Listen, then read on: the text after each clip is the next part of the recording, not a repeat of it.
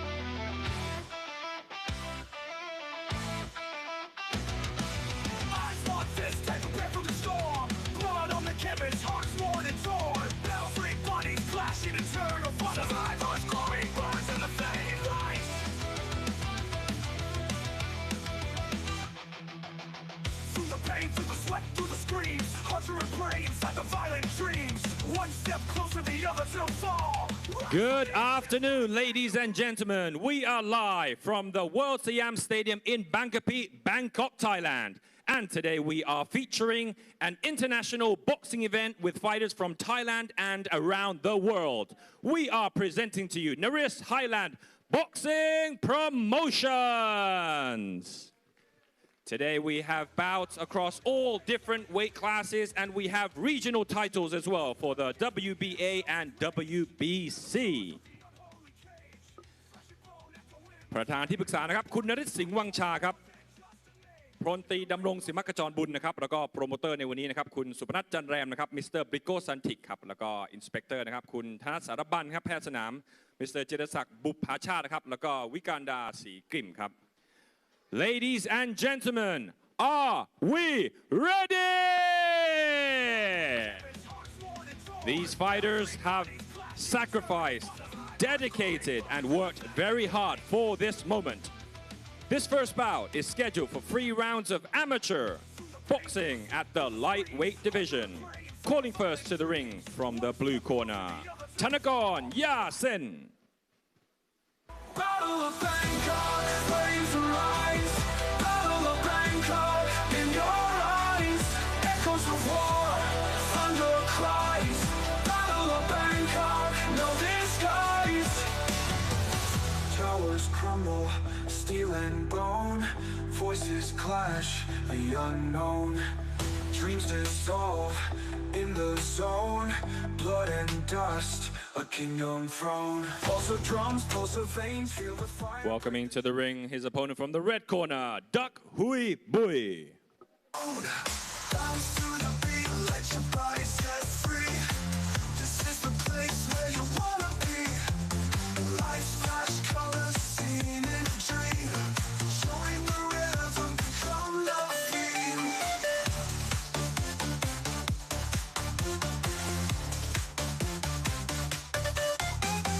Feel the rise as the sound ascends. We're together, friends till the end. Hands in the air, Introducing to you first, fighting out the blue corner, wearing black trunks with blue trim. Official weight 134 pounds. Hailing out of and proudly representing Thailand, Thanakorn Yasen.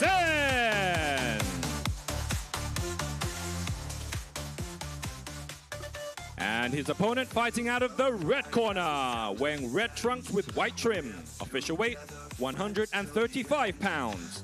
Representing Vietnam, Duc Huy Bui.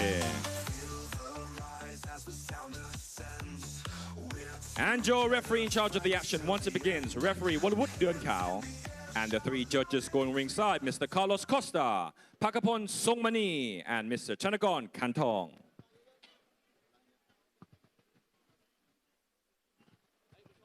The Naris and Highland Boxing Promotion right here in Bangkok, Thailand. My name is Ali Makoni. My commentary partner in the booth this afternoon is the man in the know, Mr. Jimmy Bow. We've got 21 fights for you on this card. We kick things off with an amateur boxing bout in the lightweight division. And we have two titles on the line later on today, a WBA Asia Gold Super lightweight title and the WBC Asia Silver cruiserweight title. But here we go. This is an amateur boxing bout. We've got Duc Huy Bui from Vietnam in the red corner, taking on Thanakorn Yasen from Thailand in the blue. And a very interesting start to this one, Ali. Two fighters with the head guards on as well. So very amateur friendly, but it will be scored with a 10-9 must system. Nice combinations here being landed by Duc Huy Bui. Yeah, Bui letting those shots go. Great boxing stance from him as well. Very well planted. Yeah, just about to comment on that as well. He sat down on his punch as well, starting to get that power working for him.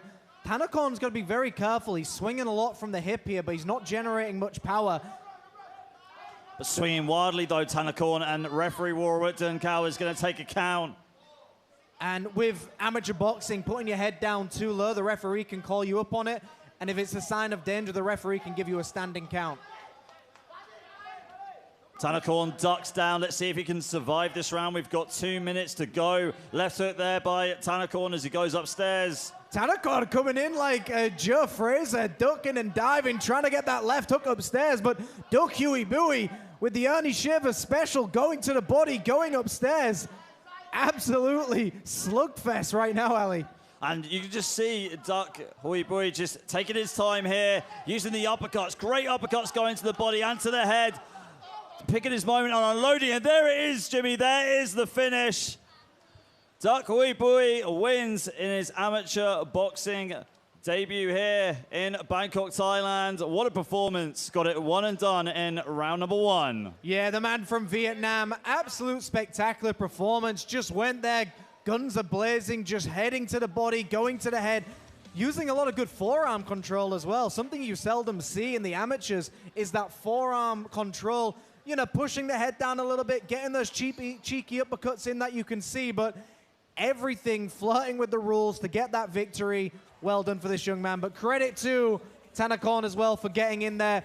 Amateurs, it's not about how many wins you get. Records are for DJs, Ali, but here we are with Mr. Denman. 4 seconds, your winner by way of first round TKO, Duc Huy Bui. No retreat, no surrender, no backward glance.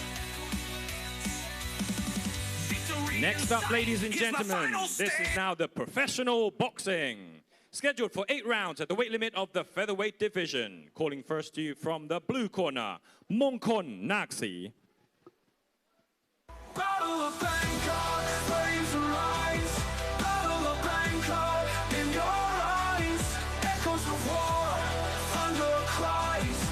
Battle of Bangkok, no disguise. Towers crumble, steel and bone. Voices clash, the unknown. Dreams dissolve in the zone. Blood and dust. Welcoming to the ring now from the red corner, Julian Cheng. Break the chain. Hands up, don't stop, we're flying high in the sky.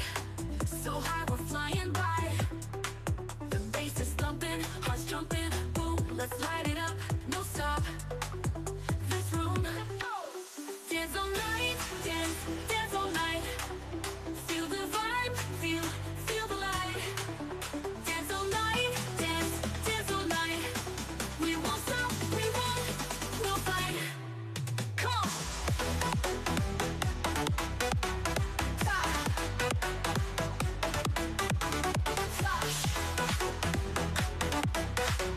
Let's move, feel the light.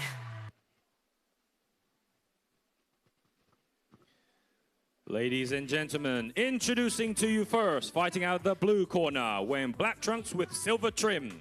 Official weight 124 pounds, with a boxing record of 1 victory, 16 losses, and no bouts even.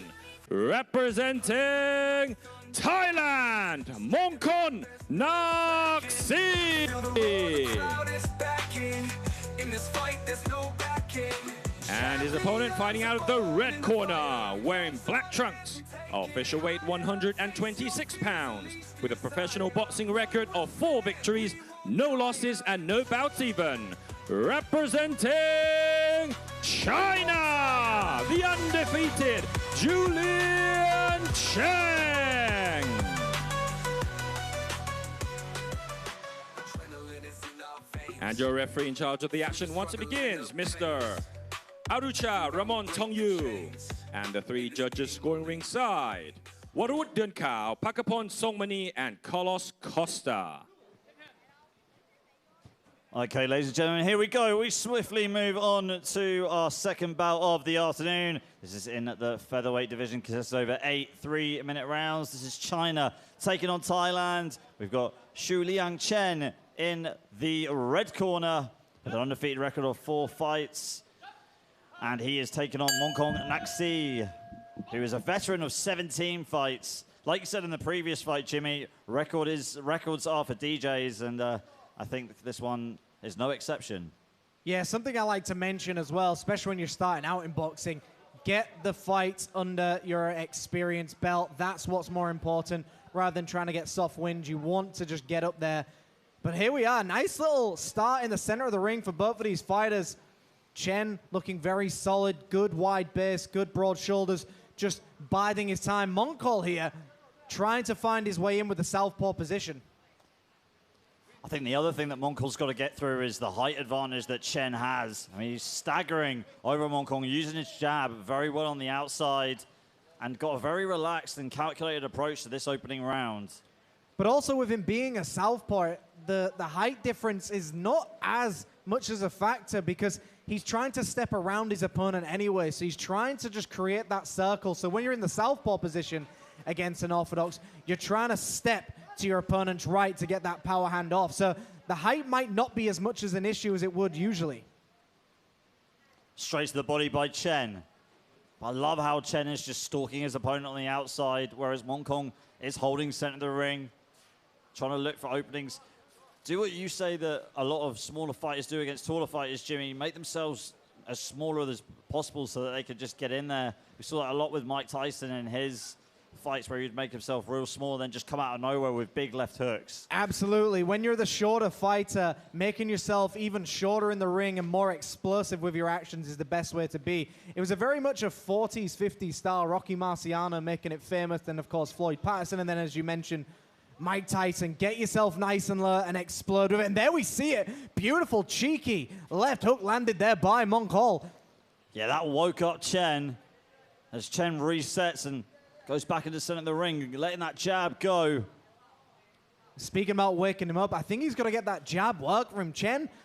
Very relaxed in there, very calm. It is 8 rounds, but you've got to establish the jab. The first 2 rounds are there to establish that jab. Let your opponent feel your power. Let your opponent feel the speed as well. And that was a nice right hand to the body by Chen, but again, the hook upstairs by Mongkol. Jab there by Chen, staggers Mongkol back as he looked like he was stepping backwards, but caught off balance.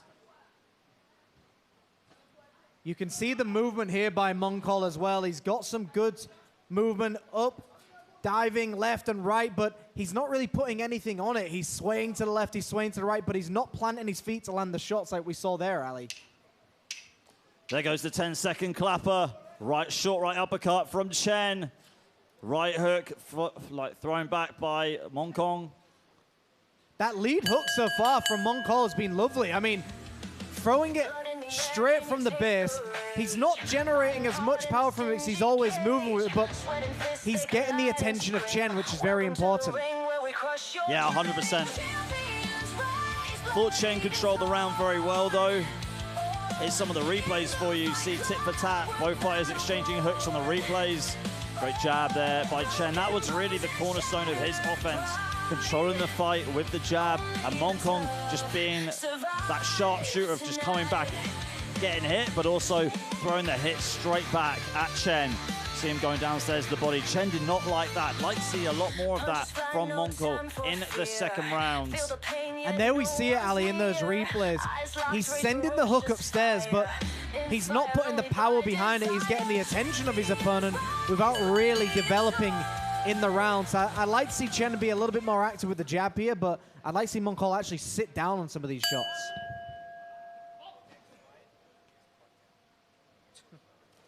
Okay, here we go.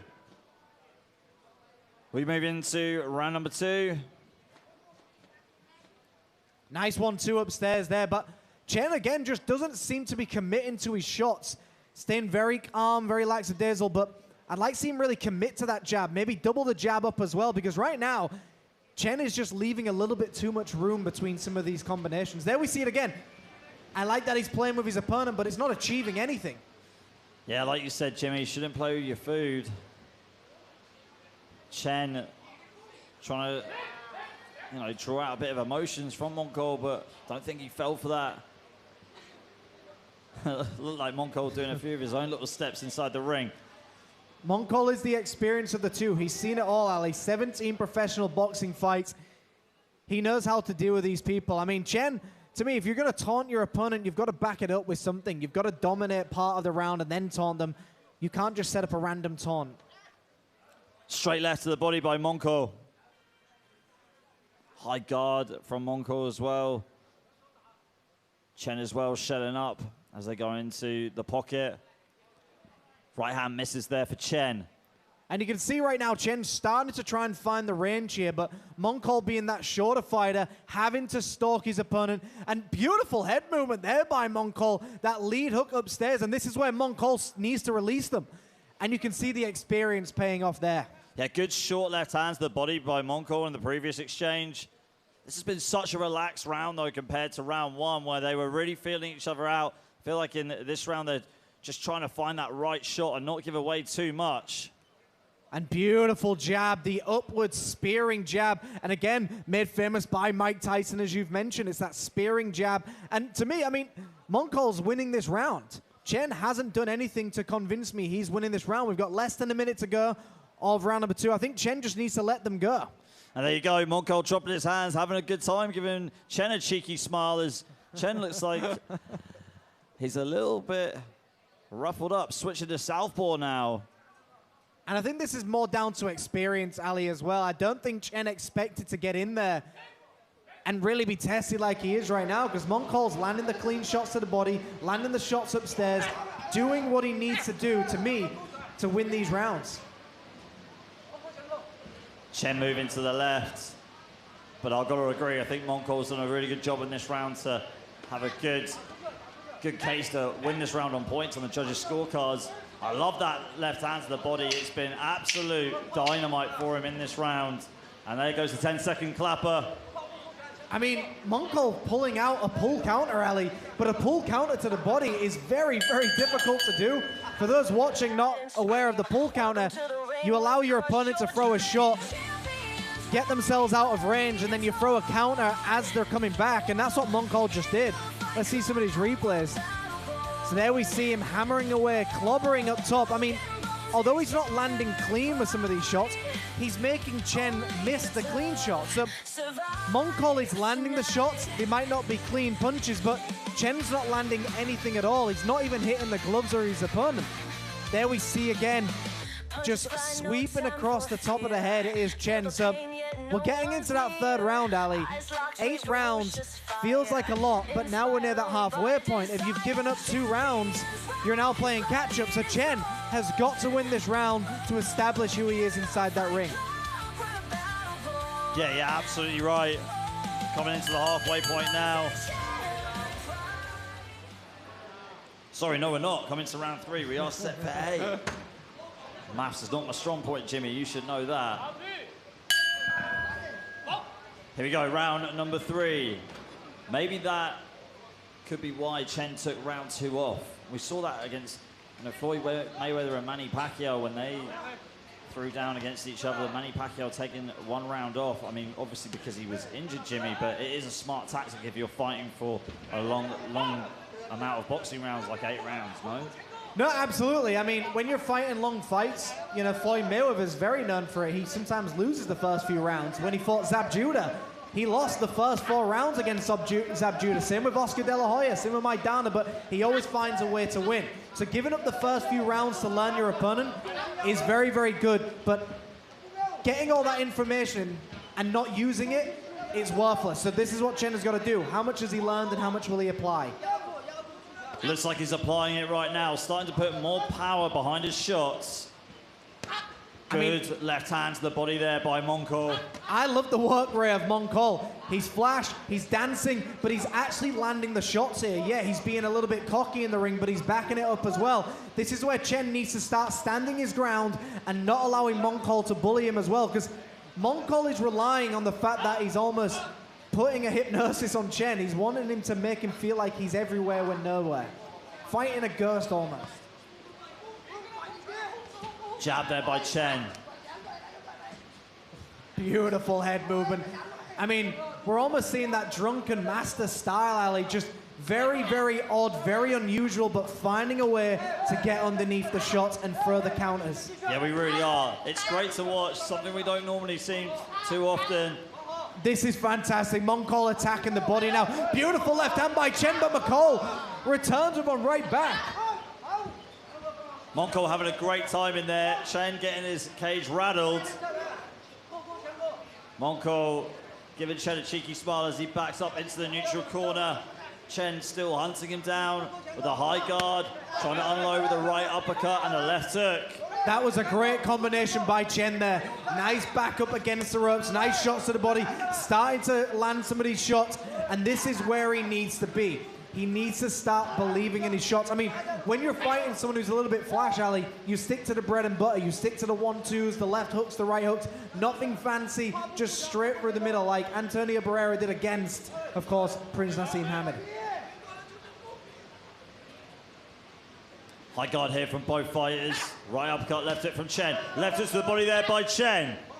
Sure, Moncol felt that, but keeping a good poker face as we move into the dying seconds of this round. Veteran moves here by Moncol to waste a little bit of time. That body shot definitely got to him, but finding a way to get a little bit of breathing room in the ring, walking away from his opponent, circling. Great moves by Moncol. Very close round, Ali.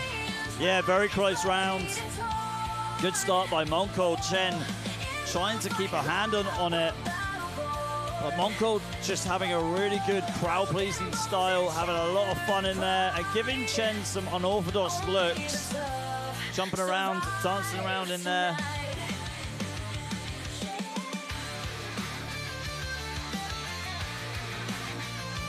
And there's that left hook from Chen, but Moncol coming back right at him. What a fight this is, Jimmy. I mean, like you said, you've got the drunken master style of Moncol where he's unorthodox. You don't know what you're going to get out of him.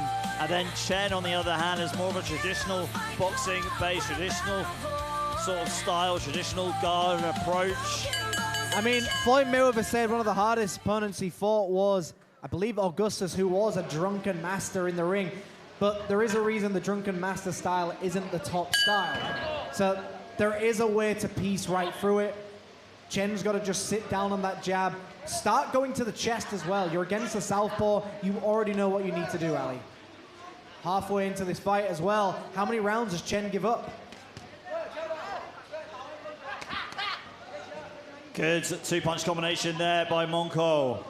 Monko with the double jab as he pushes Chen back into the neutral corner and unloads with the left hand. 2 left hands down the middle from Monko, 1 downstairs to the body.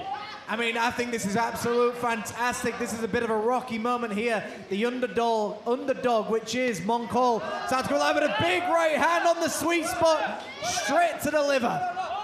Oh, that's got to hurt Jimmy. He went straight down to that body shot. The first significant shot of the round that Chen has landed. And let's see if Monko can survive. I mean, taking a shot to the body, I mean, it's like eating a roast dinner and then falling in front of the fireplace. So difficult to get up. I mean, for anyone who's been hit by a body shot, you know exactly how it feels in there. These are some absolute brilliant shots being landed by Chen, but Monko's still dangerous. Chen's got to be confident. He's got this 10-8 round, but Monko coming alive. You can look at the welts on the right-hand side of Chen's face as well. There's another big left hook to the body there by Chen. Left hook upstairs by Chen. Chen going in for the finish. Big left hook to the body, right hook as well. Can Chen get Monko out of here in the 4th round? And he does. And it's all over, folks. A fight which just flips on its head. You think it's going one way, but that is the power of the body shot. One good body shot can really just turn a fight on its head. Here we see some of the replays. There's that first shot right on the sweet spot. Everyone watching this wondering how he went down. I promise you, those are the shots that put you straight to the canvas. Your legs give up. And this is the beauty of boxing. Even when you're behind, there's always a way to come back. Chen demonstrated that, stopped his opponent in the 4th. Let's go to Mr. Demon with the official announcement. Punches fly, no time for fear. Feel the pain, yet no one's near. Eyes locked, rage ferocious fire. Inspired only by desire. Champions rise, bloodied and torn. In the fight club, we're back. Ladies and gentlemen, at the time of 1 minute and 34 seconds, your winner by way of 4th round TKO, Julian Chen.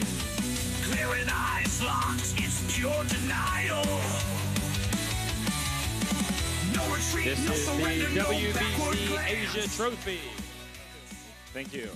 Victory in sight, here's my final stance.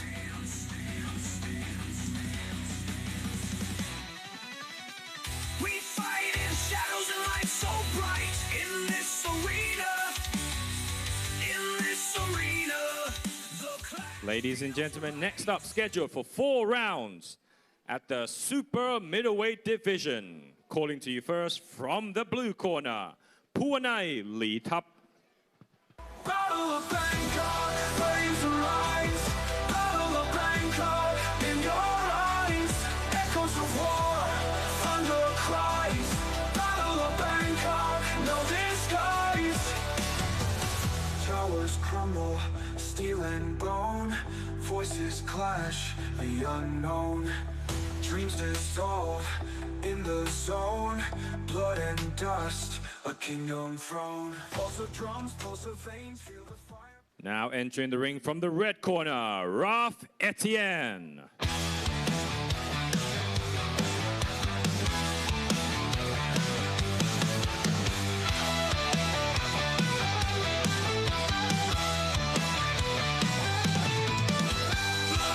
On the canvas, sweat in my eyes. A roar from the crowd, 1,000 cries. Knuckles bruised, skin torn apart. This is war, this is heart. Bell rings. Introducing to you first, fighting out the blue corner, wearing black trunks with white and red trim. Official weight, 77 kilograms, with a professional boxing record of 1 victory, 3 losses, and no bouts even. Hailing out of Thailand, Puanai Lee Thap. And his opponent fighting out of the red corner, wearing black trunks with white trim. Official weight, 76 kilograms, with a professional boxing record of 2 victories, 3 losses, and no bouts even. Representing Australia, Raf Etienne.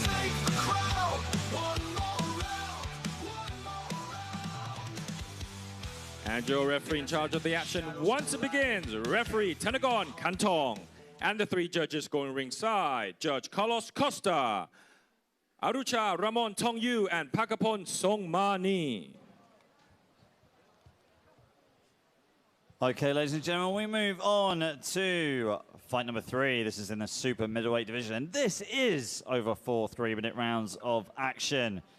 In the red corner, we've got Ralph Etienne representing Australia, veteran of 5 fights, taking on Puwanai Litap from Thailand, who's veteran of 4 fights. Fast start for these two in comparison to that previous fight. Central ring, swinging for the fences already. You can see the big height difference. Ralph, absolutely massive in there. Muscles on muscles. Puwanai has just got to really start getting that overhand right working for him, Ali. Yeah, we should call him Wreck-It Ralph, Jimmy. Let's see if he can live up to the name. Good right hand to the body there by Ralph. I mean, this is the classic. Establish a jab, but he's already starting to wobble. Puwanai. Puwanai swinging frantically, but maybe one of those shots is going to land, though. And it's got the attention of our MC, Mr. Denman, watching this fight ringside with his camera. Hands up here from Ralph, who's just walking down Puwanai. And this is where Ralph could really start attacking the body. He's just dominating inside that ring, towering over his opponent, clobbering him at the side and puts him to the canvas. The referee has seen enough. A great stoppage by the referee. It gets to a point where the referee realizes there's just nothing else this fighter can do to win. Wreck-It Ralph Etienne has done it, Ali. Yeah, he really has. Didn't take him too long to get the stoppage. Just absolutely smothered Puwanai. Didn't let him get a shot in at all, at least a very effective shot. Just kept on pushing the pace. I was able to get the victory in the first round. We'll take it up to Mr. Denman for the official decision, and we'll see you in fight number 4. Feel the pain, yet no one's near. Eyes locked, rage ferocious fire. Inspired only by desire. Champions rise, bloodied and torn. Ladies and gentlemen, at the time of 1 minute and 8 seconds, your winner by way of first round TKO, Ralph Etienne. Clearing eyes locked, it's pure denial. No retreat, no surrender, no backward glance. Ralph, Victory in sight, here's my final stance. great knockout. Did you expect that coming in the first round? In the first round, not really. I'm just come in a boxing. If the knockout come in the first round or the second or the third or the fourth, I don't know. I just come in box. So you stuck to the game plan, and if you got the knockout, you got the knockout. Exactly. All right, congratulations. Thank you.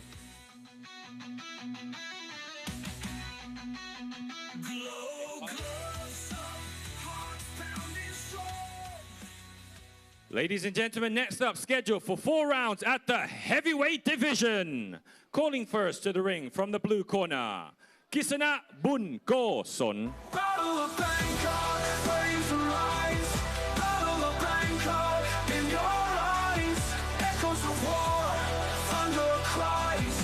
Battle of Bangkok, no disguise. Towers crumble, steel and bone. Voices clash, the unknown. Dreams dissolve in the zone. Blood and dust, a kingdom throne. Pulse of drums, pulse of veins. Feel the fire break the chains. Battle of Bangkok, flames arise. Battle of Bangkok, in your eyes. Echoes of war, thunder cries. Battle of Bangkok, no disguise.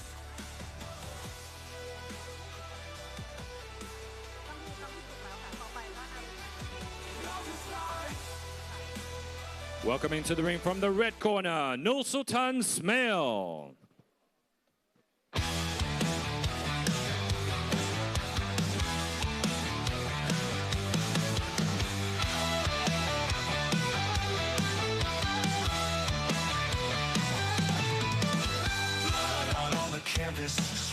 my eyes, a roar from the crowd, 1,000 cries, knuckles bruised, skin torn apart. This is war, this is heart. Bell rings loud, no time to breathe. Gloves up high, can't concede. This of fury, breaking chains. Introducing to you first, fighting out of the blue corner, wearing black trunks with white trim. With a professional boxing record of 27 victories, 19 losses, and 2 bouts even. Representing Thailand, Kampi Payom.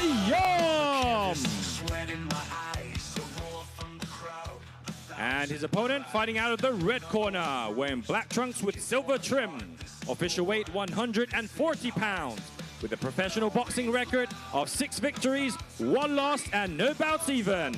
Representing Kazakhstan, Nursultan Smale.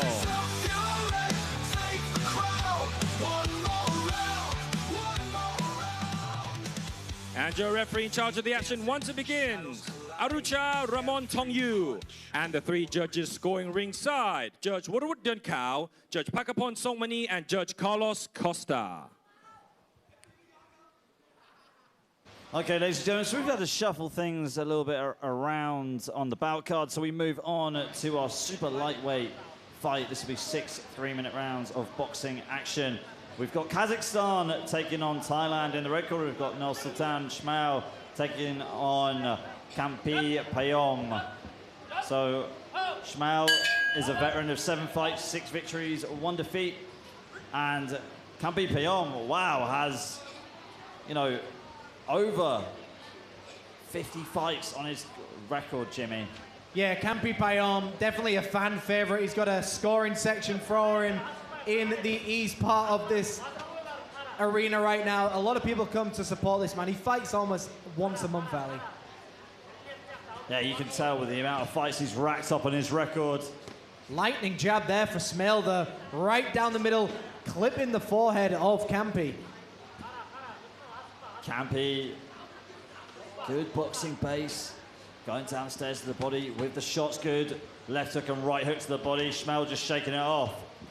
I mean, Kampi is known for this, Ali, as well. He likes to dig down deep, go to your body, windmill the shots at your rib cages, and there we see it again. He's a very good body puncher, is Kampi, and I'm a very, very big fan of him as well. But Smale got that nice jab, nice long body, but he doesn't want to stand up close to Kampi. He wants to keep that range to avoid those body shots.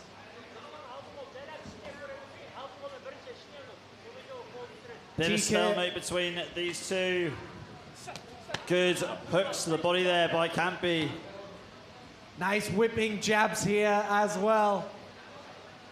But you can see as well, I think those body shots by Kampi has almost frozen Smale a little bit. He had that jab working for him.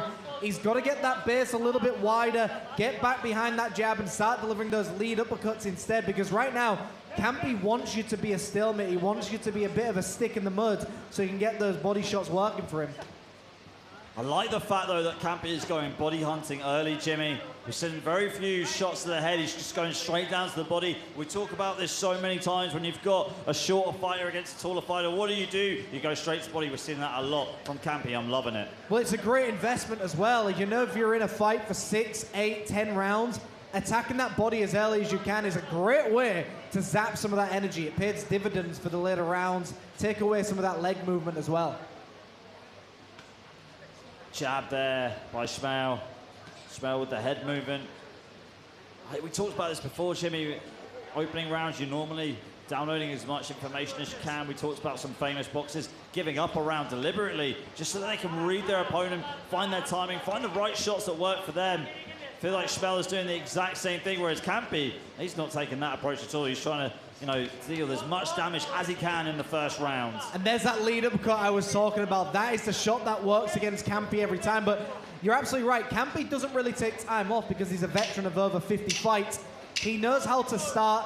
I think he fights every opponent in front of him just on the spot. I don't think he does much of a fight study. I think he just gets in there and fights in the way he wants to fight him, Ali.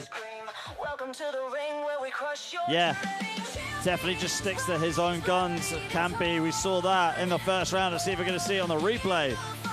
Probably one of the only shots to the head on the replay there by Campi, because he went body hunting in that round, and we see that on the replay with those double left hook, the left hook and the right hook. Schmel with a bit more of a reserved and calculated approach, complete opposite to Campi. He wasn't going body hunting, he was trying to let his jab go and try and work his way in. Yeah, definitely. I mean, Campi is a bit of a body snatcher inside that ring. And he's, you know, I've seen him get very frustrated with opponents. He sometimes flirts with the rules a little bit. He gets a little bit in trouble with the referee because he gets a little bit aggressive in there, but he's always an exciting fight. And, you know, if his opponent has done his research as well, he'll know he's up against somebody who's very, very tough and very difficult to put down. So those lead uppercuts are what going to work for him.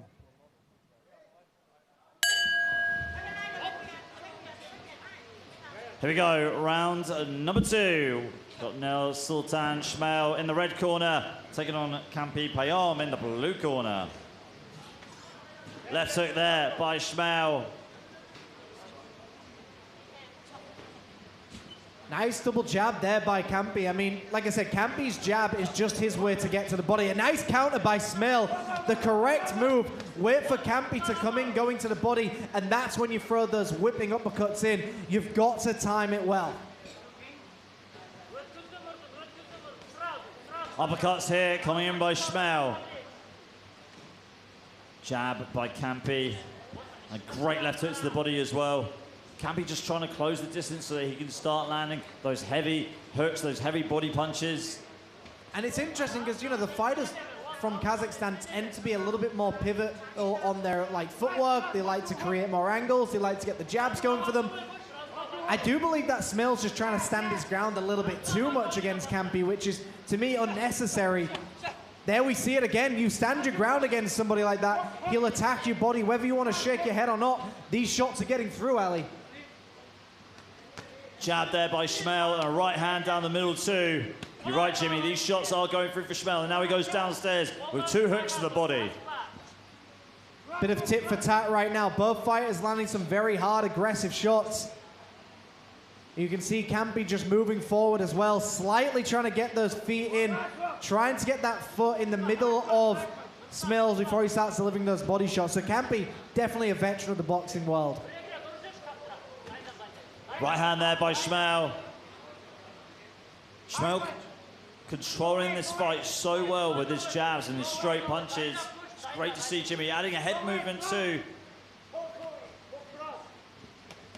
Final minute of this round, and we see now that Schmel's got his rhythm here, Ali. He's starting to land the shots a little bit more clean, but again, regardless of how many good shots you land against Schmel, Campi will always find shots to your body. He'll always dig into your rib cage. I've got to disagree, Jimmy. It looks like Schmel is extinguishing the fire of Campi with the strategy that he's using, the tactics that he's using in this round. This has definitely been Schmel's round. He used round 1 to download all of the information he needed. Now he's executing a good game plan in round number 2. But as mentioned, regardless of how tired and how extinguished the fire is, Campi is always dangerous going to the body. So he's used to being in fights where he's down by a couple of rounds, but he'll still come back to win with these good body shots. So I don't think it matters to Campi whether he's winning or losing a round. Right hand there by Schmel. And the right hand puts Campi down in the dying seconds of the first round. And Campi is not going to recover from that one. What a stoppage by Schmel. See, that's what we talk about, Jimmy. You download the information and you execute the game plan. And there you go. Schmel getting the victory at the end of round number 2. What a stoppage. We see it on the replay here. There's the uppercut that you talked about that started it all in the first round, and Schmel finishing it off with the right hand. Beautiful finish, and as you said, he downloaded that information in between, uploaded it in between the rounds and applied it instantly. Great victory for this young man, and we go into the next fight very soon. But Peter Denman on the mic.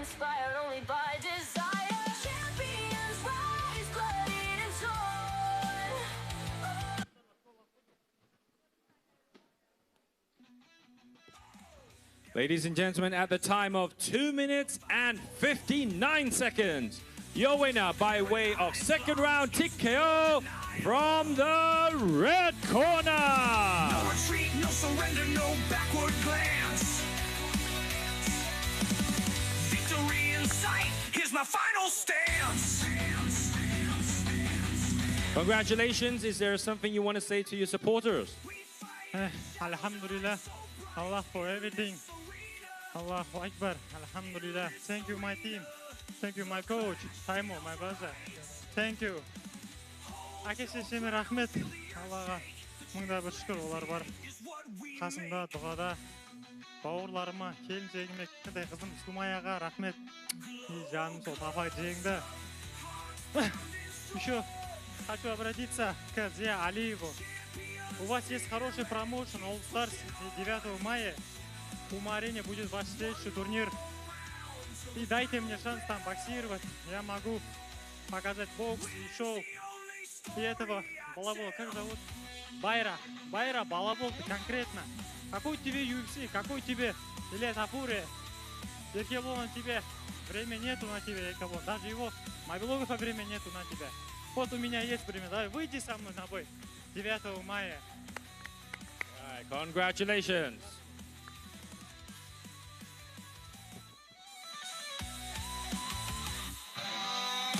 All right, ladies and gentlemen, next up, 4 rounds at the super welterweight division. Calling first to the ring from the blue corner, Kampanat Gong On. Battle of Bangkok, flames arise. Battle of Bangkok, in your eyes. Echoes of war, thunder cries. Battle of Bangkok, no disguise. Towers crumble, steel and bone. Voices clash, the unknown. Dreams dissolve in the zone. Blood and dust, a kingdom throne. Pulse of drums, pulse of veins. Feel the fire break the chains. And now entering the ring from the red corner, Alessandro Grippa. Bounce to the beat, let your body set free. This is the place where you wanna be. Life's flash colors seen in a dream. Join the rhythm, become the theme.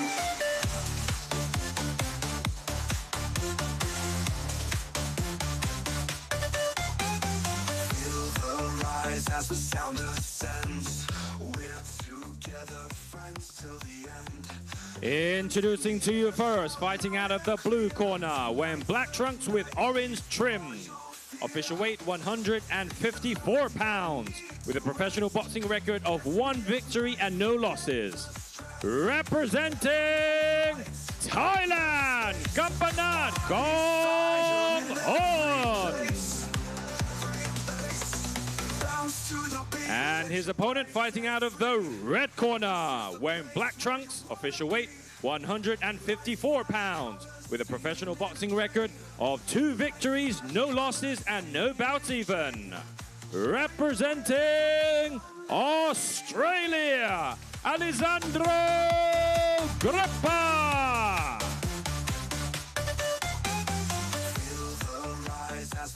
And your referee in charge of the action once it begins, Tenagon Kantong. The 3 judges scoring ringside, Carlos Costa, Arucha, Ramon Tong Yu, and Pakapon Songmani. Okay, ladies and gentlemen, we move on to our next fight on the card. This is in the super welterweight division because that's over 4 3-minute rounds. Introducing first in the red corner, we've got Alessandro Grippa from Australia. He's got an undefeated record of 2 fights, 2 victories. Taking on Kampanat Gong On, who is from Thailand, who is also undefeated as a pro with 1 fight on his record, 1 victory. And here we see a beautiful establishing jab there by Alessandro. Right down the middle. Really letting his opponent know how much power he can hold. Nice jumping left hook as well, Ali. But Kampanat coming alive. Oh, big left hook there by Alessandro. And his coach shouting him into the corner to keep his hands up, take his time. Great advice in the corner. Also see Siri Moncol get behind his fighter as well in the blue corner. And there we see nice body work here by Alessandro. And you can see there's a little bit of a reach advantage for Campanat. Alexander has got to close the gap a little bit to get these combinations working for him. But he's got to feint that jab as well, Ali. He can't just throw everything at the same time. Might not need to, Jimmy. Look at that torpedo of a right hand. Goes straight down the middle. Looks like it really shook up Campanat. Oh, this man Elvis Presley, because he's all shook up right now. Beautiful left hook upstairs there by Alessandro, and he's starting to come alive now. Starting to piece his opponent apart, but Campanat's still returning. Alessandro looks like a freight train, gaining a lot of speed and becoming an unstoppable force. Campanat needs to find a way to get out of the way or stop this train on the tracks, Jimmy. I mean, this is the power of 4-round boxing, Ali. You can't take any time off. Every round is more valuable than these longer fights. You've got to take it to your opponent. Great shots to the body there. And again, you can see Alessandro just coming alive, marching his opponent down.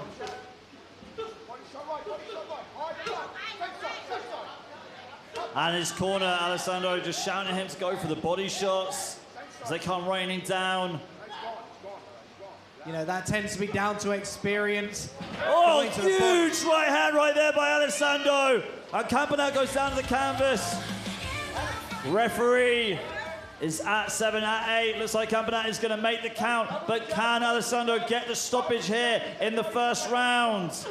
Here he comes. This is where he needs to be, going to the body, going upstairs, just making it uncomfortable for his opponent, forcing the referee to step in. This is where Alessandro just needs to let everything go if he wants to get this victory in the first. Right hand again there by Alessandro, and the referee has waved it off. That is it. What a torpedo of a right hand. And that is the exclamation mark that he needed to get the victory and progresses to 3-0 on his boxing record. Great right hand. Beautiful setup. In with the jab, back with the right hand. And there we see it. Alessandro backing him up against the ropes, landing these shots, not waiting for the target, Ali, but forcing the target to be available to him. And it was just that second knockdown that really was the final nail in the coffin. Great victory for the man from down under. We're going to go to Mr. Denman with the official announcement here. By way of first round TKO at the time of 2 minutes and 36 seconds. Your winner from the red corner, Alessandro Grippa. No retreat, no surrender, no backward glance. Victory in sight, here's my final stance. Ladies and gentlemen, next up, scheduled for 4 rounds at the welterweight division. Calling first to the ring from the blue corner, Kushal Vyas.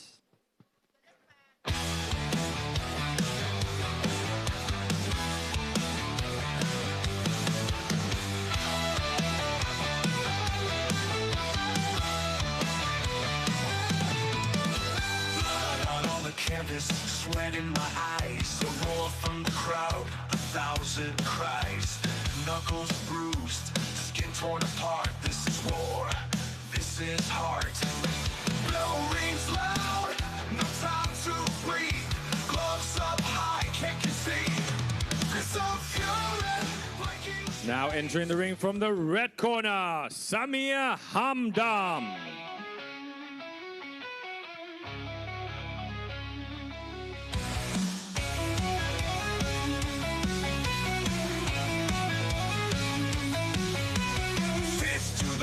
They all fall down. Blood on my gloves, shears all around. Sweat on my brow, that sounds profound. Don't need a king to wear the crown. One by one, they hit the ground hard. Fear in their eyes, they show. Introducing to you first, fighting out of the blue corner, wearing black trunks with gold trim. Official weight 66.5 kilograms, with a professional boxing record of 3 losses. Hailing out of India, Kushal Vyas. And his opponent fighting out of the red corner, wearing black trunks with white trim. Official weight 66.5 kilograms, representing Germany, making his professional debut. Please give it up for Samir Hamdam.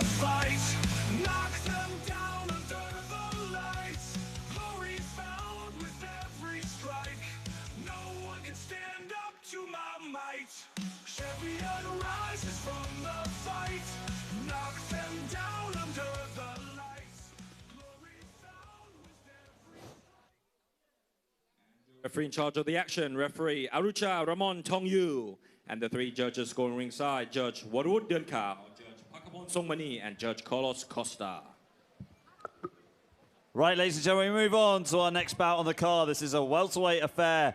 4 3-minute rounds of boxing action. In at the red corner, we've got Samir Hamdam from Germany. 5 fights on his record, 3 victories, 2 defeats, taking on Kushal Nankishore Vyas, who's got 3 fights on his record, representing India. Yeah, central ring for both of these fighters. Samir Hamdam, definitely the taller of the two. Kushal has really just got to get that hook working for him. You can see him already loading up that left hand, Ali. Right hand there by Samir. That's Kushal. Keeps a tight guard, just trying to get in there and lunge him with the left hook, Jimmy. Telegraphing it slightly in the earlier rounds, which is not a good sign. Yeah, the interesting thing about telegraphing your shot is, unless you've got a lot of power behind it, it's not really going to be useful for you. So beautiful work here by Samir to just go into the body as early as he possibly can. Only scheduled for 4 rounds, but going to the body, definitely a good move for him. Right hand there by Samir. You know, those body shots might not zap as much energy away as they would in the longer fights, Ali, but it's a bit of a psychological move as well, letting your opponent know that I can hit you here whenever I want. But what I like about Samir, Jimmy, early on is that he's already established the range. I mean, we've seen him catch Kushal with a body shot on the outside, which is really difficult to do. And he's already, and he lands a right hand right there. And it looks like Kushal could be done. And he is. The referee is stopping this fight. What a stoppage right there by Samir Hamdam. Getting it 1 and done in round number 1.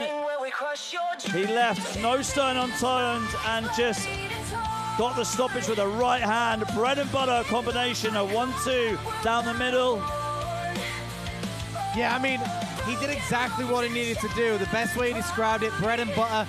Sometimes people try and make things a little bit too complicated, try and be a little bit too flashy. The basic moves in boxing are what win the fights. Great move, great shots by Samir Hamdam as he moves to 4 wins. And I'm sure we'll see Kushal watch this fight back, learn a few new things and come back stronger. But right now it's all about Samir. Let's go to Mr. Denman with the official announcement.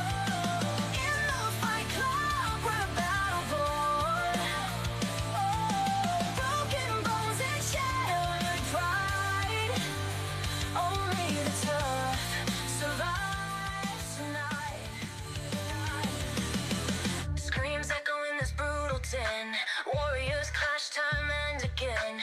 One more round, can you stand tall? Or will you stumble, will you fall?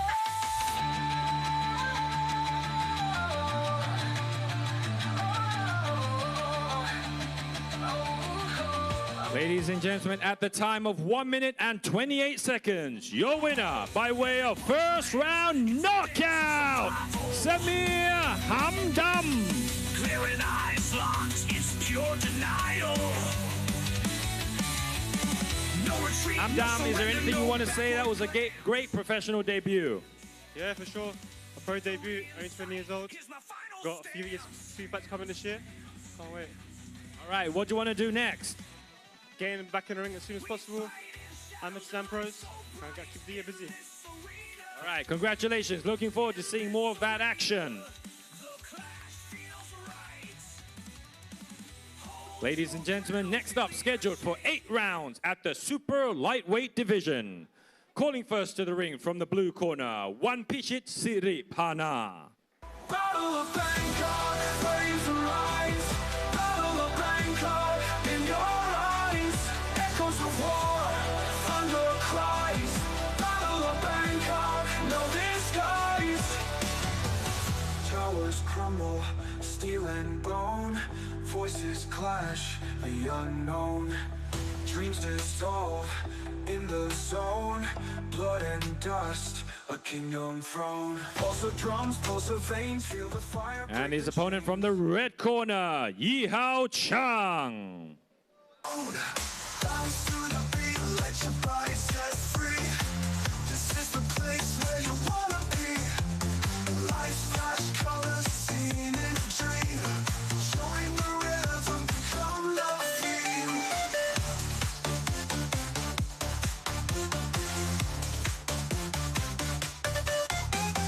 Feel the rise as the sound ascends. We're together, friends till the end. Hands in the air, shout loud and clear. Tonight's the night, leave all your fear. He's alive, no need to rest. Dancing gives life, forget the stress. Introducing to you first, fighting out of the blue corner, wearing green trunks with white trim. Official weight 139 pounds, with a professional boxing record of 6 victories, 80 losses, and 1 bout even. Representing Thailand, Wanpichit Siripana.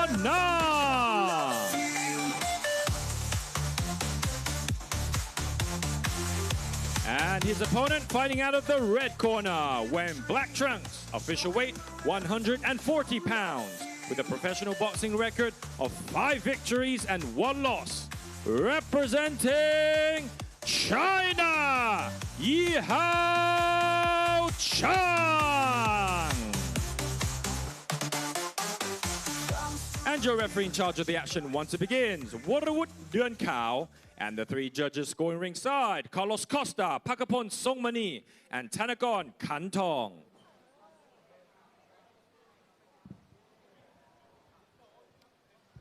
Okay, ladies and gentlemen, we move on to our next bout on the card. This is in the super lightweight division, contested over 8 3-minute rounds. Interesting first out of the red corner is Yi Hao Chang, who has 6 fights on his professional boxing record, 5 victories, 1 defeat, representing China. And he's taken on a veteran of the sport, Wanpichit Siripana, who's had over 20 professional boxing fights, but also got a few fights on under his belt in Muay Thai, Jimmy. That's where I know him from. And 1%, we've seen him fight in this arena several times. He's a bit of a legend in the sport, to be honest. I think everybody at a boxing event knows who this fighter is. A real veteran of the sport, 1%, yeah. He's definitely never in a dull fight. And I've got to tell you, Jimmy, Yi Hao Chang has got his hands full in this one as he goes to work with the jabs of the body. Yi Hao Chang has got to get that jab working from that double jab with the lead hook and then attacking the chest and body with the right hand against 1%. But Yi Hao Chang cannot take his foot off the pedal. He cannot get too confident in that ring. Just stick to it. Beautiful lightning speed here by Yi Hao Chang. Yi Hao swinging a miss. 1% firing back with his own shots to the body. 1% taking a nice relaxed approach here. This is an 8-round affair. I mean, you don't want to blow a gasket in the first round. 1% knows that with all the experience that he's got under his belt from all the multiple disciplines that he's competed in. Yeah, Yi Hao just got to stick to what he knows. Keep that range. He's up against a shorter fighter, shorter arms. Learn the range of your opponent and then just fight on the outside of that. But here we see him coming alive here as well. Trying to force the referee to maybe start looking at 1% a little bit differently.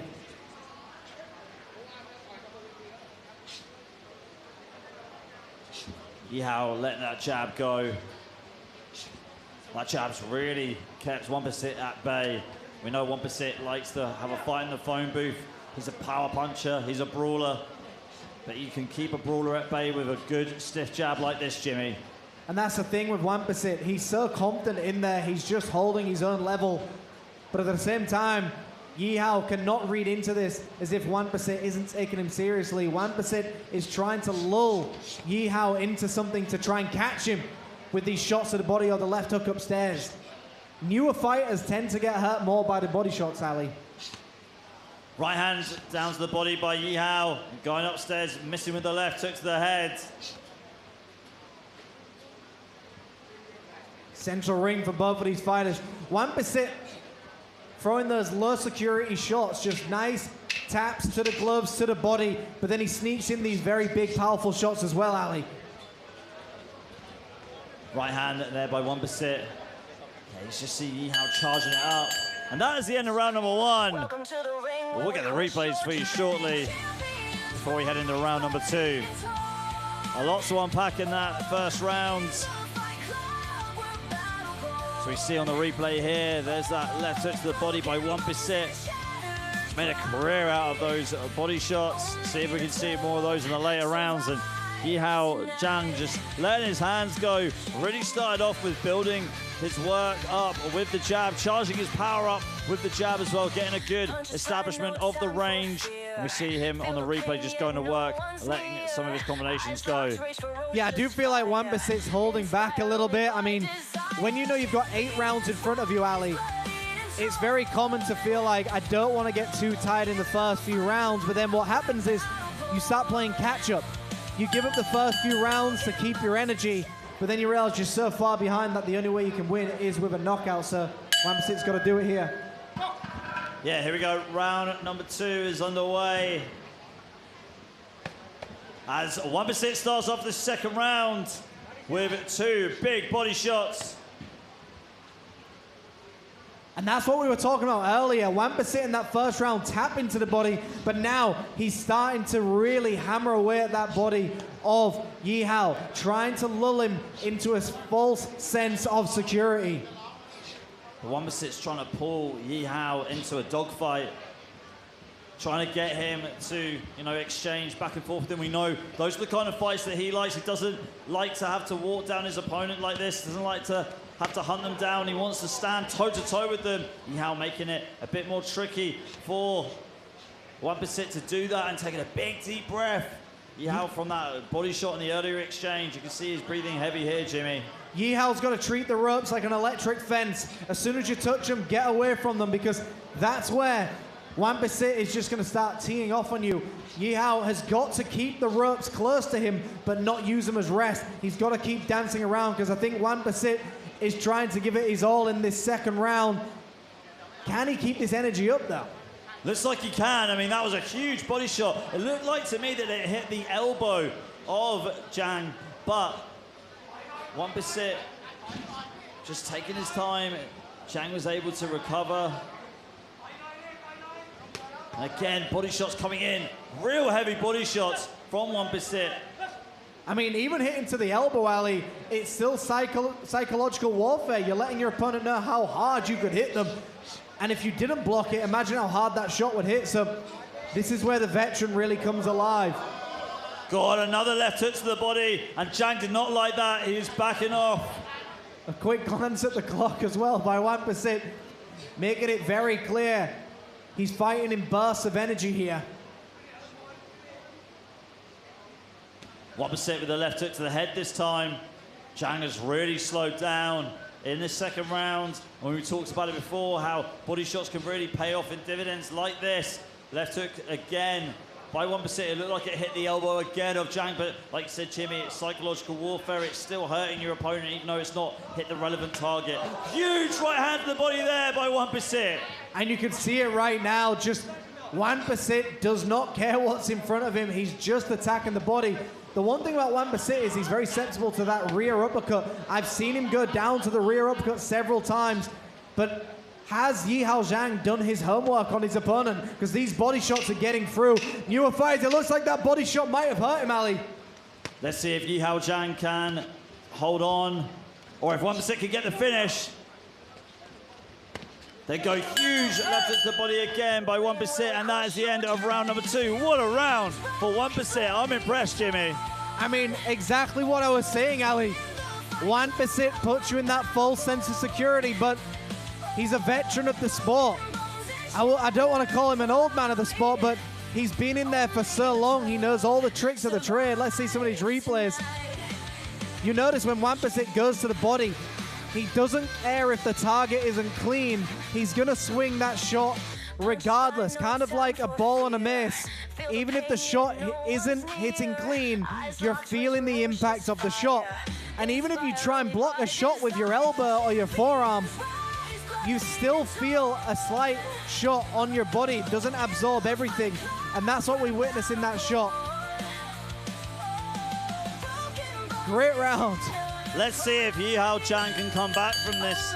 I feel like Wambasit could get a stoppage, Jimmy. He slowed Yi Hao Chang down so much in that second round with his body work.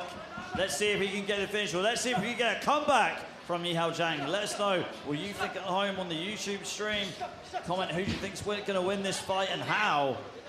I mean, it's a real underdog story. I mean, you see Yi Hao Chang coming out with the fresh speed, and then you've got Wambasit just walking him down like a zombie, but edging closer and closer, and this is where Yi Hao Chang needs to be away. Doesn't need to be in the corner. These shots are not being absorbed on the ropes. He needs to treat the ropes like an electric fence. Get out of town as soon as Wambasit opens your door. See, Chang has tasted defeat before, but I bet he does not want that again. He's got to try and overcome his adversity. What does Chang need to do, Jimmy, to just stop Wambasit from coming forward and having his way with him with the body shots? Exactly what he was just doing there. Land some shots right now and then completely pivot out of range and get to the other side of the ring. You've got to split the ring in 4 quarters. Use each quarter to your benefit. So what Yi Hao needs to do is he needs to get that jab and the rear uppercut. Land it or don't land it. You get to the next quarter and you keep circling around your opponent. Do not allow it. You know Wambasit's coming forward. You know he's a zombie just trying to take you out. That's all he's going for. But you can see Yi Hao Chang is hurt by these shots, Ali. Yeah, referee just warning Wambasit to not throw shots to the back, but I feel like Yi Hao Chang just turned his back into it, Jimmy. Just the way he's going to the body, it's like Rocky fighting Apollo Creed, just trying to attack his body, trying to put him down. But this is why boxing is one of the best sports in the world. You just don't know what's going to happen next. I'm sure a lot of people right now are watching Wambasit, seeing if he can actually do it. Can he put the young man down? Yeah, let's see if he can. But one thing that Yi Hao Chang's got in abundance is stamina. I'm not sure how much stamina Wambasit has got. And sometimes in these short-range fights, Ali, it tends to be a battle of the gas tank, regardless of skill. It tends to be, have you got the gas tank to keep moving forward? It doesn't matter how skillful you are if you can't back it up. I mean, it's like we've got a machine gun, which is Yi Hao Chang going up against a cannon in Wambasit. I mean, it takes the cannon a long time to reload. All right, we've always said, hard work beats talent when talent is hardly working. And that's what we've got to see right now. It doesn't matter how skillful you are if you can take him out, but Zhang coming alive now, starting to go toe-to-toe with Good right uppercut there by Wambasit. Wambasit with a big right hook. As the final seconds are coming into this round, overhands hit for Wambasit. Wambasit with the flurry. Chang trying to survive and shell up, and that is the end of the round. What a finish to the round by Wambasit. The crowd were loving that one.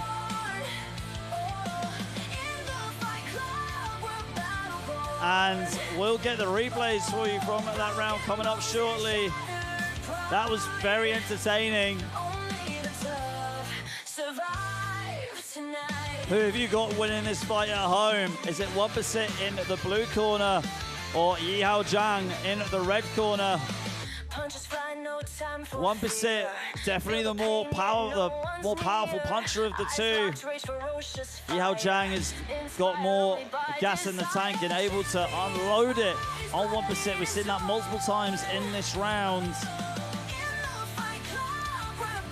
And hooks to the body by Wambasit. I mean, that just tells the story of this round. And this is at the end of the round as well. These hooks just came flying in.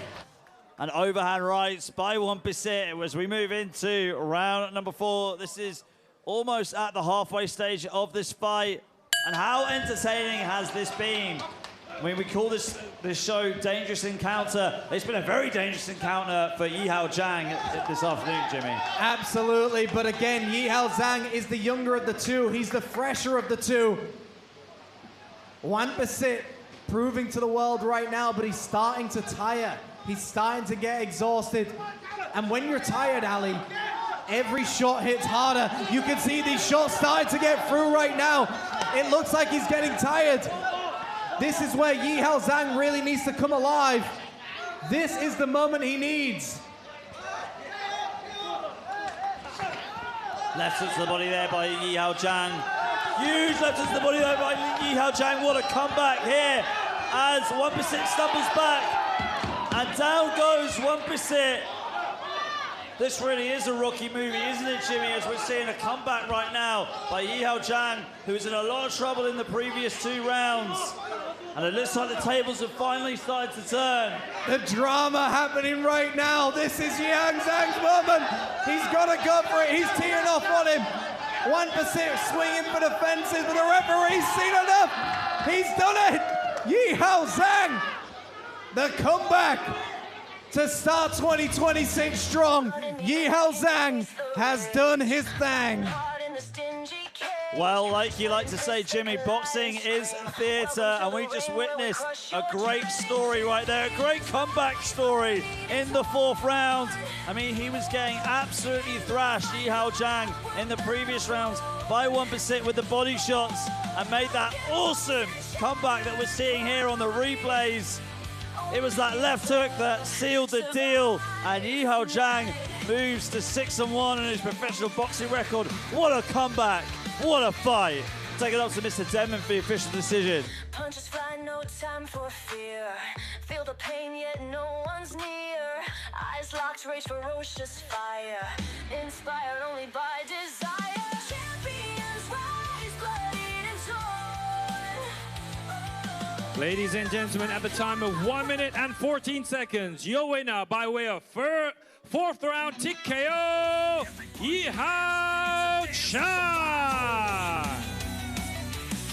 Clearing eyes locked, it's pure denial. You're such a great fighter. You earned yourself the WBC Asia trophy. Victory in sight, here's my final stance. How proud are you? Very excited. Thank you. In this arena, the clash feels right. Hold your ground, feel the earth shake. The champ's legacy. Ladies and gentlemen, next up scheduled for 6 rounds at the super middleweight division. Calling first to the ring from the blue corner, Nitit Sangha. Battle of Bangkok, flames rise. Battle of Bangkok, in your eyes. Echoes of war, thunder cries.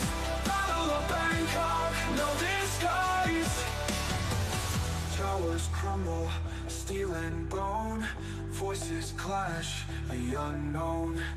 Dreams dissolve in the zone. Blood and dust, a kingdom throne. Pulse of drums, pulse of veins. Feel the fire break the chains. Battle of Bangkok.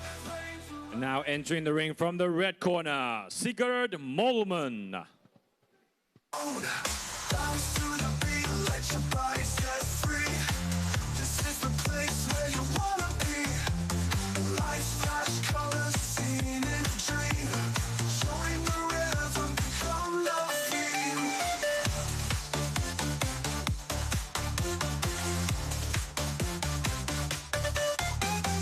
Feel the rise as the sound ascends.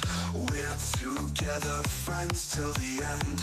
Hands in Introducing to you first, fighting out of the blue corner, wearing black trunks, official weight 76 kilograms, 2 professional boxing records, and representing Thailand, Nitit Sangha San. And his opponent fighting out of the red corner, wearing black trunks, official weight 76 kilograms, with a professional boxing record of 3 victories, 2 coming by way of knockout, and no losses. Representing Norway, Sigurd Molman. And your referee in charge of the action once it begins, referee Wonwood Dun Kao. And the three judges scoring ringside, Thanagon Kantong, Pakapon Songmani, and Carlos Costa. Okay, ladies and gentlemen, let's see if we can top that emphatic comeback in the previous fight of the night.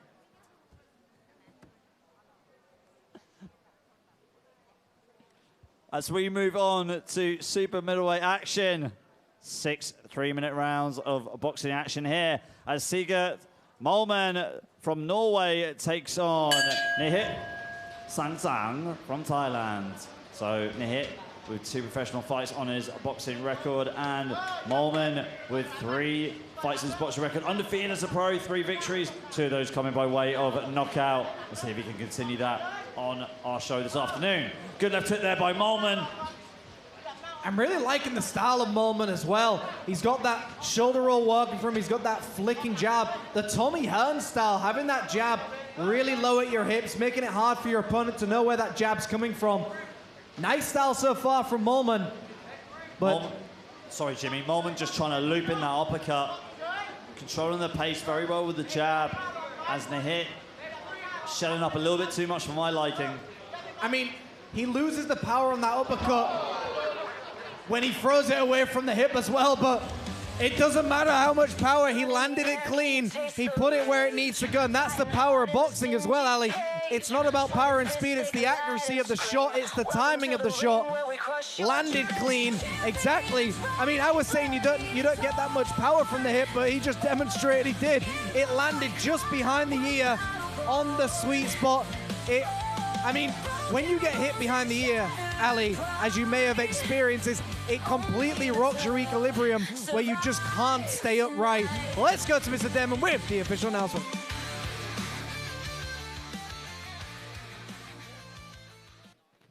Ladies and gentlemen, at a time of 50 seconds, your winner by way of first round TKO, Sigurd Molman. It's pure denial. No retreat, no surrender, no backward glance. Next up, scheduled for 4 rounds at the heavyweight division. Welcoming first to the ring from the blue corner, Gisana Bun Go Son. Battle of Bangkok, waves arise. Battle of Bangkok, in your eyes. Echoes of war, thunder cries. Battle of Bangkok, no disguise. Towers crumble, steel and bone. Voices clash, the unknown. Dreams dissolve in the zone. Blood and dust, a kingdom throne. And his opponent from the red corner now entering the ring, Chun Hei Chan.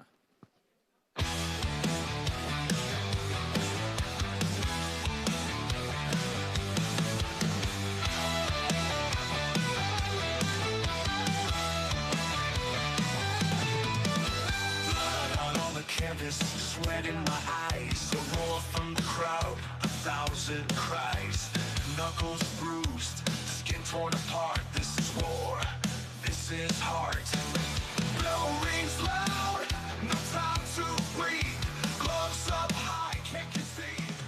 This of fury, breaking chains, through the fire, through the pain. Introducing to you first, fighting out of the blue corner, official weight 92 kilograms with 4 professional bouts. Representing Thailand, Gisana Bun Go Son. And his opponent fighting out of the red corner, making his professional debut, representing Canada, Chun Hei Chan. And your referee in charge of the action once it begins. Referee Wonwood Dun Kao and the 3 judges scoring ringside, Pakapon Songmani, Thanagon Kantong, and Carlos Costa.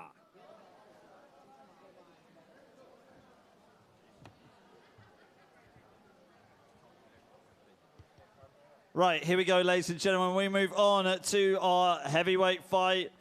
This is 4 3-minute rounds of action.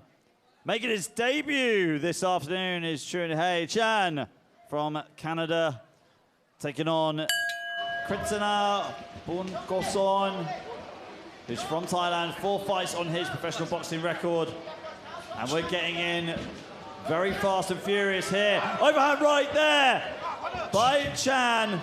Junhei Chan coming out like Butterbean, just trying to take him out with it. Look at the anger on his face. He looks ready, like a charging bull. He sees red. He's going for it.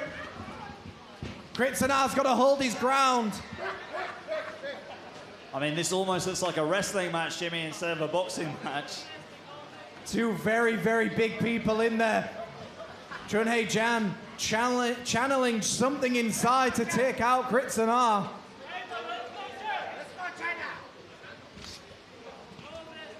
And this is where the tangle up starts to happen. When you've got two heavyweights who want to fight on the inside, you tend to get like two magnets just sticking onto one another. He's got to keep a little bit of range here.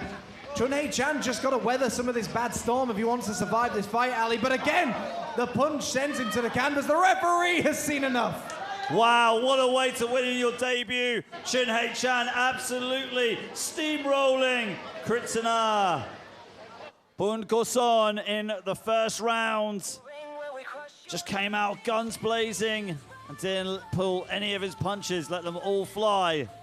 Was able to get the win in the first round. Seeing the replay here, some of Junhei Chan's handiwork. Literally, the overhand right was money. Was able to get a brilliant knockout victory in his first professional boxing fight.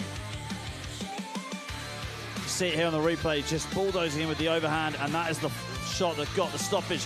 We'll take it off to Mr. Peter Denman for the official decision. See you in the next fight. 1 minute and 7 seconds. Your winner by way of TKO in the first round, Junhei Chan. Congratulations, Chan. You came out very aggressive, got the win early. Was that the game plan? Yeah, it's always a game plan, just for a knockout. I'm just grateful for this fight. Right. And how was the experience with your pro debut? Oh, it was fun. It was had a great time. Thank you, Brico. Thank you, Highland Boxing Club, and yeah, had a great time. Thank you. Right. Do you plan to stay at heavyweight or going down to cruiserweight? This was supposed to be a cruiserweight fight, but you know, I took it anyways. But looking forward to the next fight. All right. Congratulations on your win. Thank you. Ladies and gentlemen, we have a show prepared for you guys before we continue with the bout. Please give it up for the Highland Dancers.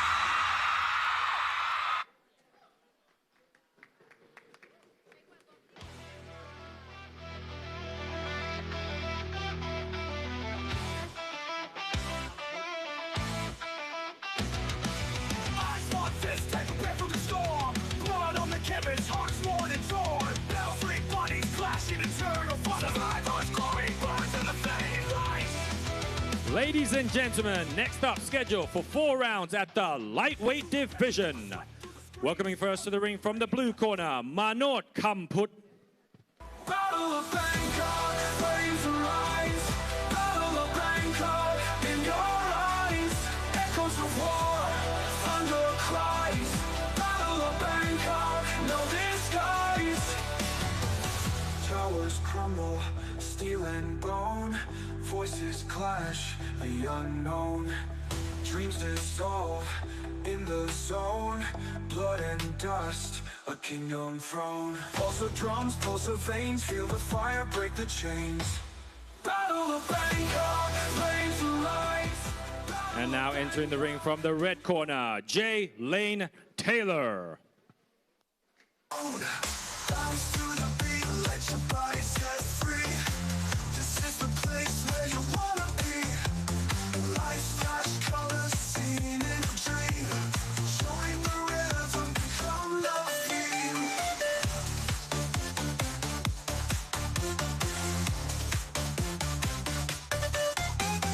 Feel the rise as the sound ascends. We're together, friends till the end. Hands in the air, shout. Introducing to you first, fighting out of the blue corner, wearing yellow trunks with red trim. Official weight 134 pounds, with a professional boxing record of 18 victories, 41 defeats and no bouts even. Representing Thailand, Manot Kamput. Bounce to the beat, let your body set free. This is the And his opponent fighting out of the red corner, wearing silver trunks with blue trim. Official weight 135 pounds, with a professional boxing record of 8 victories, 3 losses, and only 1 bout even. Representing Australia, J. Lane Taylor. bounce to the beat, let your body set free. And your referee in charge of the action once it begins, referee Arucha Ramon Tongyu. And the 3 judges scoring ringside, Judge Pakapon Songmani, Mr. Carlos Costa, and Mr. Warawut Duan Kao.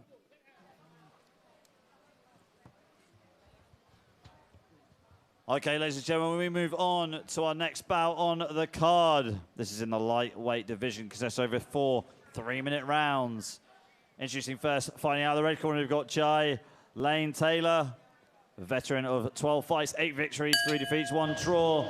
Representing Australia, taking on Manot Kamput, who's a veteran of over 60 fights. We saw Taylor warming up earlier, right next to the ring when his teammates, Ralph and Samir, were competing, getting fired up when they were fighting, which definitely helps, Jimmy. I mean, myself, when I used to compete in Thai boxing, we'd have friends, you know, from the same gym fighting the same show, and it definitely did motivate you a lot when you're fighting on the same show as your teammates. And sometimes trying to play catch up as well. If your teammates are winning, you want to be part of it, and if they're losing, you want to kind of get them back. But of course, the fighters from his gym, the Australians today, are doing very, very well. Manot Kamput, definitely a veteran of the sport, like you said, over 60 fights here, but Jalen Taylor, to me, just looks a little bit too fresh and too clean with his punches at the moment, doing a great job to establish that jab early. Definitely able to place the power shots. Great setup of the left hook to the body. 4-round fight, so these body shots definitely gonna take a toll, but not as much as we've mentioned in the long-range fights, but a great movement by Jalen Taylor. I mean, you've got to remember those body shots set up the head shots as well, but a big overhand right by Manot Kamput. Left it to the body by Taylor. Kamput really fighting the height advantage that Taylor's got as well. Kamput trying to work the uppercuts, trying to go to work inside the clinch as well. Stalking his opponent. I mean, interestingly, Taylor's getting nice and low with his opponent, trying to match his height almost to deliver some of these shots. I mean, beautiful clubbing right hand right behind the ear. And again, it's that perfect shot, Ali, right on the button, puts him down. And it doesn't look like, yep, it's all over, Ali. Yeah, it is all over.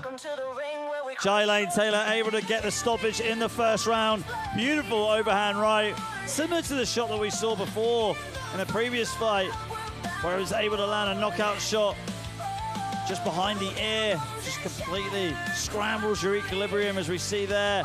Kompuk going straight down to that shot. And what a victory there for Jaskaran Taylor. As we take it off to Mr. Pierre Demon for the official decision. We'll see you in the next bout. Feel the pain, yet no one's near. Eyes locked, rage ferocious fire.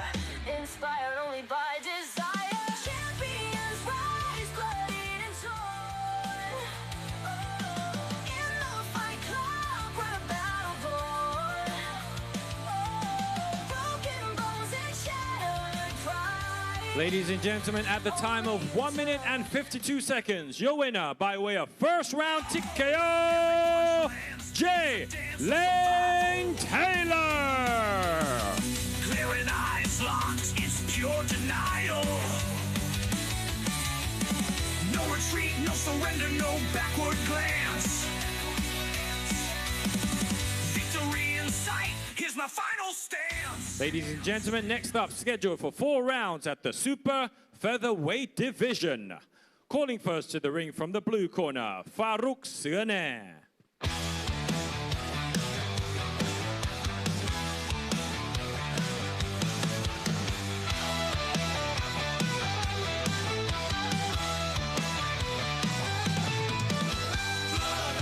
Canvas, sweat in my eyes, a roar from the crowd, 1,000 cries, knuckles bruised, skin torn apart. This is war, this is heart. Bell rings loud, no time to breathe. Gloves up high, can't concede. And his opponent from the red corner, Highland-Naris Singbra.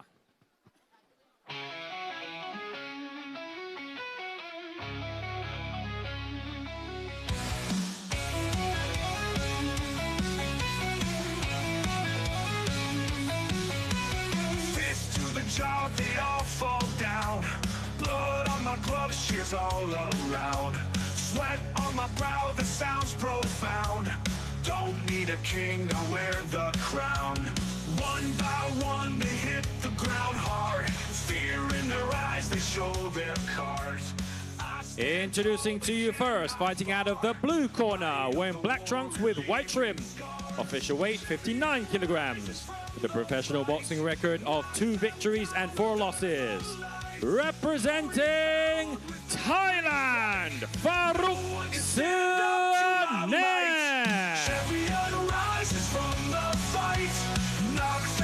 And his opponent fighting out of the red corner, wearing blue trunks with white trim. Official weight 130 pounds. With a professional boxing record of 1 victory and no losses. Representing Canada, Highland-Naris Singbra. And your referee in charge of the action once it begins, referee Thanakorn Kantong. And the 3 judges scoring ringside, Pakapon Songmani, Arucha Ramon Tongyu, and Carlos Costa.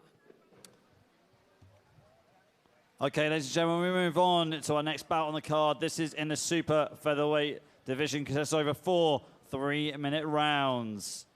Interesting first, fighting out of the red corner is Highland-Naris Singbra, who's got 1 fight in his record, 1 victory, representing Canada, taking on Farouk Sirne, who's a veteran of 6 fights representing Thailand. Very fast start here by Highland-Naris, just really coming alive, really trying to take out his opponent. And here we go. Farouk looks like he's just not sure how to deal with some of this pressure coming forward. He knows how to wrap him up, but doesn't know how to deliver the shots coming in.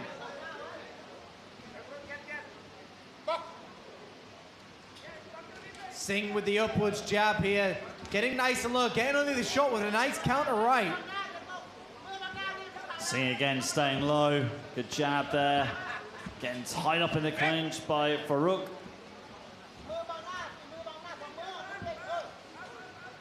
Upwards jab again there by Singh.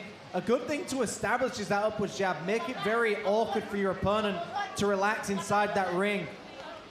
Really knocks the head back of your opponent. There we see it again. Singh knocks him to the canvas, but the referee calls it a slip. Yeah, referee calling it not a knockdown. But let's see if one of these two can get a knockdown in this fight.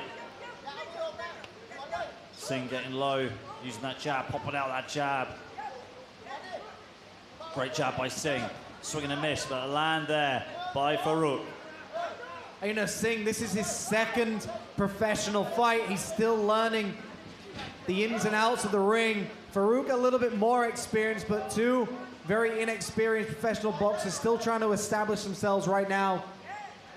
Farouk got him on the back foot a little bit there, but didn't take any of the opportunity. But Singh should really start pushing forward now. Doubling that jab, nice right hand down the middle. Beautiful right hand there by Singh.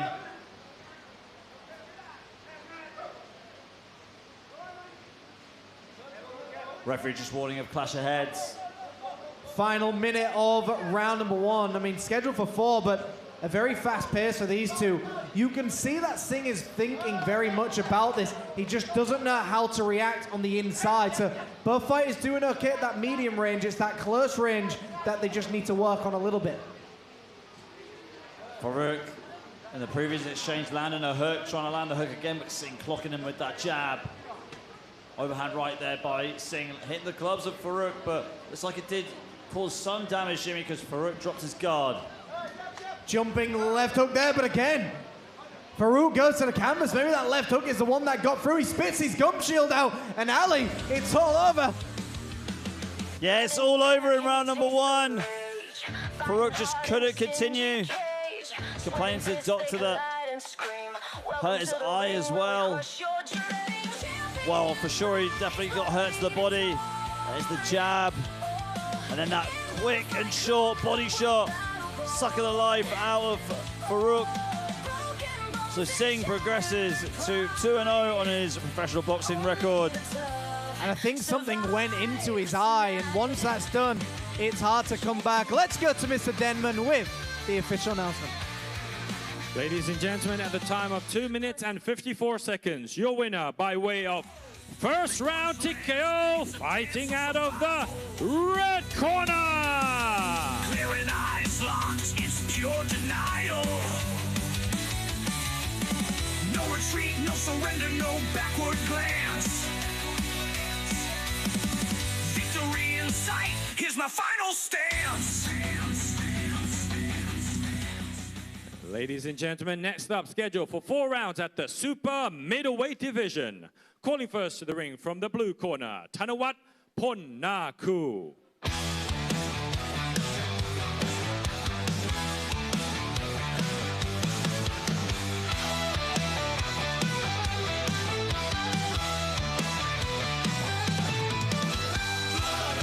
Canvas, sweat in my eyes, a roar from the crowd, 1,000 cries, knuckles bruised, skin torn apart. This is war, this is heart. Bell rings loud, no time to breathe. Now entering the ring from the red corner, Tej Choudhury.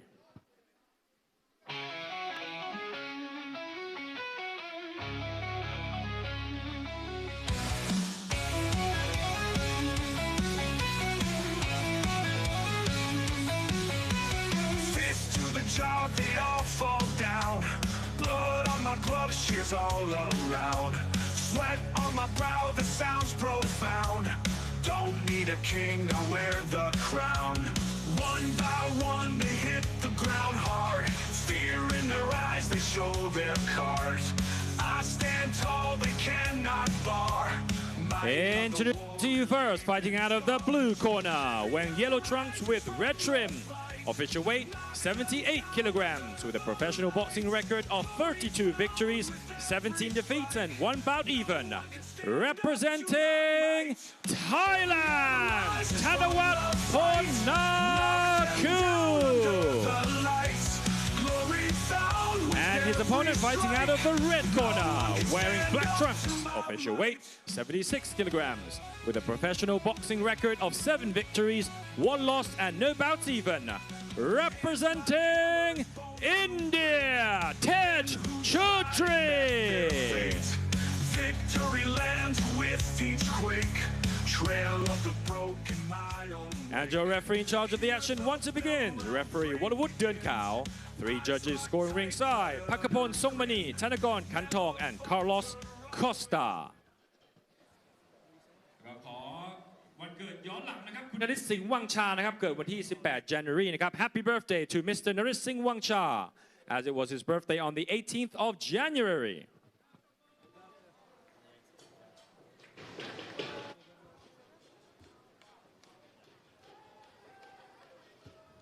Okay, folks, we move on to our next bout on the card. This is fight number 13 in the super middleweight division. Consists over 4 3-minute rounds. In the red corner, we've got Tej Chaudhary, representing India. 8 fights on his boxing record, 7 victories, 1 defeat.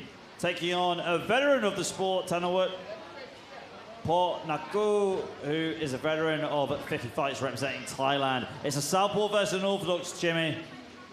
Yeah, some of my favorite matchups tend to be a southpaw against an orthodox. Great chess match, battle of the footwork. Who can get that lead leg on the outside? And you can already see it right now with Chaudhary. He's trying to get that left leg on the outside of Thanawat to land that big right hand, but Thanawat's doing a good job with the jab as well. And look at the way Thanawat is always stepping back. Every time Chaudhary's trying to make a movement, Thanawat is stepping back slightly, really making it awkward for the range. Straight there by Thanawat. Chaudhary, great jab and head movement. Good jab again there by Chaudhary. I mean, is this a bit risky, Jimmy, this boxing stance, having your gloves low, so low down to your waist and then popping shots from there? It can tend to be a bad habit you've picked up in sparring or hitting the bag where you're kind of too comfortable to just keep walking towards him. I mean, it's only an issue when you're getting hit too much. You can do anything you want until it becomes an issue. So if he wants to put his hands low and it's working for him, he should just stick to that. But that's the other thing. They've got to give him something to worry about. I mean, nice holding of the center of the ring here. Chaudhary, the bigger of the two, should start doubling that jab up and throwing that rear uppercut as well. You can see him thinking about it but not committing to it. Feints here by Chaudhary. Quick left hook as well. And it looks like Chaudhary playing with his food a little bit. He needs to get a little bit more active in there. Doubling the jab with the left hook, but using that lead hand as a whip to just constantly attack at Thanawat. But Thanawat very intelligently keeps moving back out of range, looking for that loaded up left hand over the top. And there it is. Great move by Thanawat. Jab there by Chaudhary. Left hand by Thanawat. Chaudhary again, keeping his hands low, but cornering Thanawat into the red corner. It's like he was trying to let his shots go, Jimmy, but being very careful with overcommitting to his punches. I mean, first round, that's completely fine, but it's only 4 rounds of action. You can't give up any rounds. The downloading of the information has to kind of happen a little bit quicker. You've got to take a little bit more of a chance, a little bit more of a gamble inside that ring. So I like to see Chaudhary pick it up just a little bit more, but Thanawat, to me, is boxing very smart as well. Yeah, that is the end of round number 1. It's a very relaxed round. I mean, we saw Thanawat try and land some power punches. Chaudhary, incredibly relaxed. And we haven't seen this style yet where you've got your gloves, your hands so low, and just popping punches using the straights and the counter left hooks. I mean, it's a sign of confidence inside that ring as well. You believe that it doesn't matter where your hands are placed, you're going to have the domination inside that ring. But again, to me, it's just a test of trying to get them to do something different, trying to test them where they can. Because eventually, Ali, if you've got your hands low inside a boxing ring, you're going to get hit. It's like playing with matches. You're going to get burned eventually. Okay, here we go. Round 2 underway. Jabs to the body here by Chowdhury to get round number 2 started. And this is where Chowdhury just needs to commit to that jab more, Ali. A bit of pitter-patter punches here. He needs to sit down on those jabs to the body, to the chest. But you can see Tanawat doesn't seem fazed by it right now, but Chowdhury may be setting up a power shot.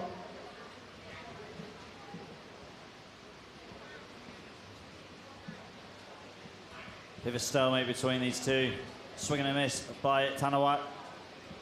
The difference here is that Tanawat is thinking very deeply about how to attack Chowdhury. He's waiting for the counters. He knows the shots that are coming, but Tanawat, to me, just doesn't have the speed to back up what he wants to do. He's got the right idea, but he just can't commit to the game plan. So Chowdhury has got to take advantage of that, upset the rhythm with the jabs.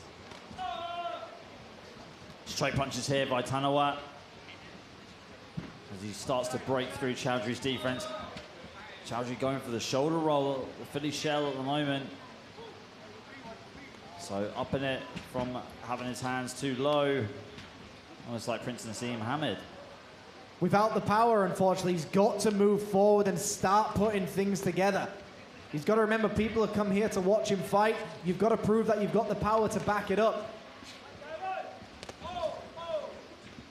Left hand there by Tanawat as he backs Chowdhury up into the neutral corner. And that's where he could have started delivering. Chowdhury's just got to push it now. I think he's got the skills to do it. He just maybe doesn't believe in himself right now. He's got to push forward. But Tanawat, every time this fight goes forward and Tanawat has still got energy, he's still dangerous.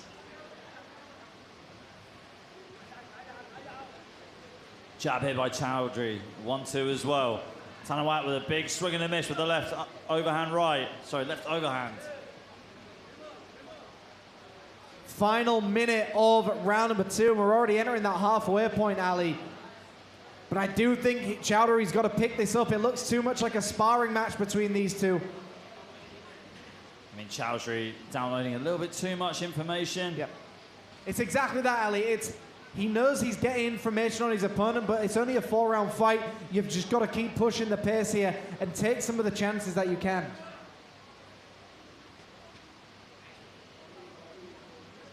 Chowdhury again taking his time. Tanawat as well, just waiting for Chowdhury to react. Good pivot there by Tanawat. Left hand as well. Final moments of round number 2. And there you can hear the clapper going off. I'd like to see Tanawat just push the pace a little bit. Start stepping in with that jab, trying to get on the inside of Chowdhury, really put the pressure on him. And there you have it. That is the end of round number 2. We'll get the replays for you shortly before we go into the 3rd round. Almost at the halfway stage here. Take us through these replays, Jimmy. And there you see Chowdhury just stepping back as Tanawat moves forward. And this is the good part of Tanawat's style, is he needs to get on the inside but stay on the inside.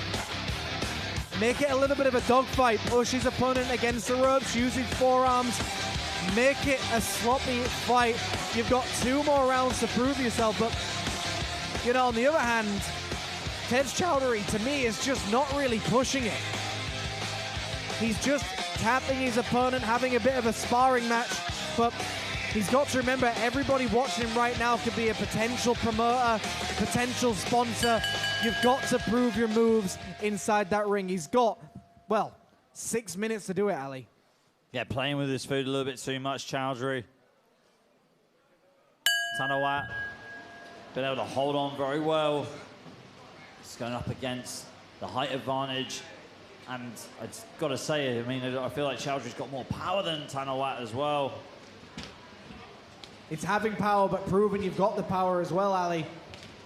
There we see Tanawat shelling up a little bit more as Chowdhury starts to come alive. This is where he needs to be. Chowdhury shouldn't take that back step, just keep pushing forward. Good right hand there by Chowdhury. Tanawat with a flurry of straight punches. Overhand left as well. Nice combinations now by Chowdhury. He's starting to put the pieces together. He's starting to be a little bit more crisp with his combinations. Bit of waiting and baiting going on here, but a nice right hand gets through. And again, this is where he's got him. This is where he can push the pace. Thanawat does not have an escape route when he's against ropes, and quite rightly, he puts his arms up. He wants a fight, but here we go.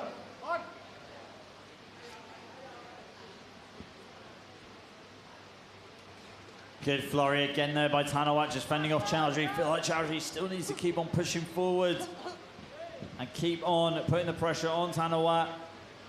Thanawat is cornered now. This is a real good point where he could strike. I mean, we've seen it before, Ali, where you put a little bit of pitter-patter on the punches, a little bit of false sense of security, but Chowdhury's not really doing that. He's throwing nothing at him, but a big left hand gets through there by Thanawat. So Chowdhury, yeah, he's winning the rounds, but I feel like he's giving up a little bit too much here. Left hand still being fired by Thanawat. Tries to get himself back out of this corner. Left hand there by Thanawat. Chowdhury, again, a bit of Philly shell, bit of shoulder rolling, but needs to go back to letting his shots go a bit more. Just one shot isn't really making too much of a difference, whereas he really did put a lot of pressure on Thanawat early on in this round when he just unloaded with that flurry on the opposite side of the ring to where they are now. But you can see Thanawat starting to fade ever so slightly, and we've seen it before. The fighters who get tired tend to fall quicker. Final 35 seconds of round number 3.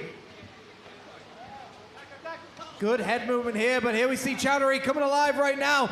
And again, I think it's the exhaustion of Thanawat that is not allowing him to get back up.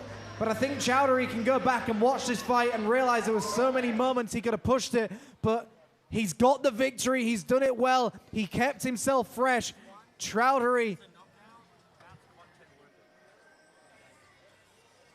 So here we see some of the replays. It was that flurry upstairs, but I think eventually the overwhelming nature of Chowdhury just took Thanawat out.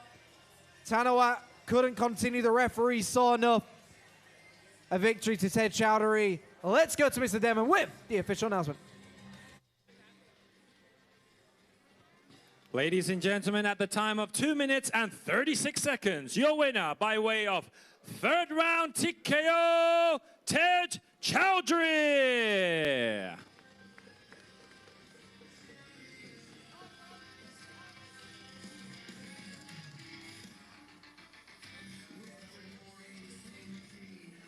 Next up, scheduled for 4 rounds at the light heavyweight division. Calling first to the ring from the blue corner, Jaskaran Singh.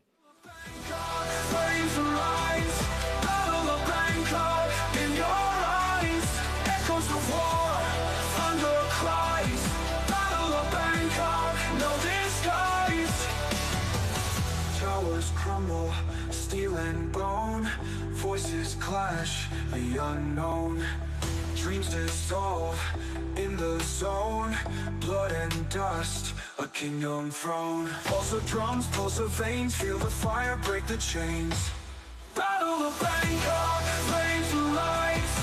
Battle of Bangkok, in your eyes. Echoes of war, thunder cry. Now entering the ring from the red corner, Jaskaran Singh.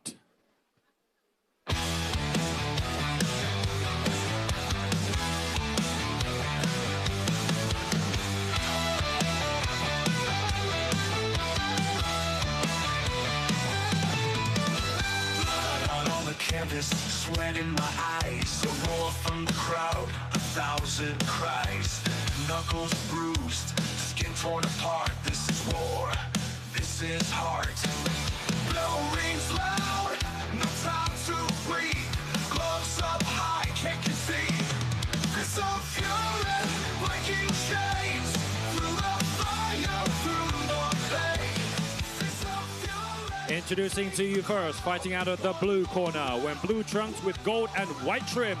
Official weight 81 kilograms, with a boxing record of 2 wins and 23 losses and no bouts even. representing Thailand, Kacha Sikong.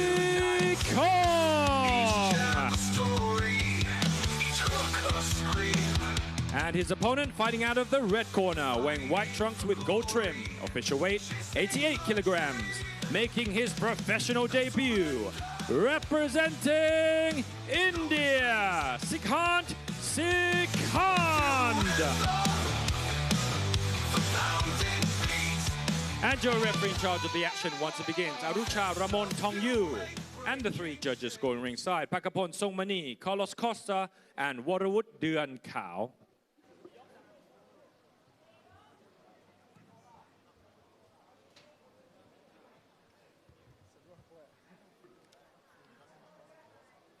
Okay, ladies and gentlemen, we move on to our next bout on the card, bout number 14. This is in the light heavyweight division, because that's over 4 3-minute rounds.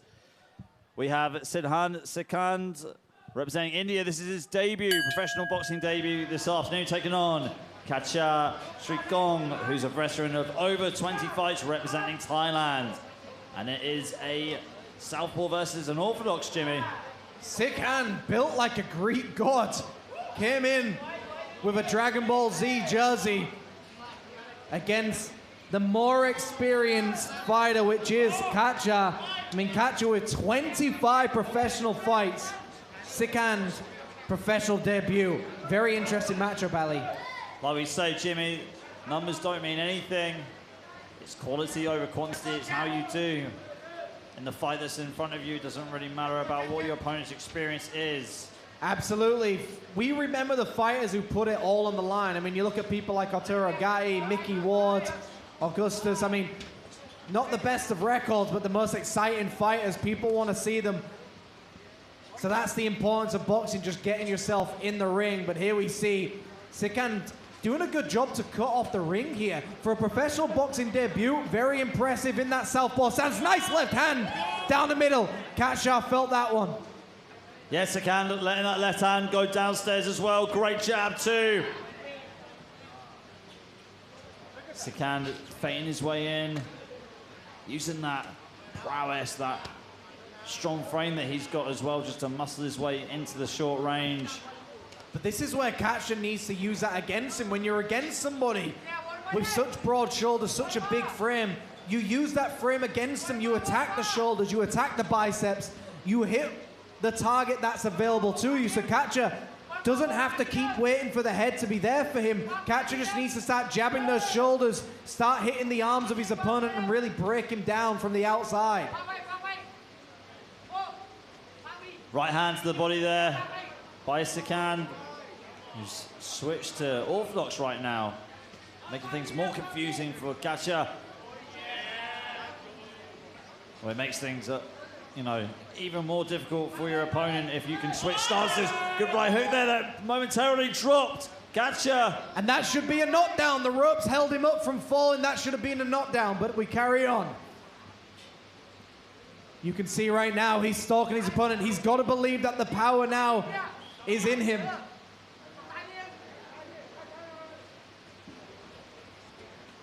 And they see a left hand get through. Kacha playing rope-a-dope on the back foot. Sikhand not falling for it at all. Nice jab there by Sikhand. Again, professional boxing debut with the switch hitting, the power right down the middle, cutting off the ring. Very impressive for someone on their professional debut. Could he be a Terence Crawford in the making? Well, we'll see. And we will see you in round number 2. But coming up next, we've got some replays for you.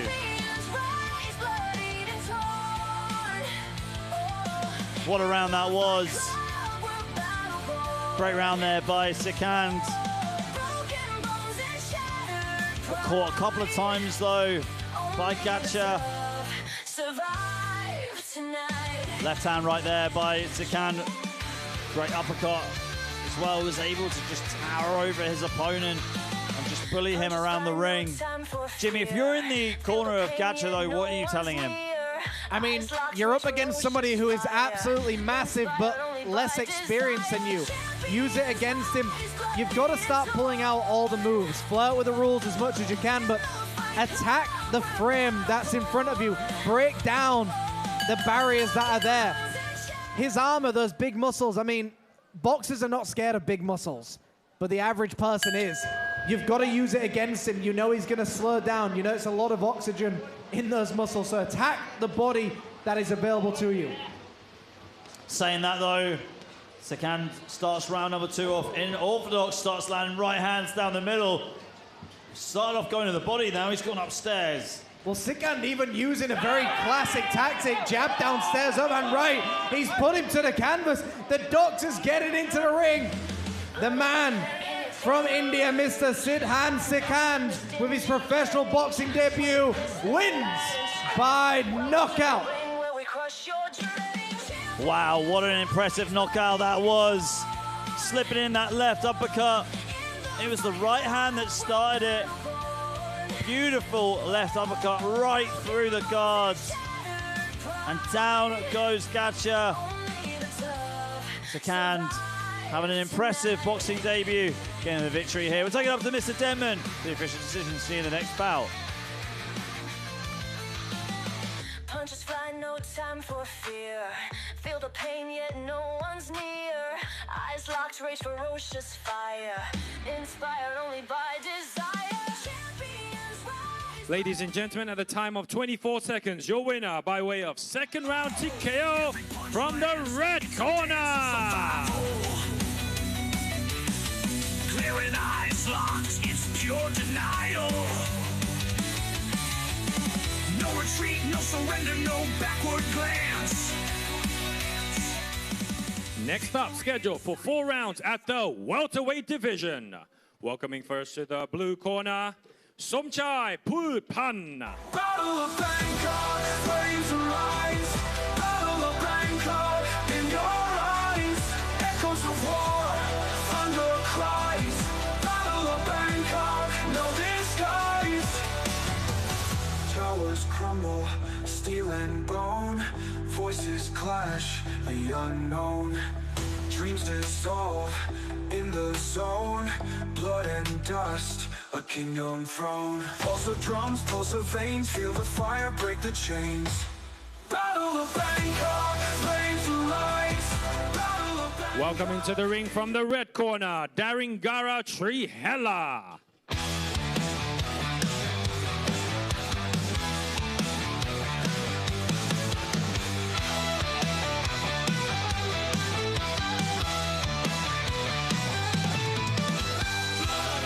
Canvas, sweat in my eyes, a roar from the crowd, 1,000 cries, knuckles bruised, skin torn apart. This is war, this is heart.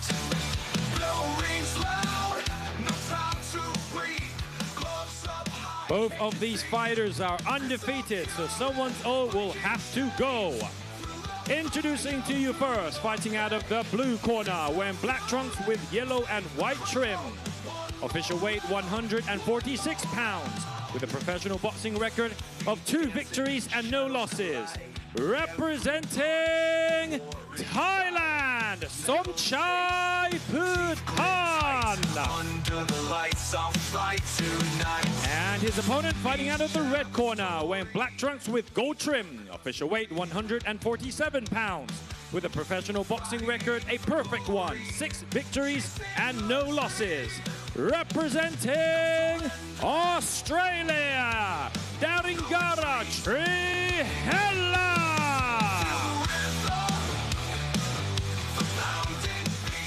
And your referee in charge of the action once it begins. Ajahn Thanakorn Kantong, and the 3 judges scoring ringside, Carlos Costa, Pakapon Somani, and Mr. Waterwood Dönka.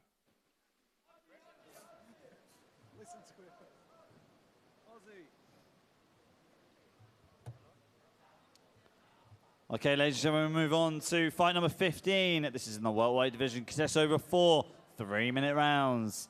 Introducing first, fighting out of the red corner, we've got Daringara Trihela, who's an undefeated professional. 6 fights on his record, representing Australia. Taking on Somchai Pulpan, who is also an undefeated fighter. 2 bouts on his record, 2 victories. Somchai eating a jab there that he didn't need to take. Daringara looking very, very laser focused, representing the Box Thailand shorts as well. One of the best gyms in Thailand. Big right hand upstairs there by Somchai. Daringara takes it well. Nice left hook to the right hand here, and he's really piecing him up, Ali. Yeah, he really is. It's that typical two-punch combo, the power punch combo, left hook and right hand, but Daringara is able to thread through the defense of Somchai. Left hook there by Daringara hitting the glove of Somchai. And that's what we were talking about in the previous fight, Ali, is you don't always have to wait for a target to be up, and you've just got to force it. Sometimes you hit the gloves, sometimes you hit the arms, but it's still worth it. Already bleeding up the nose there for Somchai, disrupted his breathing. Daringara just looks a little bit too more focused in comparison. Wants to take this fight as early as he can.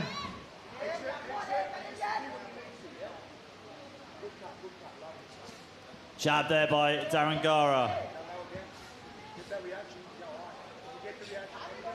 I mean, both fighters undefeated, Ali, but Daringara, the more experienced of the two, but whose will go today, we will find out. But the way Daringara is fighting, Somchai is going to be playing catch-up very soon. We're only scheduled for 4 rounds. He took the words right out of my mouth, Jimmy.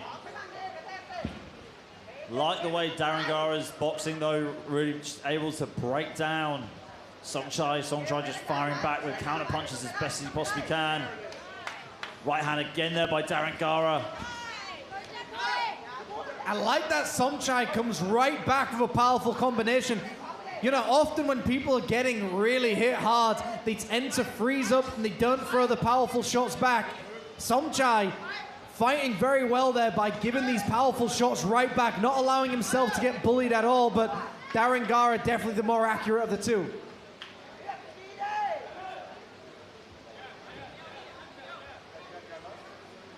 Stalemate between these two. Another stalemate between these two as they try and get their jabs off. Good 1-2 to the body there by Daringara. I mean, we rarely see that move to the body, Ali.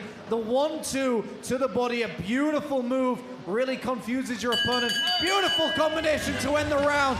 What a round that was so far, Ali. Yeah, great round between these two. Like we said, Jimmy, these fighters coming into this bout undefeated. We love seeing these matchups.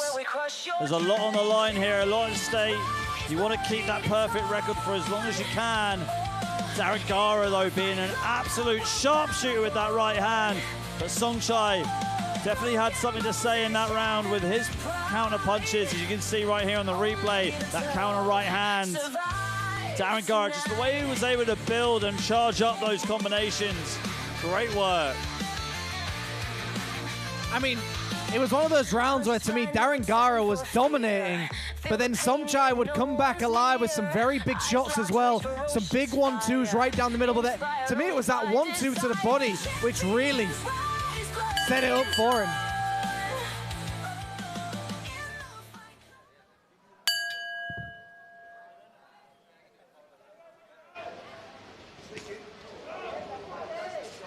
Big start coming here, swinging for the fences.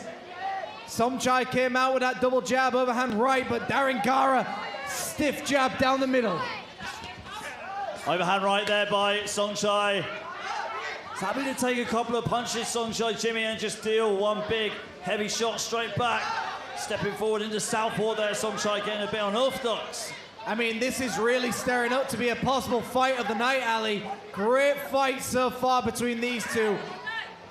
But to me, Daringara still winning this fight. But Somchai's still in it. Big right hand gets through. Yeah, this has been a real chess match between both fighters.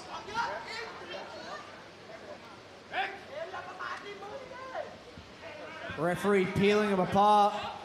Back on that jab as well. No time wasted. No chance to appreciate the shots. Just start firing. And you've noticed, Ali, every time Daringara lands that jab, he's knocking the head back of Somchai, making it very easy for the judges to see who's winning. Right hand to the body again there by Somchai.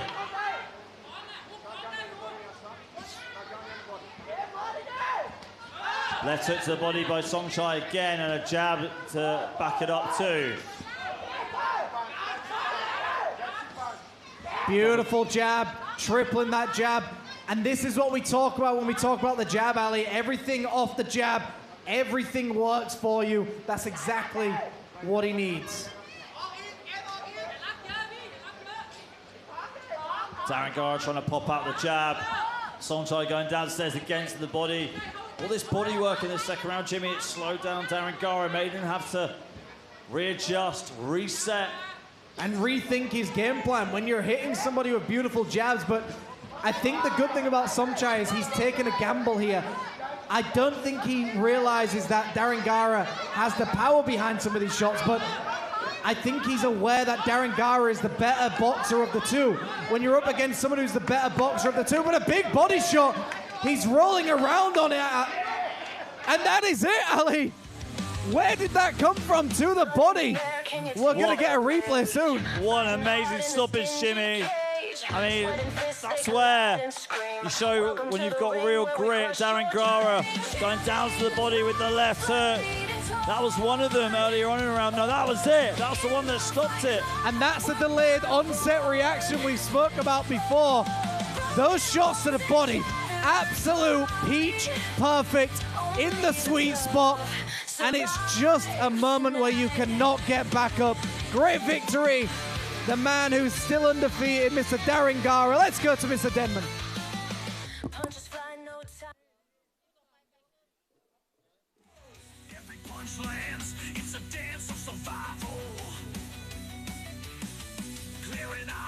Ladies and gentlemen, at the time of 2 minutes and 25 seconds, your winner by way of second round TKO, Darren Gara Trihela.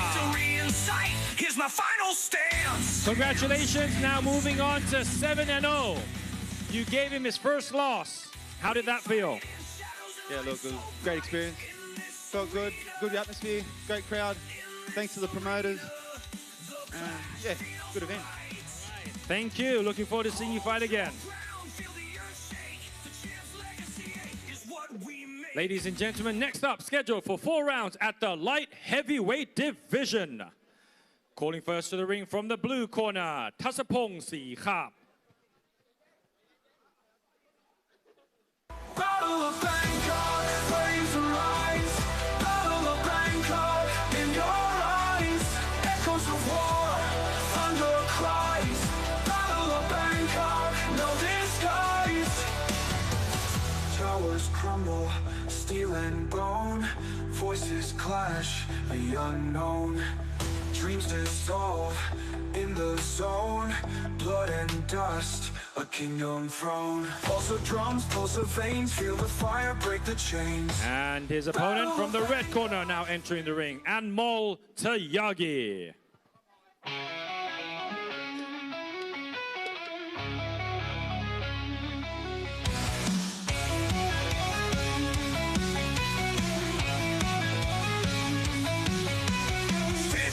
Job, they all fall down. Blood on my gloves, shears all around. Sweat on my brow, the sounds profound. Don't need a king to wear the crown. One by one, they hit the ground hard. Fear in their eyes, they show their cards. Introducing to you first, fighting out of the blue corner, wearing black trunks with white trim. Official weight 78.5 kilograms, with a professional boxing record of 2 victories and no losses. Representing Thailand, Tasapong Sikhap. And his opponent fighting out of the red corner, wearing blue trunks with white trim. Officially weighing in at 77 kilograms, making his professional debut. Representing India, Anmol Tayagi. Like hammers, bones do break. Men who tried met their fate. And your referee in charge of the action once it begins, referee Arucha Ramon Tongyu. And the 3 judges scoring ringside, Pakapon Somani, Tanagon Kantong, and Carlos Costa. Okay, ladies and gentlemen, here we go. We move on to bout number 16 on our stats card this afternoon. It's in the light heavyweight division, consists over 4 3-minute rounds. In the red corner, we've got Amol Tyagi, who's making his professional boxing debut today, representing India, taking on Taspong Sikap, who is undefeated as a professional. 2 bouts on his record, 2 victories.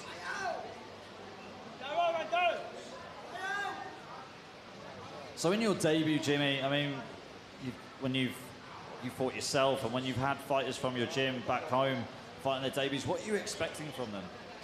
I mean, they're going to be a little bit timid. They go one or two ways. They either blow a casket as early as possible to get some of that nervous energy out, or they practice so much of what they think they're going to do, and as soon as they're in that ring and they've got somebody in front of them moving, they don't know how to react. So they might say, I'm going to start landing lots of jabs downstairs and get that overhand right, but then you fight your opponent who doesn't move the same way you think they move. So it's a feeling out process, and as we've said it several times, early on you don't want to go for your record, you want to go for the experience. And I think it's just making sure they're safe inside that ring. And that first fight, have they got the ability to defend themselves when the going gets tough? Because if they haven't, then the sport isn't for them. Yeah, let's see if Amol can get a good performance in his boxing debut this afternoon. And you can see there, Ali, when he steps back as well, he doesn't have his hands high enough as well. So Anmol, I think, is just trying to find his footing right now. And Taspong is 100% aware of this as well. He knows he's up against somebody who's new. The best thing you can do here is a big jab with the right hand.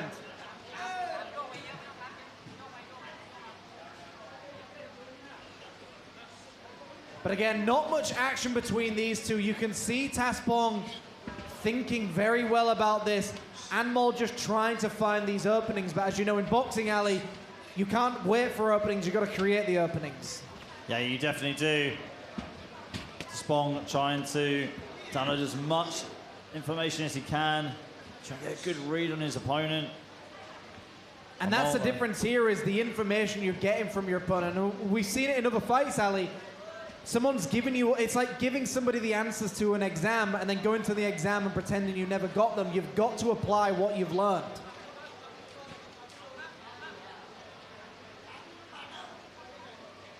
Tight guard here from Amol.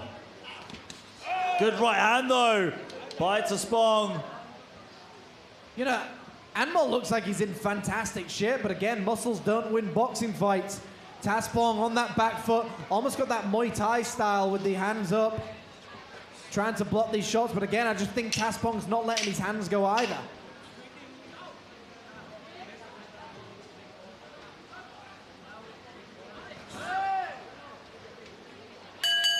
And there you go, that is the end of round number 1. Not a lot happening in that round, but we're sure it's going to heat up in round number 2. Let's go through some of these replays. See both of them going tit for tat with the single punches. Swings and misses. Counter shot being landed there by Taspong. And there you see, it's just the lack of accuracy behind some of the shots. The thinking is there. The idea, and that's what we were talking about earlier about your debut. You think a lot, and you think it's going to go the way you want it. You're dreaming about it. You're thinking about it every day. But then you step inside that ring, Ali, and nothing goes to the plan, which is why boxers need to be a chameleon. They need to blend into their environment and adjust to whatever happens.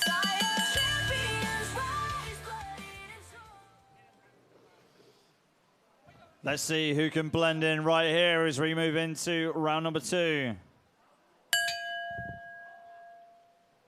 Amol is in the blue trunks with the white trim, and Taspong is in the black trunks with the white trim. Round 1 was, you know, for Amol just shaking off the cobwebs or just getting your feet wet. First ever professional boxing round under his belt. Now let's see what he can do with his second. But we've seen many times before, Ali, we're always just one punch away from the fight being ended. Boxing is such an interesting sport. You could be losing every round, every minute, every second, but that one punch changes the action, and it just flips the other way. Beautiful shot to the body. Anmol try and shake it off. A bit too much friendliness there by Taspong. You've just got to take it while you can. Swing and a miss there by Anmol. Another swing and a miss. Good body work there by Taspong as he just hits some moves. I mean, a beautiful combination was that left uppercut into the overhand right. I mean, we call it the claw shot because you kind of clamp down on your opponent with it. Left hook to the body, right hand over the top, almost simultaneously. Great move there by Taspong.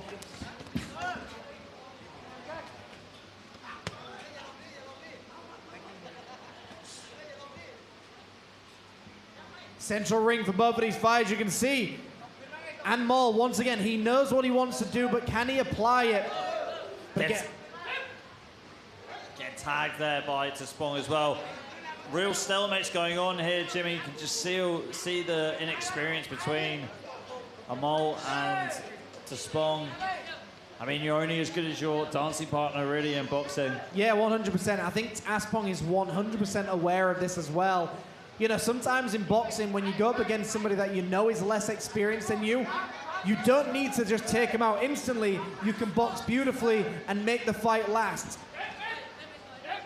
You know, realistically, people don't want to hurt each other all the time in the ring. It's a sport at the end of the day. It's not a fight, it's a sport. Jab being popped out by Taspong. Good left hand though by Anmol, but getting clocked straight there by the counter from Taspong. And Taspong isn't taking it, he isn't going forward. Taspong could really start moving forward now. Yeah, Taspong could really take advantage of this. Anmol looks like he's a rabbit in front of the headlights of a truck.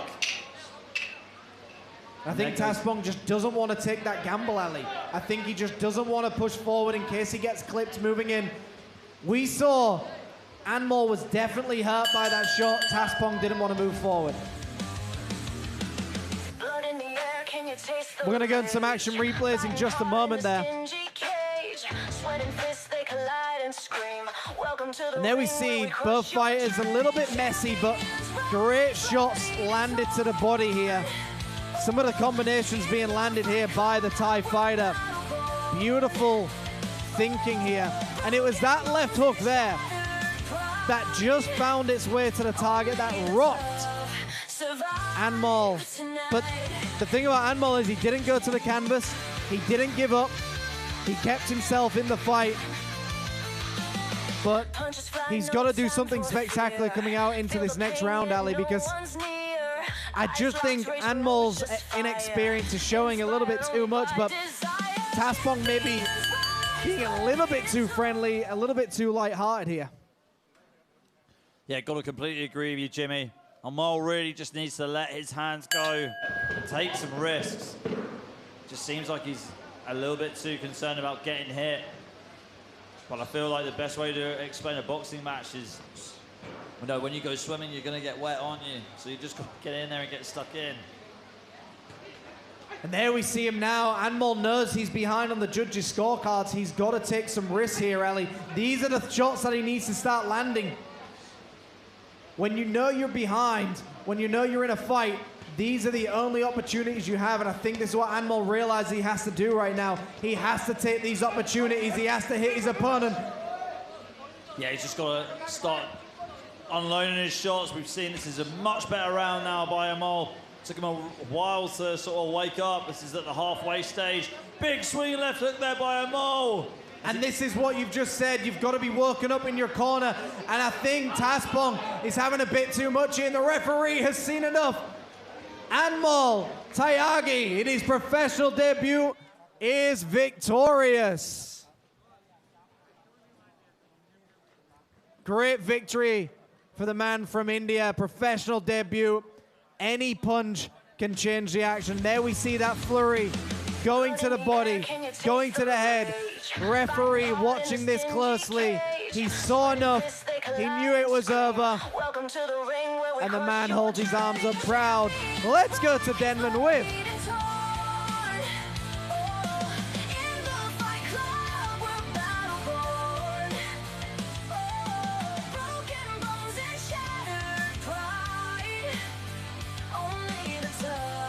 Survive tonight.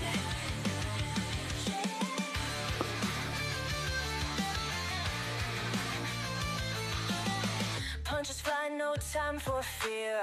Feel the pain, yet no Ladies and one's gentlemen, near. at the time of Eyes locked, 56 wait for seconds, your winner by way of third round TKO from the red corner. Clearing eyes locked, it's pure denial. Teyagi. No retreat, no surrender, no backward glance. Victory in sight, here's my final stance. Ladies and gentlemen, next up, this is a title bout scheduled for 10 rounds, and it is for the WBA Asia Gold Super Lightweight Championship. Welcoming first to the ring from the blue corner, And before we begin this bout, we have a special show prepared for you guys. Please give it up for the Highland Dancers.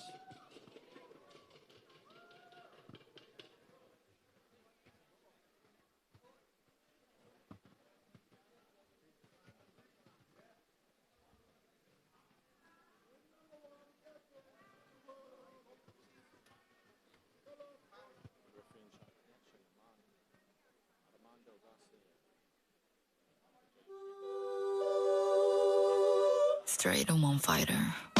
Flash, 빛이 나는 소리 찰칵. 썰어다 뒤집어줘 발칵. 미카사, 수카사. Chile, you know. Cash, 난번 다음 지존에. Do you really wanna romance? 이건 내 방식의 talking. Chile. Tastes like chili, Philly, dilly. Tastes like chili, Philly, dilly. And it tastes like chili, Philly, dilly. Tastes like chili, Philly, dilly. 따끔한 맛. Taste your trash. 주워 담기엔 바빠. 쉬는 날 정원 가꾼. 기다리는 나의 flower. Chili, you know. Fish. You think I'm not scorpion. 가져와봐 내 옆에. 심해, yeah. Give me, yeah. Chili. Tastes like chili, Philly, dilly. Tastes like chili, Philly, dilly. And it tastes like chili, Philly, dilly. Tastes like chili, Philly, dilly. Lady, 보이지 않아 더 걸어가 내일이 오지 않을 것처럼 굴어가. 세상을 거꾸로 봐네. 자신에게 물어보네. 나 여기에 있는 이유. We keep it spicy, chili. Tastes like chili, dilly. And it tastes like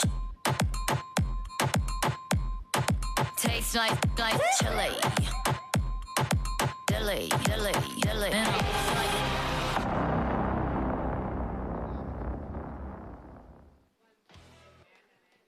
Can we please give our Highland dancers a round of applause? ขอเสียงปรบมือหน่อยครับ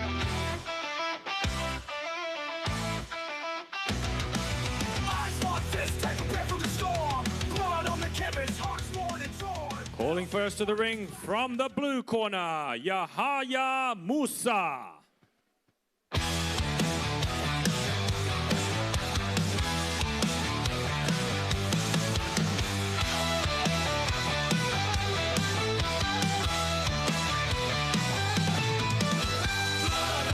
Canvas, sweat in my eyes, a roar from the crowd, 1,000 cries, knuckles bruised, skin torn apart. This is war, this is heart.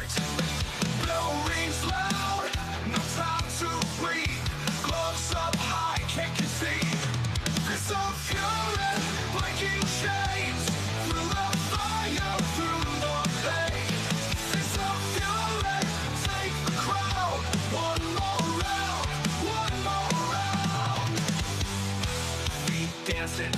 battles collide. Every punch a war inside. Metal taste, teeth grit tight. Under the lights I'll fight tonight. Each jab a story, each hook a scream. Fighting for glory, chasing the dream. No surrender. Welcoming to the ring from the red corner, Prince Patel.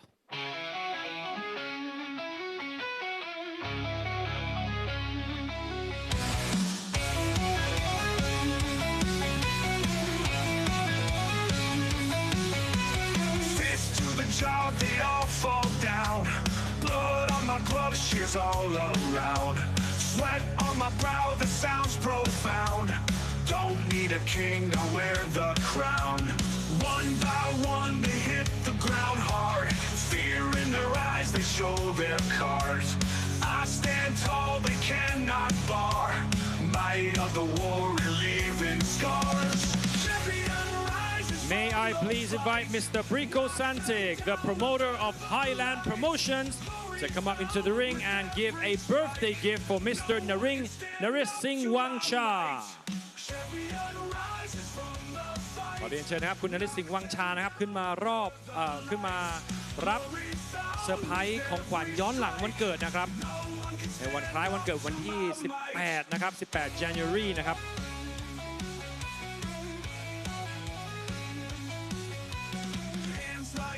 Happy birthday to you Happy birthday to you Happy birthday, happy birthday, happy birthday to Naris Singh Wangcha. Gold is mine for taking, and champion rises from the fight. May I please ask everybody to pay your respects by standing up for the national anthems of both fighters. ขอเชิญทุกท่านยืนขึ้นด้วยนะครับเพื่อเคารพเพลงชาติของนักมวยทั้งคู่ด้วยครับ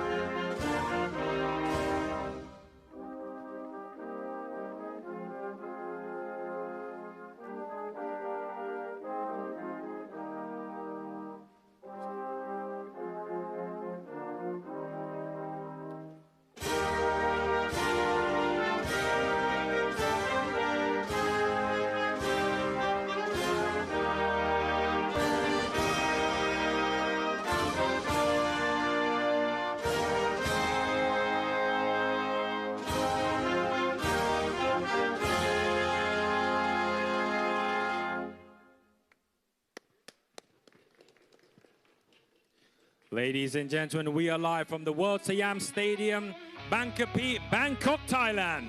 This bout, we are presenting to you the WBA Asia Gold Super Lightweight Championship. Introducing to you first, fighting out of the blue corner, wearing white trunks with blue trim. Official weight 139 pounds, with a professional boxing record a perfect one. 11 victories and no losses with only one bout even. Representing Representing Tanzania, Yahya Musa.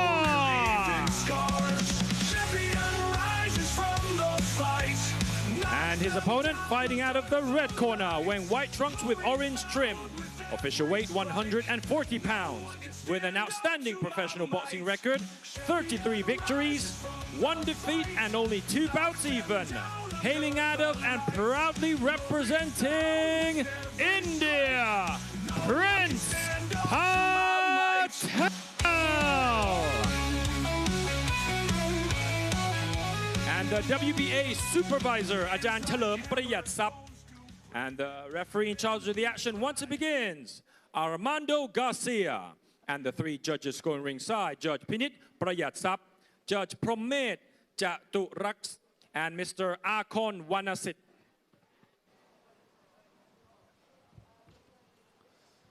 Okay, ladies and gentlemen, here we go. This is our first of 2 title bouts that we have on our show this afternoon. This is for the WBA Asia Gold Super Lightweight title. Consists over 10 3-minute rounds of action. Introducing first fighting out of the red corner, we've got Prince Patel. He has a staggering record of 36 professional boxing fights, 33 victories, 1 defeat and 2 draws, representing India and the United Kingdom. Taking on Yahya Musa from Tanzania, who is undefeated as a pro. 12 fights in his record, 11 victories and only 1 draw. Very fast start here, but yeah, 2 fighters with very, very impressive records, Ali. Expecting a good one here. Southpaw against an orthodox. Prince Patel in that southpaw position. Musa in the orthodox. You got to wonder, has Prince got a little bit of an influence from Prince Naseem Hamed in that southpaw stance? But here he goes into the orthodox, switch hitting now. Big swings there by Musa. Musa popping out that jab. So Musa hasn't been defeated yet. Can Prince Patel be that man to defeat Yahya Musa? I mean, Prince Patel's only ever been defeated once. There's a very, very even matchup on paper. I mean, obviously, Prince Patel with almost twice the amount of fights Musa has. Very good title fight on paper. WBA Asia Gold Super Lightweight title on the line, Ali. 10 rounds scheduled. We're already seeing a very fast start. Beautiful right hook there by Prince Patel. Swing and a miss there by Prince Patel with a right hook. And here goes Musa working on the inside, just testing the defense of Prince Patel. Good jab there by Musa. And you know, we was chatting before the fight, Ali. We can see the height difference here. Prince Patel towering over Musa, but Musa very comfortable on the inside. Doesn't look like he's overreacting to anything Prince is throwing as well. Left hand there by Prince Patel. Tries to level change, misses again with that right hook. Feel like he's trying to find that right hook too much, Jimmy, instead of just setting it up. You know, first round action tends to be a case of who can set something up, try and establish. I mean, we're scheduled for 10 rounds, Ali, so this is more of a marathon rather than a sprint like we have with those 4-round fights. Both fighters just trying to establish themselves in the first round, the feeling out process. Feints here by Prince Patel. Good right hand there by Musa. Again, Musa not packing a lot of power behind these punches, Jimmy, but I think showing a bit of his veteran experience. I mean, sitting down on every shot gets very, very tiresome. So the first round, you're just trying to establish your range a little bit more, trying to see the reaction of your opponent. I'm sure he'll start sitting down on some of these shots soon. Yeah, completely agree. I think Musa just trying to test the waters and find the right punches to land, get his accuracy right, get his timing right. And that's the end of round 1. Let us know on YouTube, who do you think is winning this fight so far? This is our first title fight this afternoon. Are you going for Prince Patel or Yahya Musa? Let's look at the replays here. So Musa just being accurate with his punches and his placement, whereas Prince Patel wanted to be very dominant in that round, trying to land that right hook. See on the replay that the left hand snuck through a couple of times. Yeah, I mean, it was one of those interesting matchups where we didn't see many clean punches get through for either opponent. However, in terms of output, you got to go to Prince Patel on that first round. But Musa still in this fight, still trying to find these openings. First round, early days, establishing your ground. Like a chess match, you're just trying to establish the center of the board. You're moving slowly towards your opponent. Round 2. Okay, here we go. Left hand there by Prince Patel. Again, going to the body with the left hand. Pretty shell by Prince Patel. Lots of movement here by Musa. Makes it very difficult for Patel to really set his feet. And Musa is aware of that. Musa is aware that the southpaw is trying to plant his feet. By constantly moving, making it awkward, he makes it very difficult for Prince Patel to really sit down on some of the shots that he wants to throw. So good movement by Musa.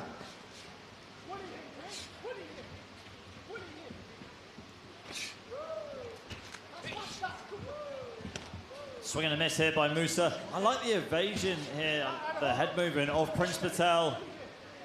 Able to just get out of the way of Musa's shots. Then we see that nice flicking jab again by Patel. But again, to me, Patel is smothering himself a little bit too much here. Every time he gets up close, he smothers his own shots. He can't get any of his range working for him. And Musa is a lot better on the inside. Prince Patel needs to stay on the mid-range and the long range. We are the commentators. He's talking to us, yeah. All right. Nice movement here as well, clinching up. Good left hand to the body there by Prince Patel. Right uppercut by Prince Patel as well.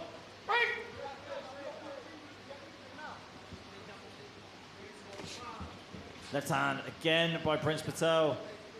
And again, just smothering each other. We got to see a little bit of a step back here.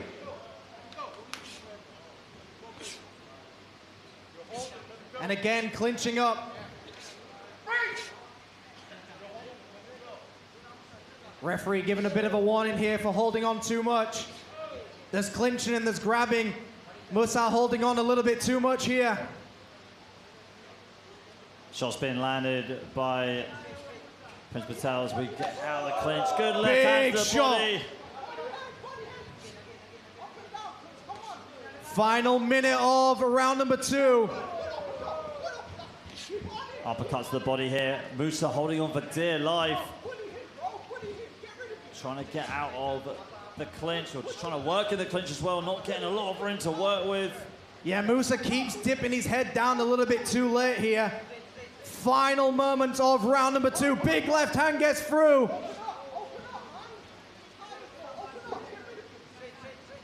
Feints here on the front foot by Prince Patel. Swing and a miss there by Musa. Patel walking him down. Musa's a little bit tired. Final moments here. And that is the end of round number 2. Blood in the air, can you taste the rage? Fighting hard in the stingy cage. Sweat and fists, they collide. Here we see some of the action replays as well. And there you see that leaping left hand gets through. But again, this is what we were talking about. Both fighters on the inside of one another. Short right hand gets through by Musa. But an interesting round, Ali. I mean, never have we had a fighter challenge us like that. But a heat of the moment. Good fight so far. Patel just needs to keep his head in the game. He's winning this fight.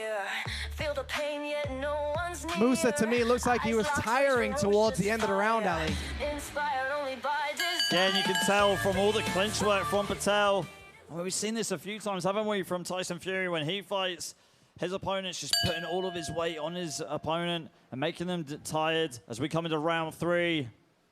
And it's a very good move as well. Tire your opponent out if they're giving you that much of their back. You just lean on top of them, tire him out, big combinations getting through. And I just don't think Musa has maybe repaired himself in between these rounds. Left hand there by Patel, followed on by a right hook. Musa again, being smothered here by the work of Patel. Trying to throw that right hand. Musa can't get back into the corner like he did in the previous round. And he's got him where he wants him, Ali, but Musa still very tactical on that back foot, getting nice and low.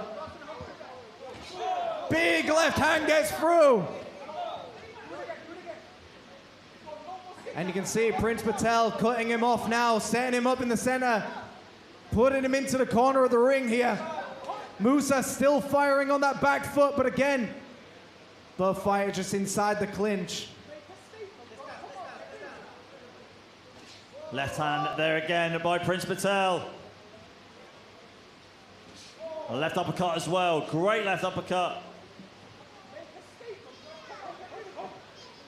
Slipping and dipping there by Prince Patel. Musa again being backed into a corner. Huge right hook there by Prince Patel. And you can see right now Musa's just running out of ideas here. He's trying to fight well on that back foot, but he's backed into the corner.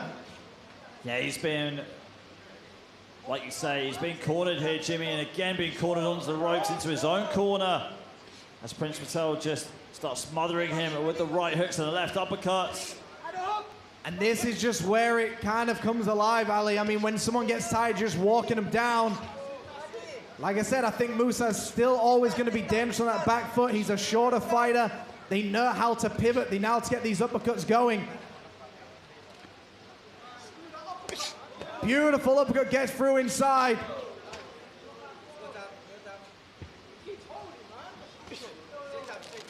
Uppercut here in the clinch by Prince Patel. Musa holding on for dear life, trying to survive the round. Center of the ring here. 30 seconds to go in round number 3. See if Musa can pull some shots off. Prince Patel closing the distance. And it's that classic southpaw against an orthodox, Ali. That left hand gets through. Good head movement. Musa's starting to throw right now. Prince Patel closing the gap. Final moments of this round. There you go, that's the end of round number 3. Let's get some replays for you before we go into the next round. Right hook there on the replay by Prince Patel. Suffocating Musa on the inside. Able to just control the pace of the fight so well. Good shot selection with the left hand, as you can see on the replay. Musa just couldn't get a shot off at all. He had no room to work with, no room to breathe at all. I mean, that round, we're starting to see a shift now, Ali. That round was all Prince Patel. I just feel like Musa hasn't recovered. He's taken a few big shots, he's getting tired, and all he wants to do is grab in the fight. I think he's out of ideas here. He's got to pull something back going into this 4th round. They just got no room to work with. This is our first championship bout of the afternoon. The WBA Asia Gold Super Lightweight title on the line, Ali. We're entering that halfway mark. Big left hand gets through. See if Musa's got something to work with here. There you go, Prince Patel closing the distance. Great left uppercut. And another left hand. Jab there by Prince Patel as well. Back into the action they go. Again, Musa on that back foot in his own corner here. And again, you see Musa just trying to grab onto the arms, doesn't want to fight in the phone booth anymore.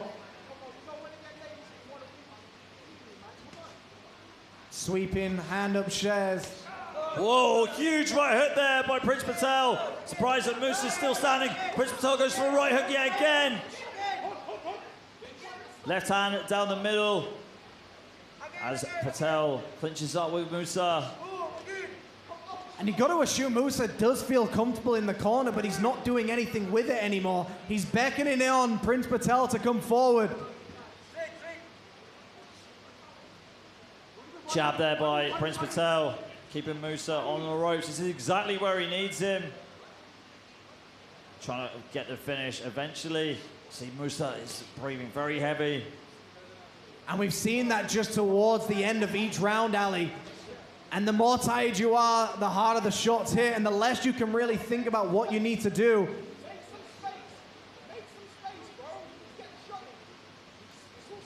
Yeah, you can hear the corner of Prince Patel's saying him to create space, make some space, to get his shots working. Let's see if he can do that. He's landed some great shots in this round with his right hook and switches to orthodox as he pushes forward.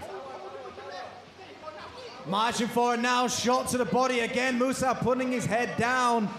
Big left hand gets through. Right hook before that. As he leans on Musa here, delivering some uppercuts inside the clinch. Switching stances here, pushing down on Musa.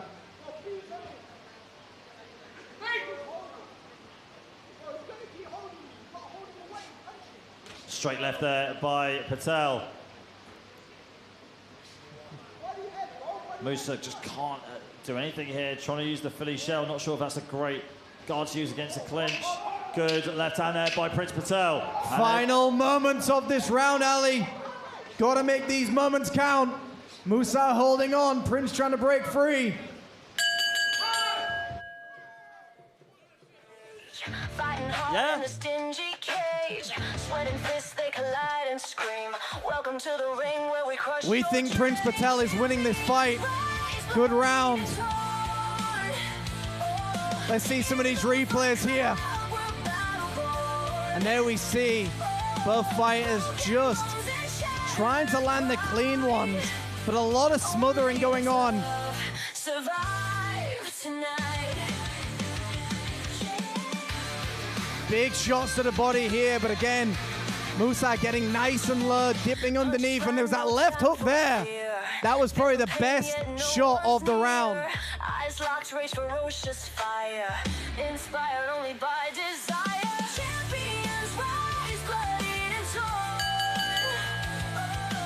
In the fight club, we're battle born.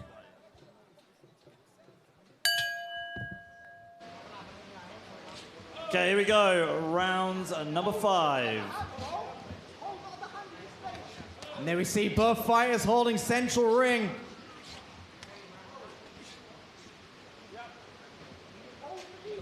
Left hand there by Prince Patel. Swing and a miss by Musa. Left hand gets through. Musa taking some of these shots very well. But again, you can see Musa's just fatigued here, nearly tumbling over.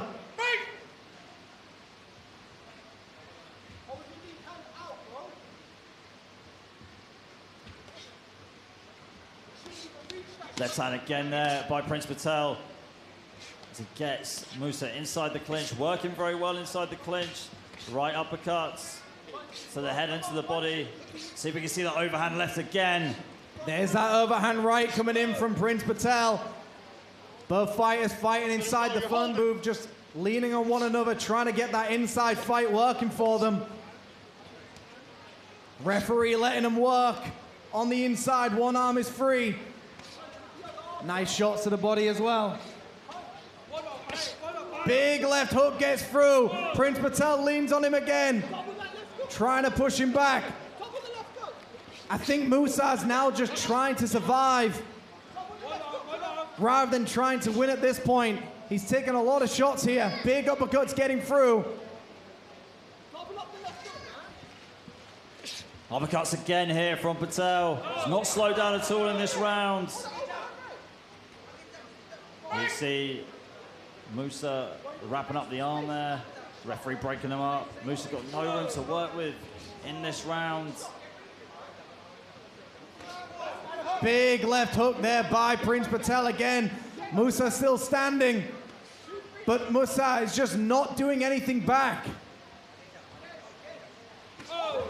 Doing absolutely nothing at the moment. This has been target practice in this round so far for Prince Patel. And like we said before, Ali, it gets to a point, is he surviving or is he trying to win? Right hand there by Musa. Prince Patel firing back with his own hook to the body.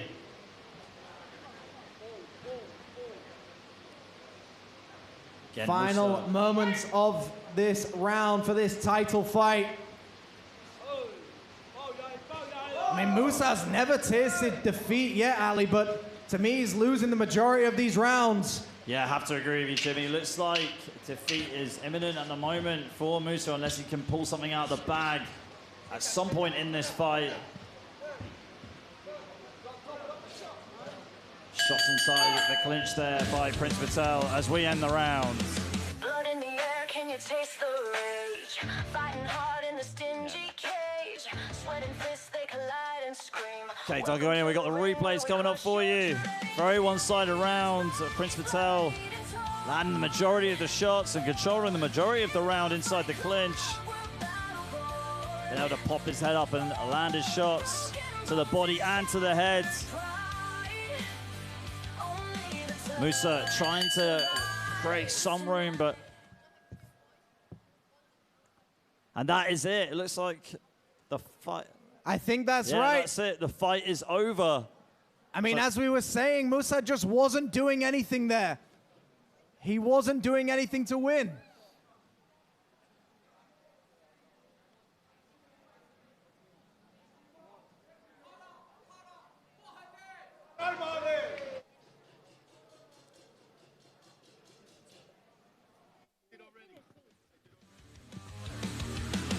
Blood in the air, can you taste the rage? Fighting hard in the stingy cage. Sweat and fists, they collide and scream. Welcome to the ring where we crush your dreams. Champions rise, bloodied and torn. Oh, in the fight club, we're battle-born. Oh, broken bones and shattered pride. Only the tough survive tonight.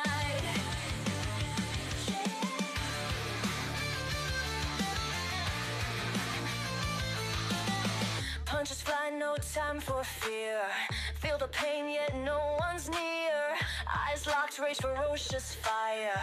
Inspired only by desire. Champions rise, bloodied and torn. Oh, in the fight club, we're battle-born.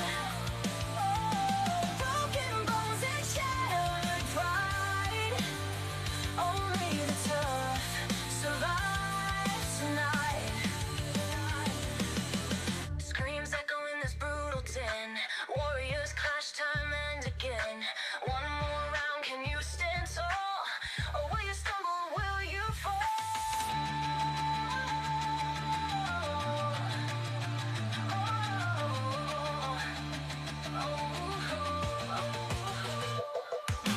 Champions rise, bloodied and torn.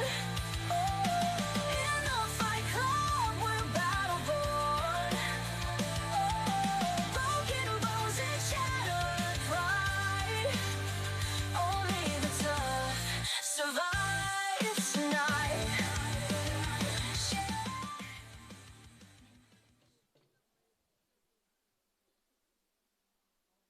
At the end of the 5th round, Yahasa Musa decided to not continue.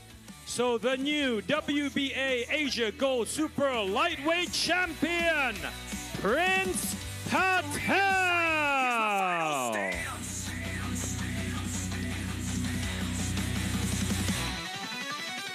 We fight in shadows and light so bright in this arena.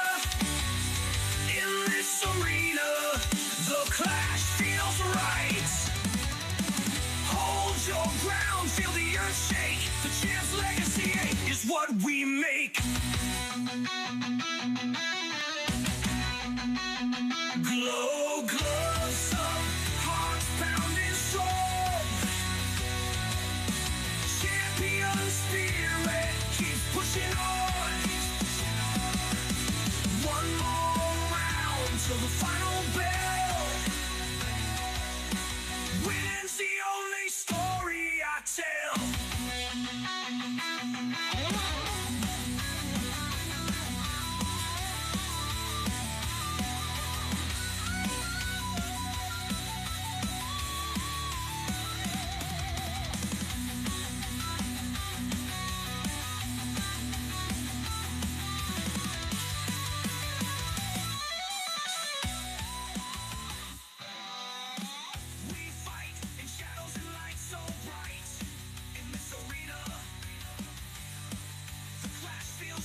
Congratulations.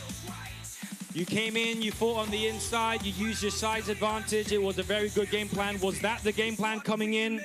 No one really cares about the fight I just had now. That was easy work. What I want next is Adam Azim. If he don't want to fight me, then he's a coward. We have an easy India Pakistan match. You can do 5 of your best against 5 of our best, and I can knock you out. Or I don't mind fighting someone like Ryan Garcia, who's a proven drug cheat. He had a ban for 12 months. He's another bum. Got a world title fight, and he hasn't won a fight in 3 years. I don't mind fighting Javonta Davis or Shakur Stevenson. Both of them are woman beaters, and I'll knock them both out. It's time for me to start saving boxing. There are people who are hitting women out there, and they're getting world title fights. It's a joke. You got drug cheats out there, and they're getting world title fights. It's a joke, and they're getting paydays. I'm here to take over and take them out of the game. It's as simple as that. So you're saying that that was an easy fight for you? 100%. I made the man quit. He gave best. He didn't want to continue. And Ryan Garcia is a drug cheat.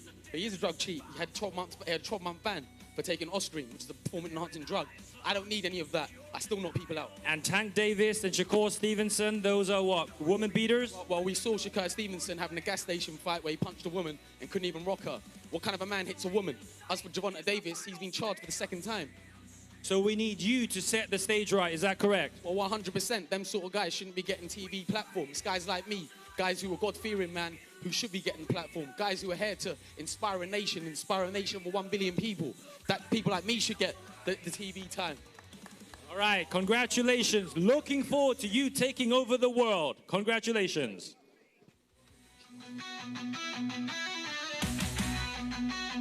Glow, glow, some heart pounding strong. Champion spirit keeps pushing on. Ladies and gentlemen, next up, scheduled for 6 rounds at the Super Bantamweight division. Calling first to the ring from the blue corner, Wanit Tang Urai. Battle of Bangkok, flames arise. Battle of Bangkok, in your eyes. Echoes of war, thunder cries. Battle of Bangkok, no disguise. Towers crumble, steel and bone. Voices clash, the unknown. Dreams dissolve in the zone. Blood and dust, a kingdom throne. Pulse of drums, pulse of veins. Feel the fire break the chains. Battle of Bangkok. From the red corner, now entering the ring, Hong Kwok Trong.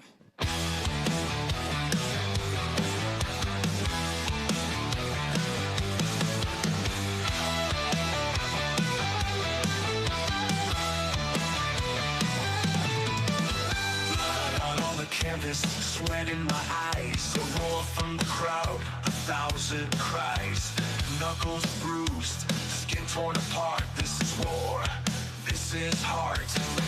Bell rings loud, no time to breathe. Gloves up high, can't concede. This of fury, Introducing to you first, fighting out of the blue corner, wearing blue trunks with white trim.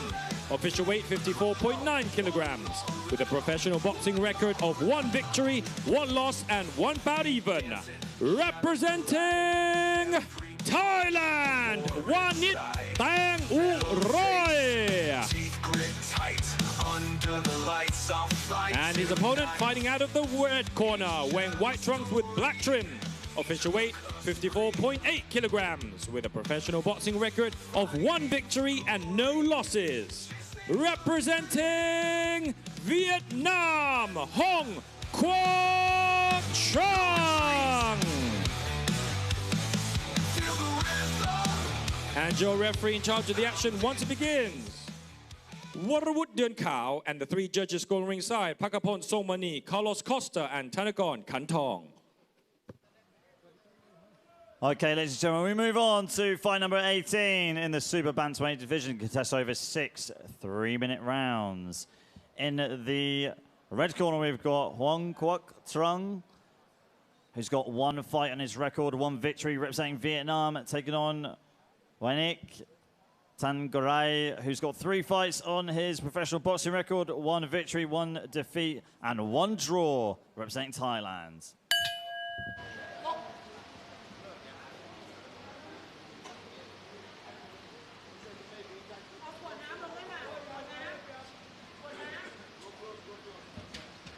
Jabs here to start off from Trung.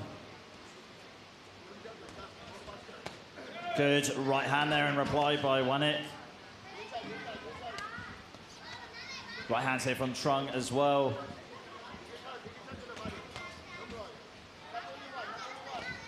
Right hand again there from Trung. Trung doing a good work going to the body early on in this first round. Looks very powerful, does Trung. Really just coming forward to that jab. You can see the little bit of the inexperience between the two fighters, of course, but both doing it well to establish that jab early on. It's that backhand that they're just kind of lacking a little bit, Ali. But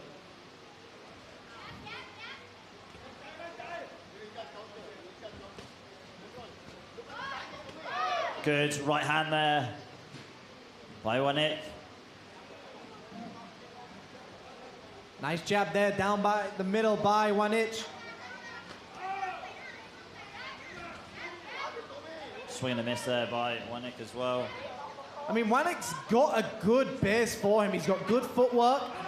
Trung coming forward, some nice combinations as well. And you can tell the inexperience here, Ali, is just planting the feet when throwing that backhand from both of these fighters. But so far, good jabs being demonstrated.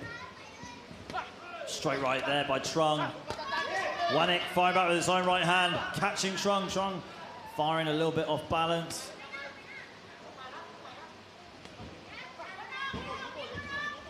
Trung getting pushed away there by Wanik, creating some space. Swing, oh, good overhand right there by Wanik. And there we see again, nice uppercut getting through by Wanik. But Trung puts him to the canvas, and it was called a knockdown, Ali. I wasn't sure if that was a slip, but Trung put him to the canvas. I think it was inevitable though, Jimmy.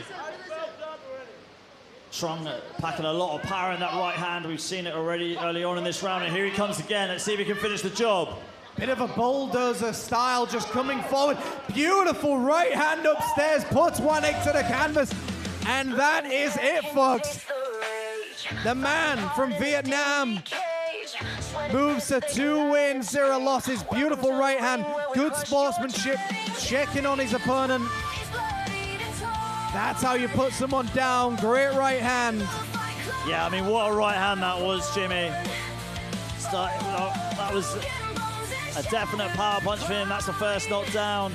And just Trung kept on trying to find an opening for it. There it is. There's the stoppage. That beautiful overhand right that solidified his victory. Trung keeping his undefeated record going 2-0. We'll take it off to Mr. Peter Denman with the official decision.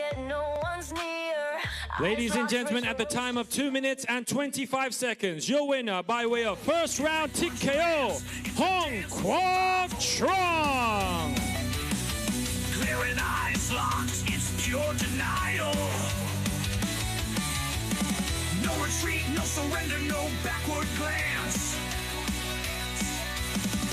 Victory in sight, here's my final stance. Ladies and gentlemen, next up, scheduled for 8 rounds at the Super Bantamweight division. Welcoming first to the ring from the blue corner, Prasithsak Phaprom. Battle of Bangkok, flames arise.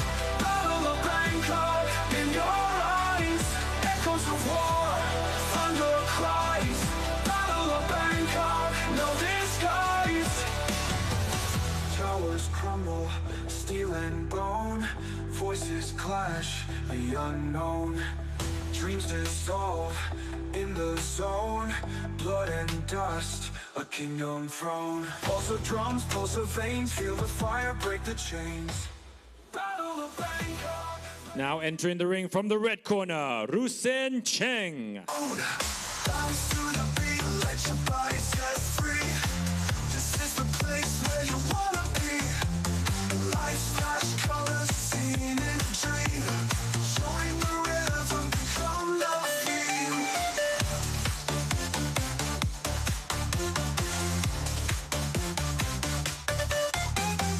Feel the rise as the sound ascends. We're together, friends till the end. Hands in the air, shout loud and clear. Tonight's the night, leave all your fear. He's alive, no need to rest. Introducing to you first, fighting out of the blue corner, wearing black trunks with blue trim. Officially weighing in 120 pounds, with a professional boxing record of 42 victories, 10 losses, and 2 bouts even. Representing Thailand, Prasitsak Haprom.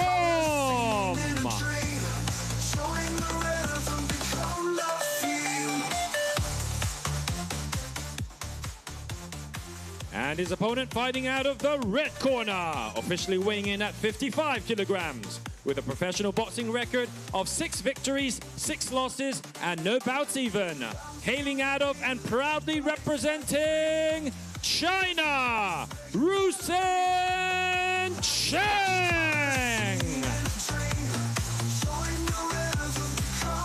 And your referee in charge of the action once it begins, Ajahn Warut Dern Khao. At the 3 judges scoring ringside, Pakapon Songmani, Thanakorn Kantong, and Carlos Costa.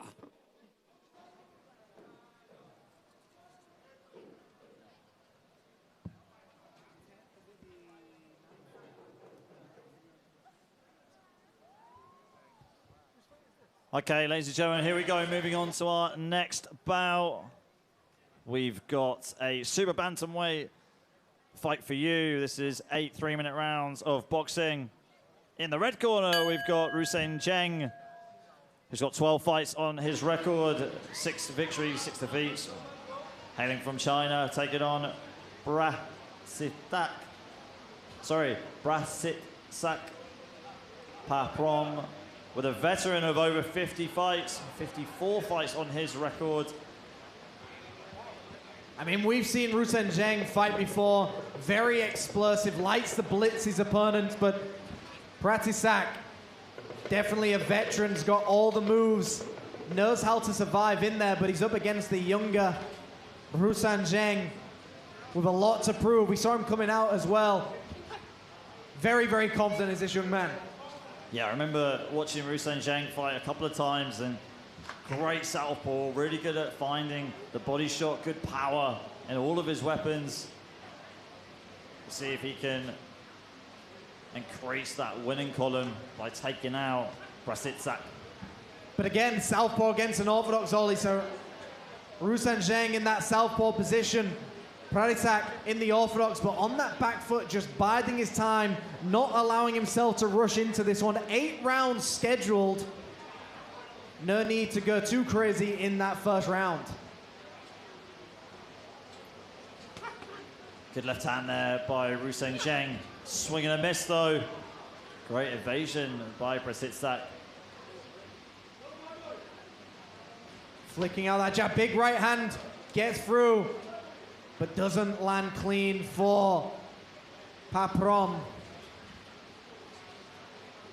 You see Rusen Cheng just trying to wait for the moment before he blitzes his opponent. He fights in rhythms, Ali.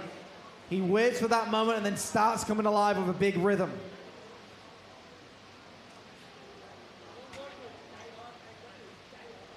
Right hand downstairs there by Prasitsak. Rusen Cheng going downstairs with the left hook, left hand to the body, and again the left hand by Rusen Cheng. Rusen Cheng seen something we haven't, Jimmy. He's starting to throw that left hand with real venom. I mean, it looks like Haprom's a little bit hurt here, Ali. Maybe Rusen Cheng has worked this out, but I think you need to start attacking that body. If you've got your opponent backing up, going to that body is the best way.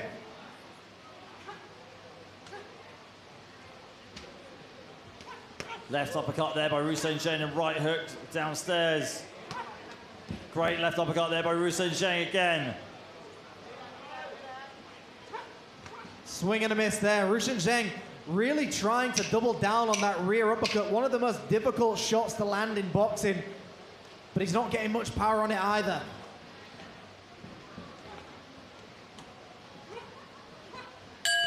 Good uppercuts there by Rusen Cheng, and that is the end of round number 1. In the air, can you taste the rage?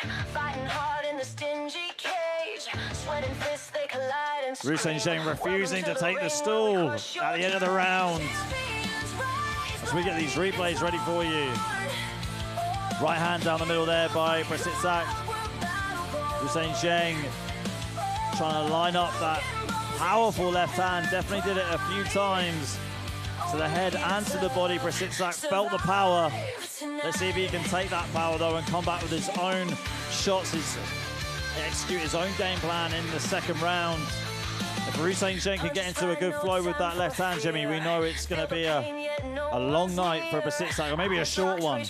And I think he needs to start going to that body.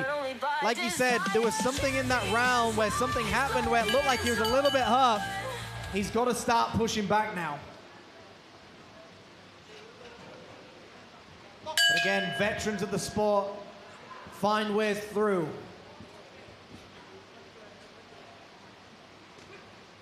Right hook there by Hussein Zheng.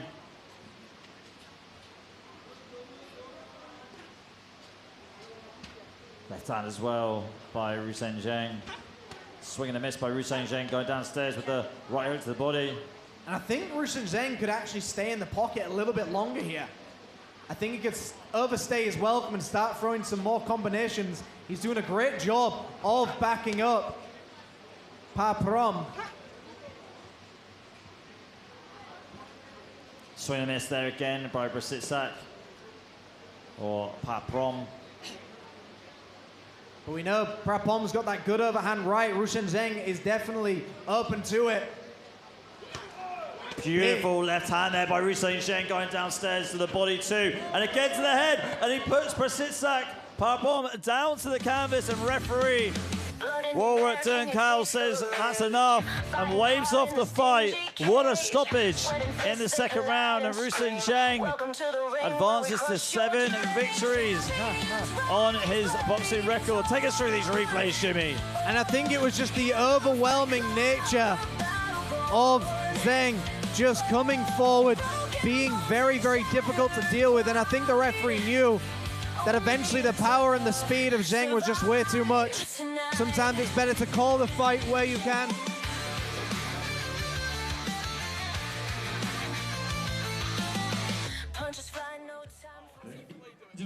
At exactly 1 minute, your winner by way of second round TKO, Hussein Zheng. Congratulations. No retreat, no surrender, no backward glance. Next up, scheduled for 4 rounds at the flyweight division. Welcoming first to the ring from the blue corner, Ne Ling Ong.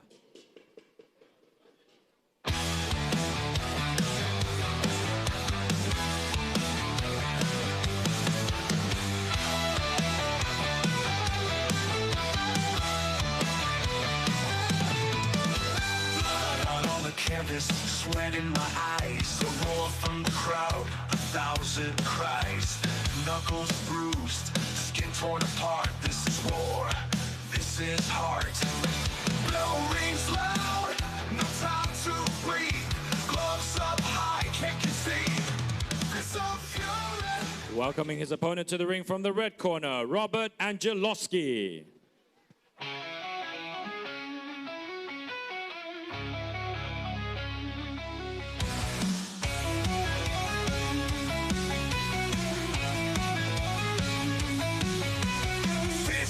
Jaw, they all fall down. Blood on my gloves, shears all around. Sweat on my brow, the sounds profound. Don't need a king to wear the crown. One by one, they hit the ground hard. Fear in their eyes, they show their cards. I stand tall, they cannot. Introducing to you first, fighting out of the blue corner, wearing black trunks with silver trim. Official weight, 47.7 kilograms. With a professional boxing record of 1 victory, 6 losses, and no bouts even. Representing Myanmar, Ling Ong. And his opponent fighting out of the red corner, wearing black trunks with silver trim. Officially weighed in at 49.3 kilograms.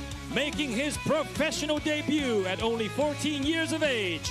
Representing Australia, Robert Angelowski.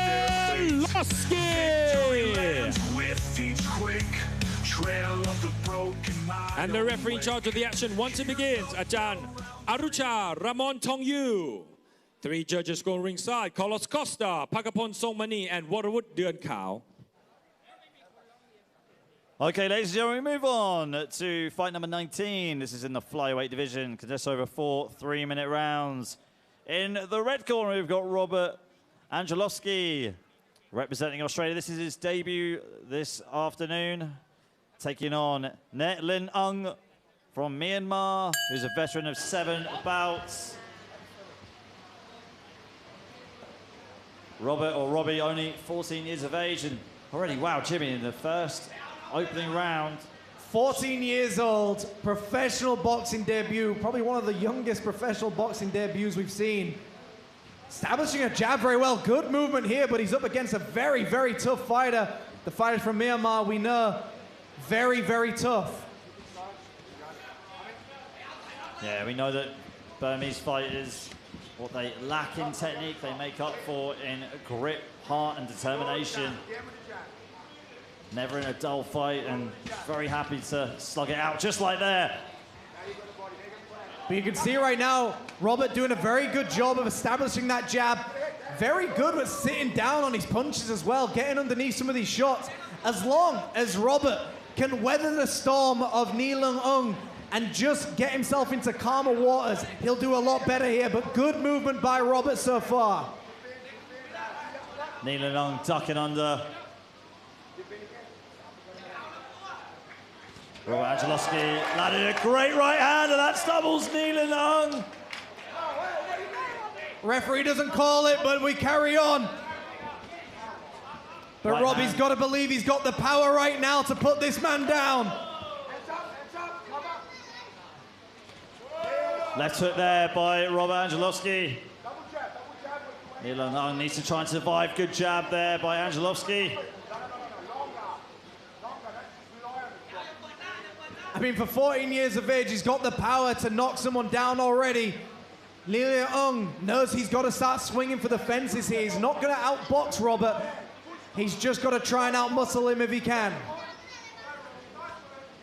Jab to the body there by Robert Angelowski. Uppercut as well. Good right hand. Stumbles back Nee Lung Ung. Oh, huge right hand there by Angelowski. Good job to stay calm under the pressure as well. He's got him hurt. He's got him on the back foot.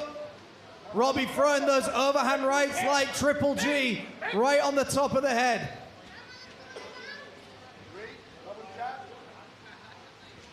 Angelowski again trying to swing, trying to land a big shot to put Nee Lung Ung on the canvas yet again. Good combination there by Angelowski. Nee Lung Ung taking a little bit too much damage in this final minute of this round. Jabs the body there by Nee Lung Ung. And you can see Nee Lung Ung's just trying to set up those overhand rights here. I think Robbie can win this fight with a jab alone. Final moments of round number 1. Good uppercut there by Nee Lung Ung, and that is the end of round number 1. Blood in the air, can you taste the rage? Fighting hard in the stingy cage. Sweating fists, they collide. Overhand right here on the replay from Robbie Angelowski. It was his round, such a dominant round for the young 14-year-old making his professional boxing debut. Doing a good job as well, real great composure and expert shot selection, showing that he's a man beyond his years. There was all Robert Angelowski in that first round. Very good opening round. I mean, the round started, Ali, where Nee Lung Ung came out firing, landing some heavy shots. Robbie just had to weather that storm, came alive, established a jab. I mean, to me, he got the knockdown, although it wasn't called a knockdown. That was, to me, a knockdown. But he... a lot of people chatting to the commentary today. Here we go, round number 2. If we could do 2 jobs at once, we would, but unfortunately, we'll be commentary today. Judges next. Back into the action. Closing the gap, big left hook upstairs. Gets the attention of Nee Lung Ung. Good jab there by Robbie Angelovski. Biding his time, just establishing his placement in the ring. And you can see Robbie is very wise to that right that's coming in right now. Slips and dips here from Robbie. As Nilalung goes desperately down to the body, but ties up Robbie inside the clinch.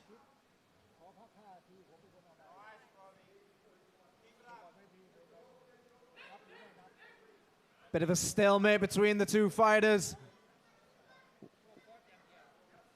Good body shot there by Nilalung.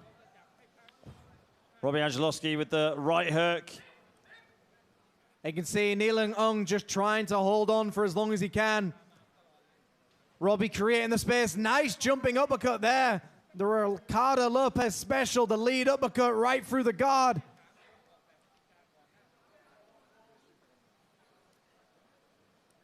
I like to see Robbie get behind that jab again. Balls of the feet, in and out action.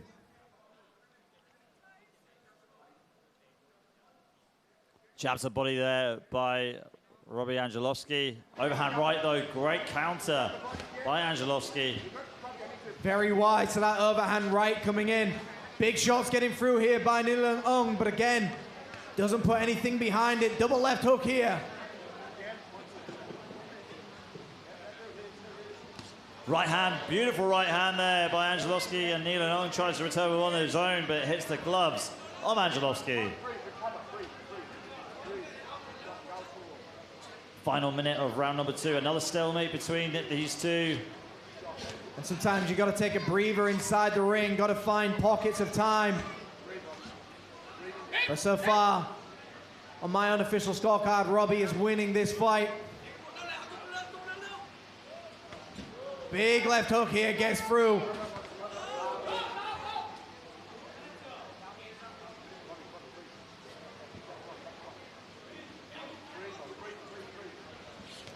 Jump there by Nilalung to close the distance. Bit unorthodox. Don't see that a lot in boxing. They just skip forward. Right hand there by Robbie Angelovski. Jab there by Angelovski again, and great evasion getting out. Good right hand connects again. That right hand has been money for Angelovski in this fight so far, Jimmy. And that is the end of round number 2. Great round, exciting round. We're going to see some action replays here, brought to you live on Triller TV.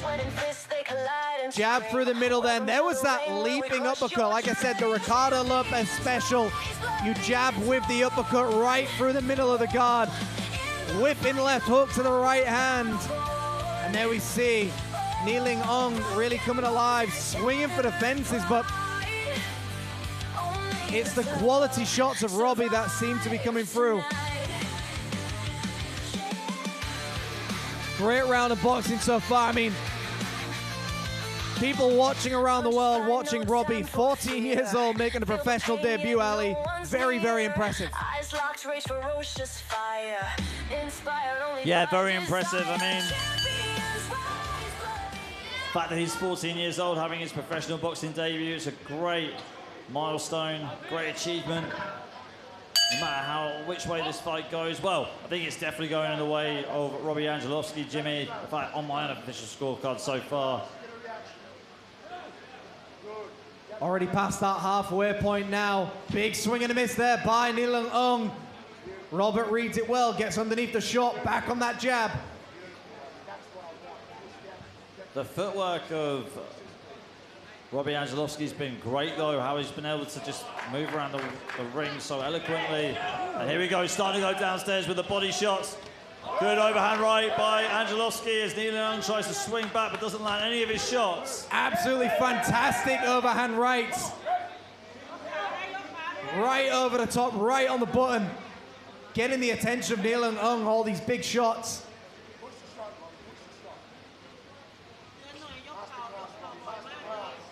And you can see him again, Ali, just goes back onto that jab, doesn't try to overcomplicate any of these combinations, just sticks to the basics of boxing. Beautiful head movement right underneath the shot. Great moves being demonstrated. Great footwork as well, how he just pivots out of the way and gets into center ring. And when we talk about when you've got centre ring, it's almost like having high ground on a battlefield. You've got the advantage. Robbie's really got that. He's got a great boxing brain. I mean, credit where credit is due. Nilang Ung's got a chin of steel. He's taken so many big shots. Yeah, you're absolutely right. Majority of these shots would have put most people to the canvas, so credit where credit is due. The man from Myanmar, Mr. Nilang Ung.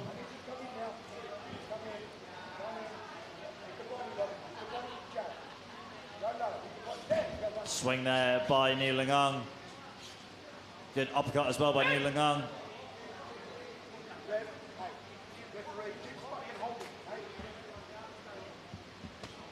Left it there by Robbie Angelovsky. Angelovsky with the jab. Steps back as well. He's looking for the counter. As you can see, Robbie is just seconds away from landing the counter he wants to land. He's waiting for Nilang Ung to really commit to a big shot and land that counter. Final 45 seconds of round number 3.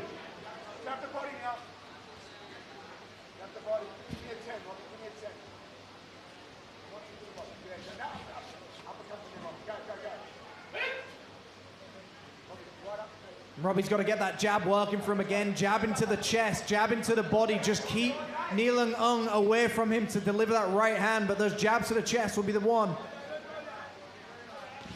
Right hand there by Angelovsky, going to the body as well for good measure as he pivots out of the way. See if he can finish strong here at the end of the round. Good right hand by Angelovsky.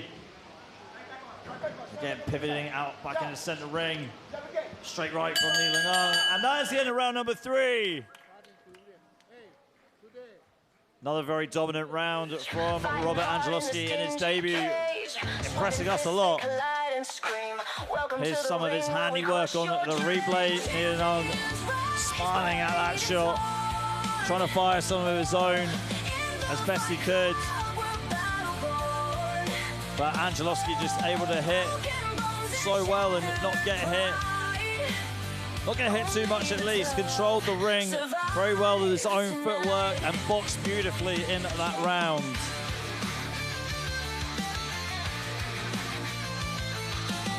So we go, going into the 4th and final round of this flyweight bout. So go anyway, because we've got 2 more bouts coming up for you next. The final bout of the evening is going to be for the WBC Asia Silver Cruiserweight title. Yeah, don't go anywhere, folks. 2 more fights coming up. 1 more title fight, Ali. But right now, all the rage is on this fight.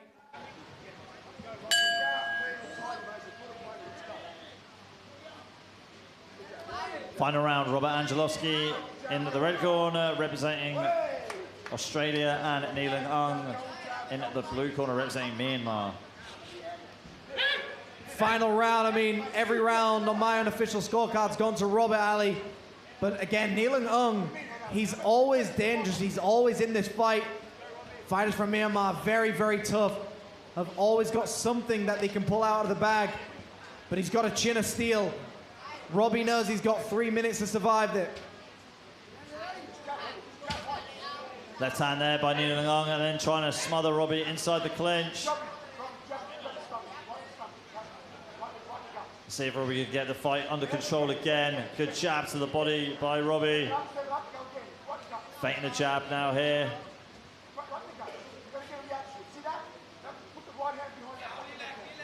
See if he can add on to this jab here, Robbie, as he just keeps on trying to work out Nilang Ung. I mean, he doesn't have to rush into anything now, Ali. Beautiful left hook upstairs, but he's got to be confident with himself. Nice footwork being demonstrated. Step back right hand, great timing here.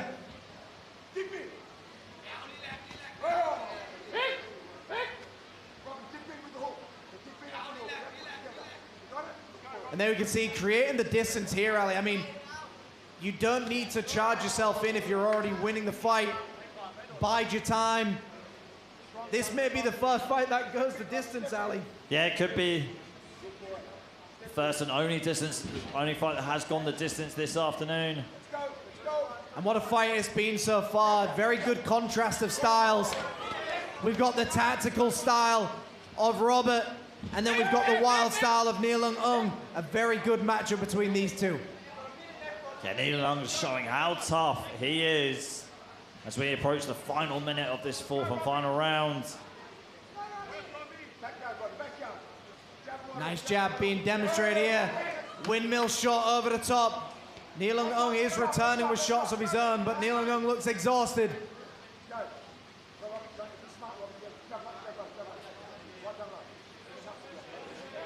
Jabs to the body there by Angelovsky.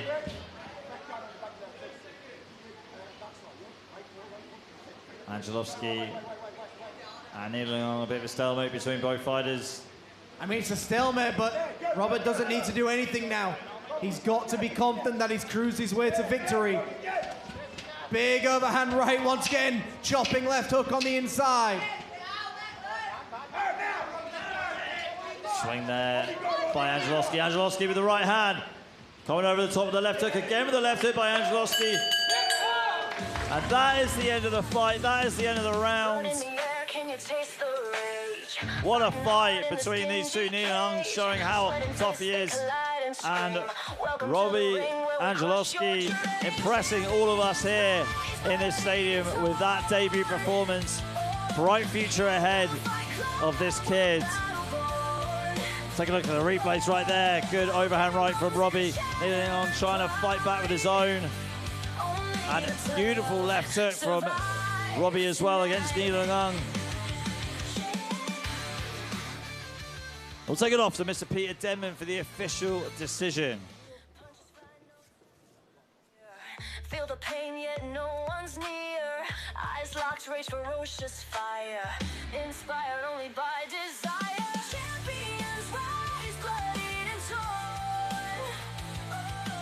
In the fight club, where the battle born. Broken bones and shattered pride. Only the tough survive. It's a dance of survival. Clearing eyes locked, it's pure denial.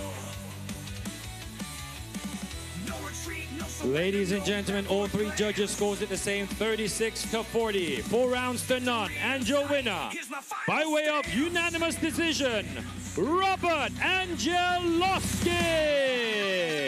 We fight in shadows and light so bright in this arena. Congratulations, that is the youngest pro debut I have ever seen with my own eyes. What emotions are going through you right now? Like excitement and stuff, you know. Did you believe in yourself? I believe that your team believed in you, but did you believe in yourself before stepping into the ring? Yeah, I believed in myself. Right. What are your plans for the future? Get as much fights as I can, like work my way up to 18 to like fight everywhere. Future world champion in the making. You are an inspiration to the adults. Congratulations.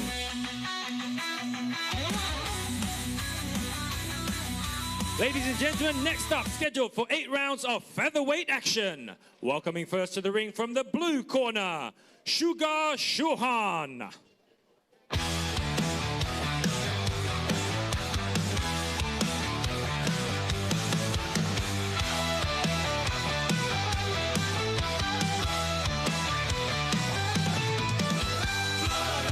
Canvas, sweat in my eyes, a roar from the crowd, 1,000 cries, knuckles bruised, skin torn apart. This is war, this is heart. Bell rings loud, no time to breathe. Gloves up high, can't concede. This of fury, breaking chains, through the fire, through the pain. This of fury, take the crowd. Now entering the ring from the red corner, Bihes Barakat.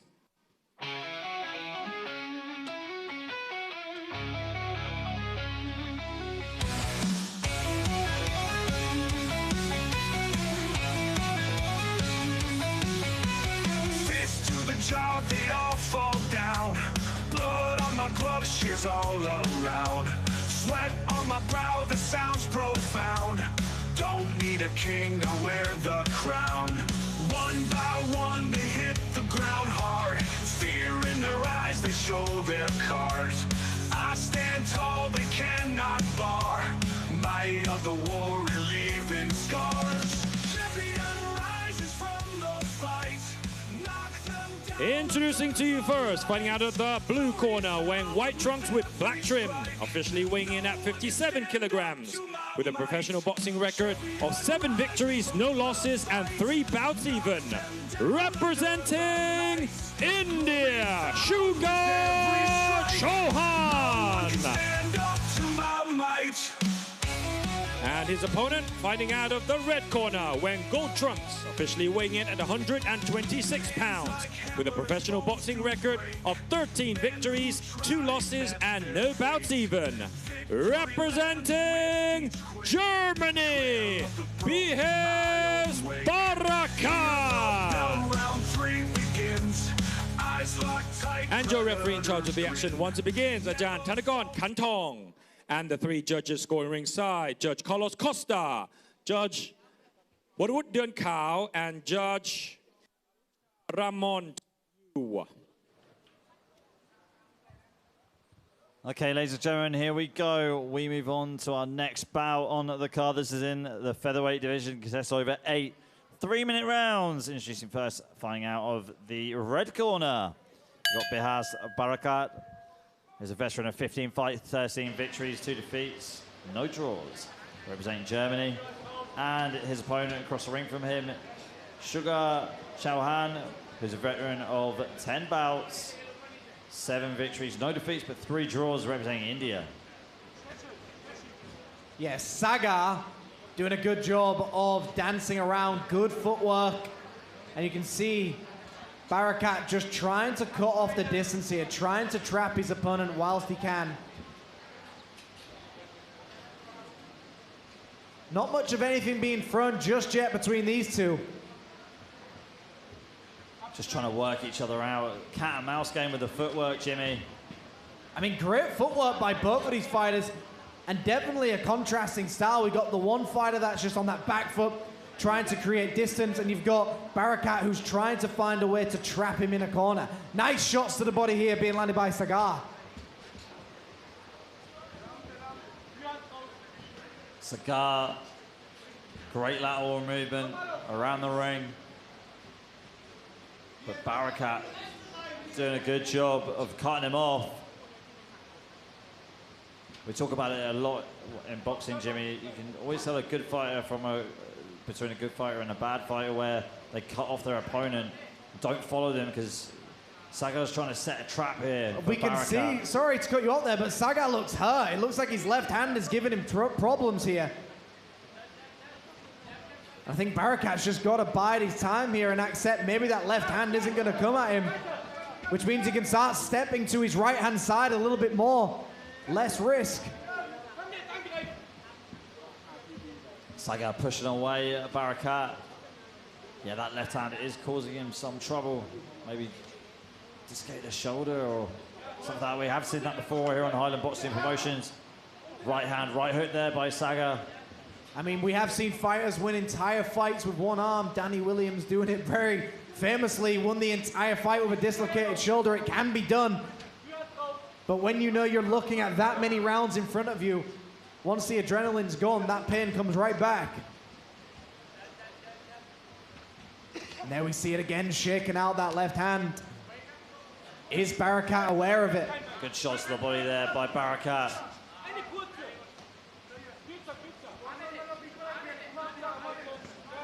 Shots to the body there. And again, you want to slow down your opponent as much as you can. You've got 8 rounds to impress the judges, the ref, and your opponent. Those body shots are a good way to do it.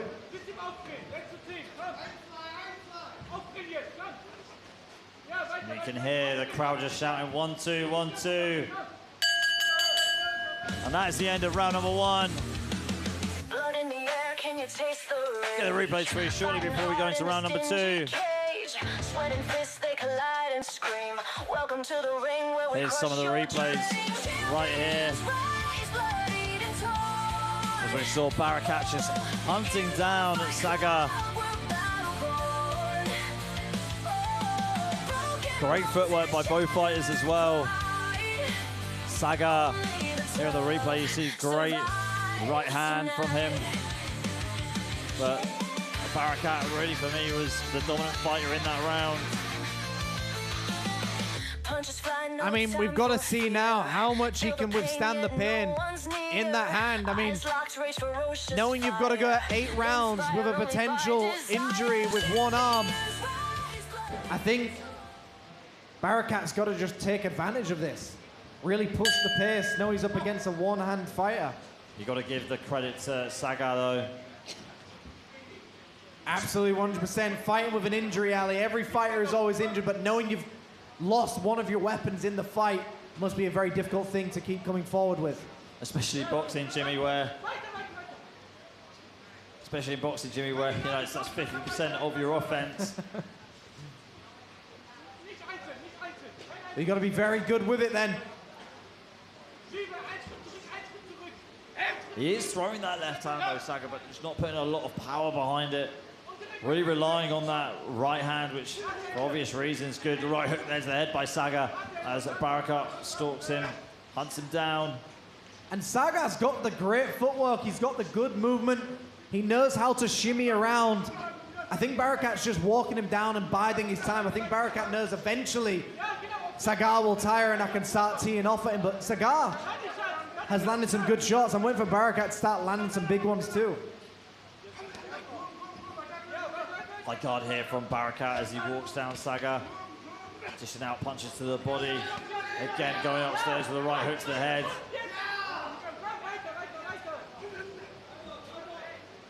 Leaning on Saga here is Barakat. And again, I think he's looking at the referee. I think his arm's hurting him there, Ali. Definitely calling out.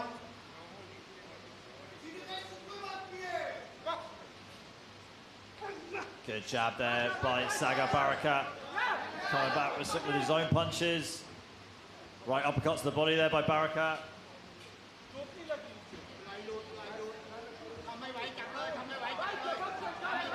Uppercut there again by Saga. Barakat trying to walk him down. Left hook there by Barakat. And I think he's just on one arm here now, and I think this is where Barakat needs to be. Constant pressure, walking him down, not allowing him to really get anything going here. This is the right movement here. Barakat just needs to bide his time. Keep walking the man down, doing everything you need to do.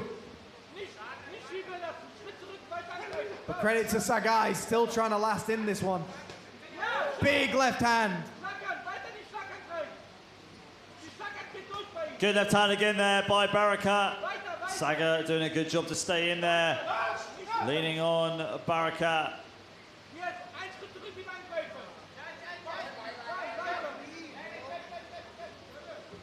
It looks like we're getting a little bit of it, and it's being waved off. Yeah, the fight's being waved off here. We saw early on that Saga was fighting only with one arm, and a referee calling for the doctor to come into the ring. But the fight is over. What a shame, because beautiful boxing being demonstrated by Saga. And Barakat will get the victory. So that'll be a technical knockout victory.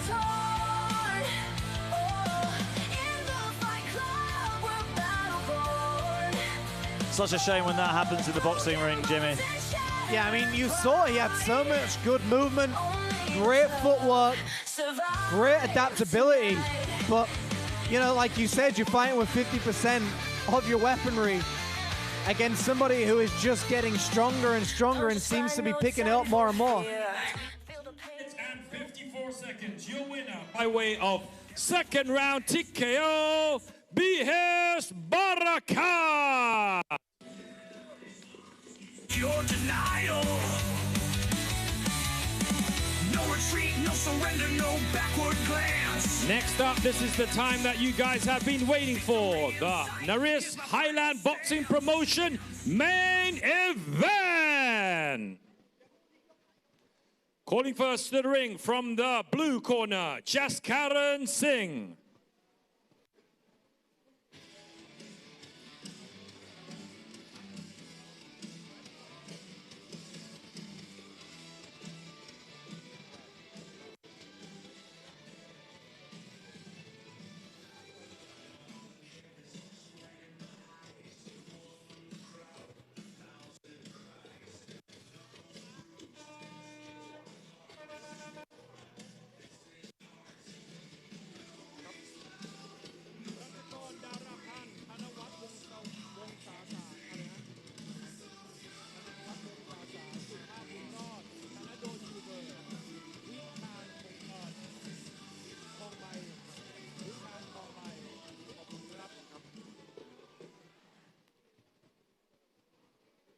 Now welcoming to the ring from the red corner, Rad Rashid.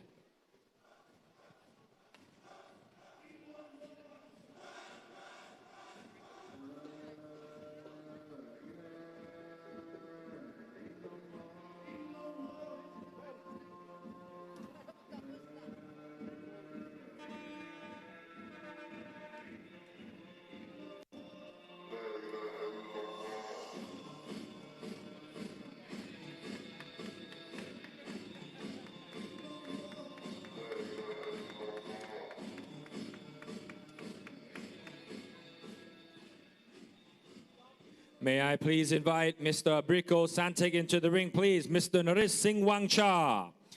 And the WBC Asia Supervisor, Major Damrong Simakajon Bun.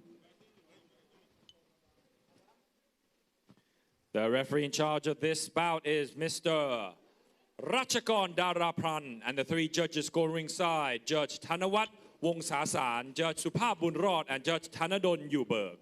The timekeeper for this bout is Wichan Tong Bae.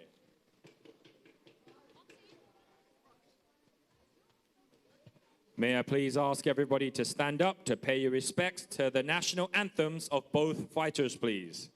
ขอเชิญทุกท่านยืนขึ้นด้วยนะครับเพื่อเคารพเพลงชาติของนักมวยทั้งคู่ด้วยครับเพลงชาติเยอรมันแล้วก็อินเดียครับ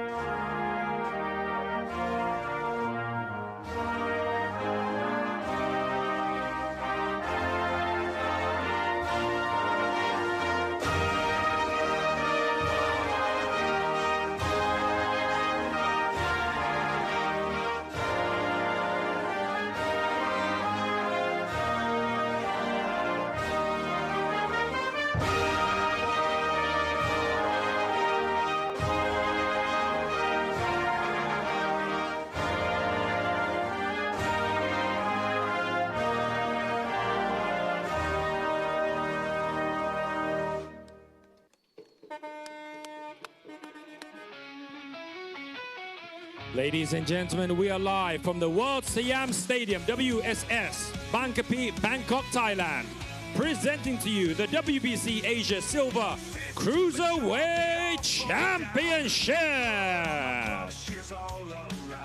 Introducing to you first, fighting out of the blue corner, wearing black trunks with blue trim, officially weighing in at 96 kilograms, with a professional boxing record of 13 victories, 7 defeats, and 3 bouts even. Hailing out of and proudly representing India, Jaskaran Singh. Fighting out of the red corner, wearing black trunks, with a professional boxing record of 24 victories, 10 defeats, and no bouts even. Hailing out of and proudly representing Germany, Rad Rashid.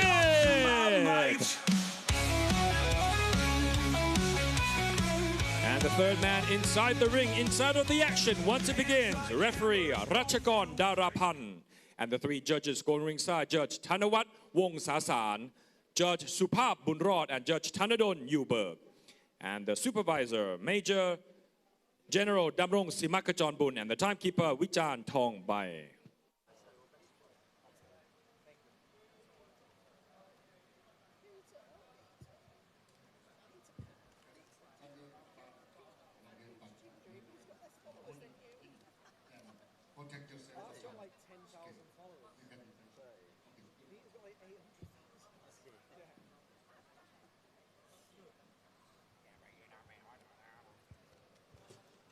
Okay, ladies and gentlemen, here we go. This is the main event on our show today. This is for the WBC Asia Silver Cruiserweight title, consists of over 8 3-minute rounds. We've got Rad Rashid, a veteran of 34 fights, 24 victories, 10 defeats, no draws, representing Germany in the red corner, taking on Jaskaran Singh from India, who's got 23 fights in his record, 13 victories, 7 defeats, and 3 draws. Battle of the big boys, Jimmy. Yeah, our heaviest fight of the night, and it's a good one to finish on, going out with a bang for a title. WBC Asia Silver Cruiserweight title on the line. 8 rounds scheduled. Very rarely do we see it go the full fight for these heavyweights. Both fighters trying to establish that jab in the center of the ring.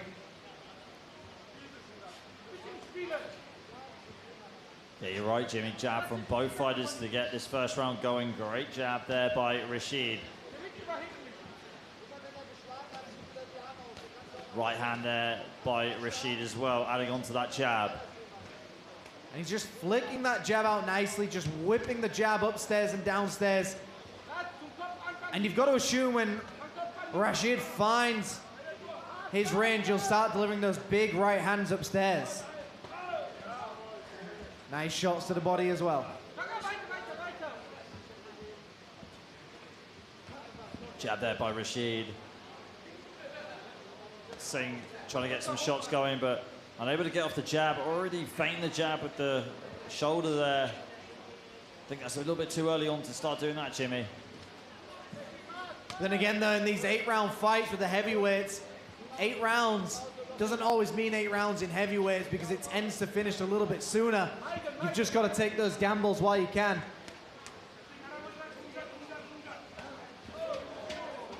Right hand again there by Singh. Rashid still going to work though with the jab, making sure he stays active. Not a lot of power behind these shots so far, but this is a good way to get your rhythm going, get your flow going in the earlier rounds.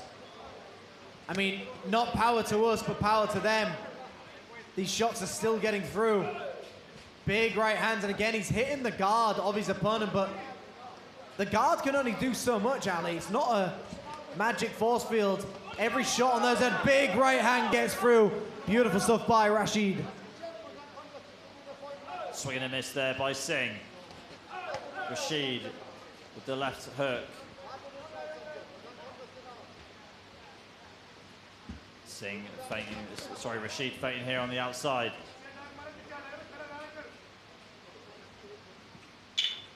Final moments of this round. I mean, Rashid's just started to pick it up very well. Singh, to me, just needs to start throwing something back as well. Give Rashid something to think about, something to worry about, but don't allow him to just constantly back you up with those jabs. I mean, what a round that was. It was the battle of the jabs. Here's some of the power shots you can see in the replay there. There's a great right hand and left hook to the body by Rashid. Again, power punches here by Rashid. Singh just couldn't counter back quick enough against Rashid. You see him landing the right hand. Jimmy, what do you want to see from both fighters as we go into round 2? I mean, I think Rashid's definitely got the confidence right now that his jab's working for him. When your jab's working, that's when you can start delivering the big right hands upstairs. But Singh's got to start throwing more back to not allow himself to just get bullied under pressure here, because Rashid isn't throwing that many powerful jabs, but he is keeping Singh under control.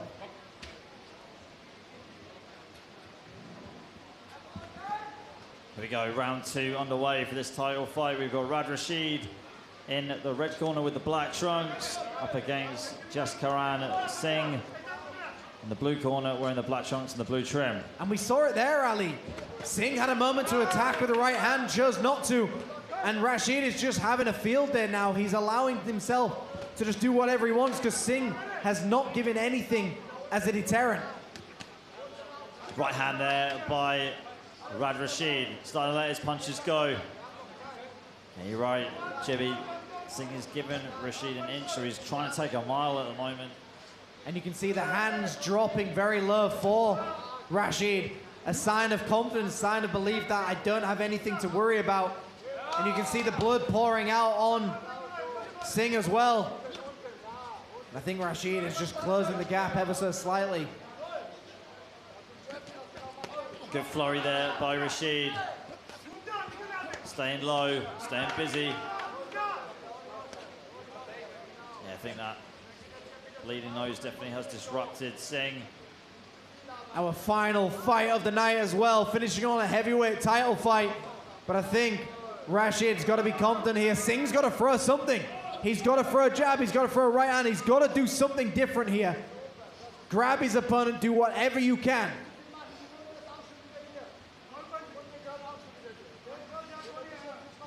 Jabs to the body there by Singh. Got to try and get back in this fight somehow. Good way to do it, the jabs to the body. Another jab to the body by Singh. Rad Rashid copying him there, going to the body as well with a jab. Slipping and tipping here, Rad Rashid keeping himself busy. Great flurry. Yeah, I mean, he's doing a lot of head movement. I mean, a lot of it is just unnecessary at this point. I just don't think Singh's going to be reacting. I think Rashid has just got to maybe put his foot on the gas and just try and take it, try and force the referee to possibly step in. Because he's also got to be thinking, can I do this for 8 rounds? If Singh's got a chin, you've got to wonder, and there we go, Singh's starting to fire right back. Right hand there by Rad Rashid, going to the body. Barrage of combinations going to the body by Rad Rashid, going upstairs to the head. Great smoke screen to set up that overhand right to the head, going to the body with a great flurry. And ripping left hook to the body too. Singh's been a punching bag for this round, Jimmy. Absolutely, I mean, it's the only round where Singh has even returned though. He has returned fire in this round. But again, he's not winning these rounds anymore. Rashid is just taking control. Final clapper there, Ali. Yeah, final seconds of this second round. And that is the end of round 2. Good sportsmanship between these two at the end of the round. And we'll take it through to some replays for you in a second. I mean, great round for Rashid. Better round for Singh. He was starting to throw right back, but you can't allow your opponent to land 6 punch combinations on you without a return. I mean, there is that heavyweight agreement between two fighters. They tend to not throw at one another until they've both kind of had a breather, but Singh's got to just do something back here. He's allowing himself to get bullied. Even just grabbing his opponent, moving around, pushing the shoulders. But to me, Rashid's doing everything right. But I do believe Rashid could just be a little bit more active.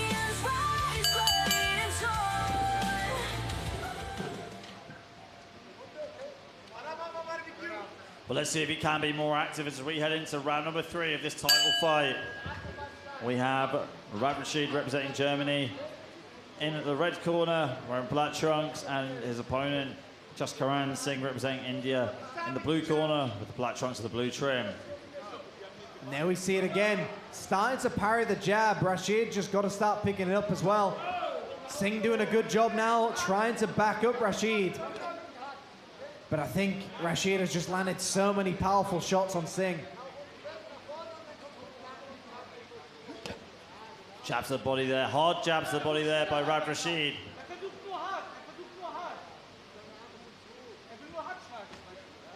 And again, both fighters just in the center of the ring. They need to start exchanging a little bit more here. Singh just needs to take some risks to start letting his punches go. Rad Rashid, no stranger to that. Already got busy in the earlier rounds. And this is where he needs to be. The only thing here is Rashid isn't sitting down on the shots. He's landing shots, but he needs to start really sitting down on them, really swinging those hips into him.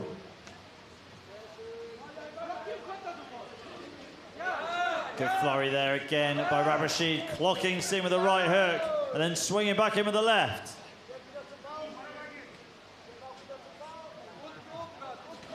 The crowd asking for blood right now. They think Rashid's got him on the back foot. Singh's still in this fight, though. The taller of the two is Singh. Singh with the right hand, missing with the left hook. These are the risks that Singh needs to start taking in these rounds. Rad Rashid is having his way with him so far. Good parrying here by Rad Rashid. And when you start entering that halfway mark, Ali, and you're down on every round, this is where you realize you've got to take those risks. Great left hook to the body there by Rad Rashid. Yeah, couldn't agree with you more, Jimmy. Good right hand there by Singh. That's probably one of the best shots that he's landed in this round. Growing his confidence here, landing the same combination again. Overhand right and the left hook. Both fighters starting to get tired, as you can see. A tired fighter tends to get knocked down a little bit easier. And again, a stalemate here. Final minute of round number 3.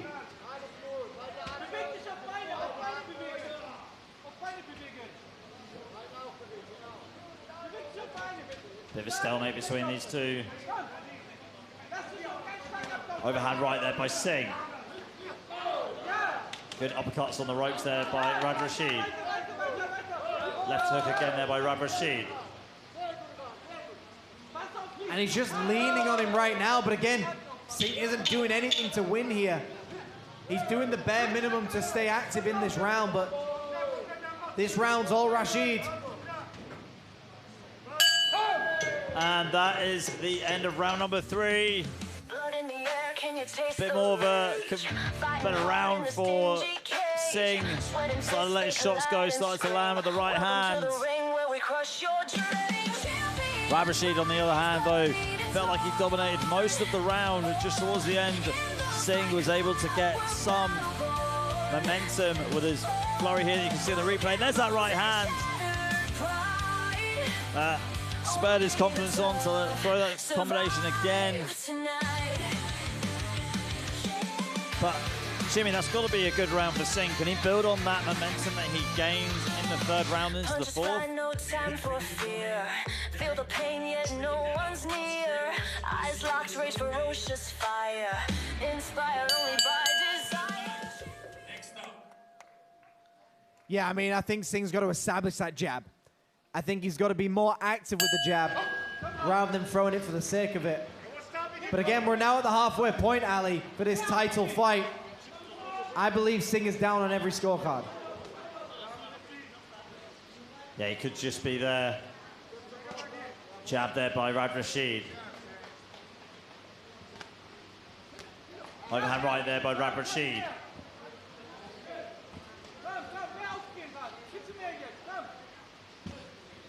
Please also invite Yi Hao Shan from China to come and receive the trophy. Next up, performance of the night.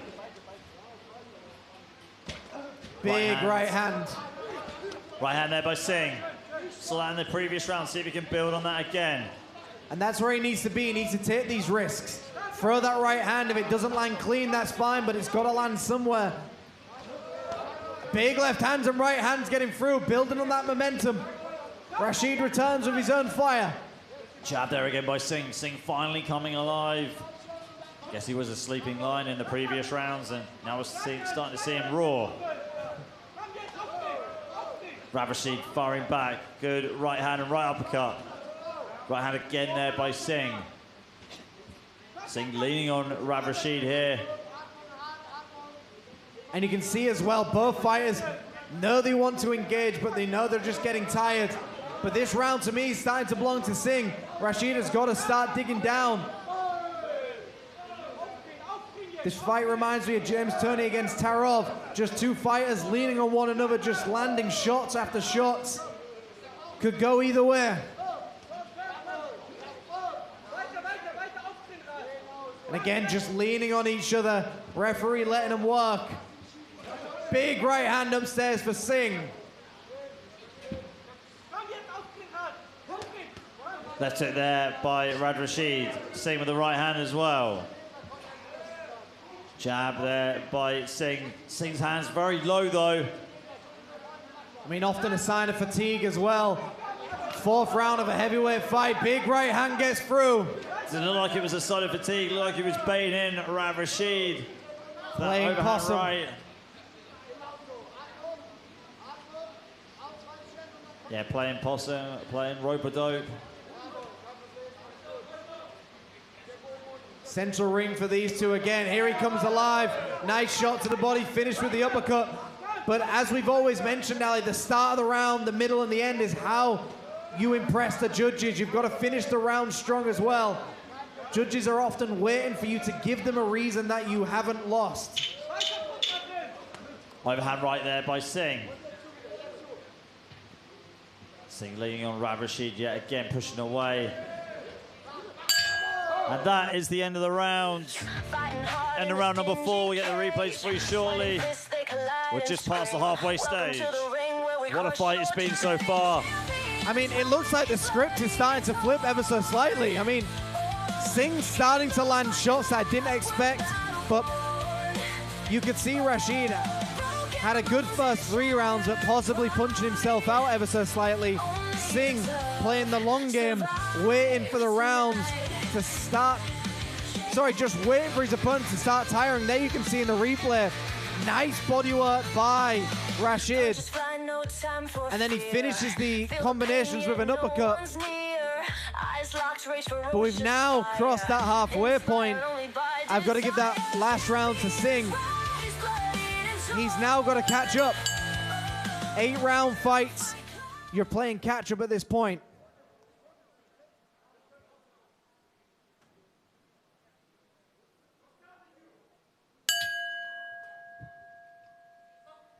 Here we go, round number 5 coming up. And we're just getting the live scores in right now. So far, Judge 1 has scored it 38-38. Judge 2 has scored it 39-37 to the red corner. And Judge number 3 has scored it 38-38. So far, majority draw. Very interesting scoring as well. It's a lot closer than I would have given it. But that previous round, you couldn't argue that Singh did so well. The round before that, he had so many moments. So Rashid knows he's got to start doing something here. But Singh's got to feel confident with himself that he could be clawing this one back, Ali. Yeah, he must be. I mean, better tactics from Singh in the previous 2 rounds. No surprise that 2 of the judges calling this a draw so far. Body shots there by Rad Rashid. Overhand right by Singh. And you can see he's kind of just leaning on one another. Very typical of a heavyweight bout. Like I've said before, there's the heavyweight agreement. You both take time off to throw your shots. And you can see he's just moving in. Rad Rashid using the cross guard.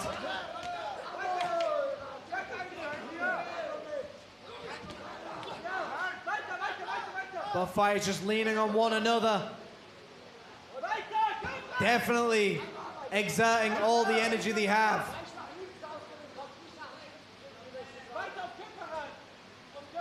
Fakes here by Rad Rashid.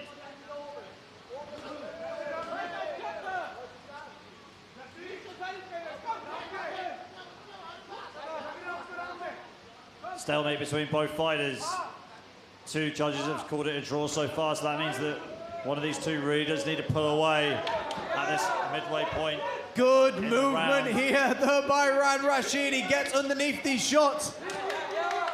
Both fighters have got to swing for the fences here. What a title fight. This is so far 2 heavyweights all on the line. We're drawing halfway through the round, halfway through the fight. Big swings here coming in by Singh. Rad Rashid trying to miss them, but getting pushed into the neutral corner. So Rad Rashid is starting to gas here, Jimmy, in the 5th round. Singh with the jab. Rad Rashid going downstairs with a left hook to the body, leaning on Singh. And there goes the clapper, final seconds of the round. Left uppercut there by Rad Rashid. Singh firing back with his own overhand and a left hook. That is the end of the round. Drama here at World Siam Stadium for Highland Boxing Promotions. What an afternoon it's been. As we roll into the early evening here in beautiful Bangkok, Thailand. Let's get some replays for you right now. See the left hook there by Rad Rashid. Great body work by the German fighter. But Singh trying to match it with his own power in the pocket. Trying to fire the uppercuts as best he could. Big left hook there by Singh. And Singh creating some space there and trying to land his own power shots. Inspired only by desire. Champions rise, bloodied and torn. In the fight club, we're battle-born.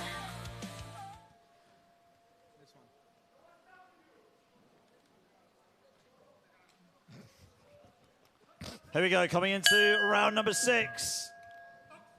We've got Rad Rashid in the black trunks, in the red corner representing Germany. And we've got Singh, Jaskaran Singh, representing India in the blue corner with the black trunks and blue trim. Final fight of the night, live on Triller TV, World Siam Stadium, brought to you by Highland Boxing Promotions. Thank you everyone for joining us so far. Beautiful jab there by Rad Rashid. The crowd go wild.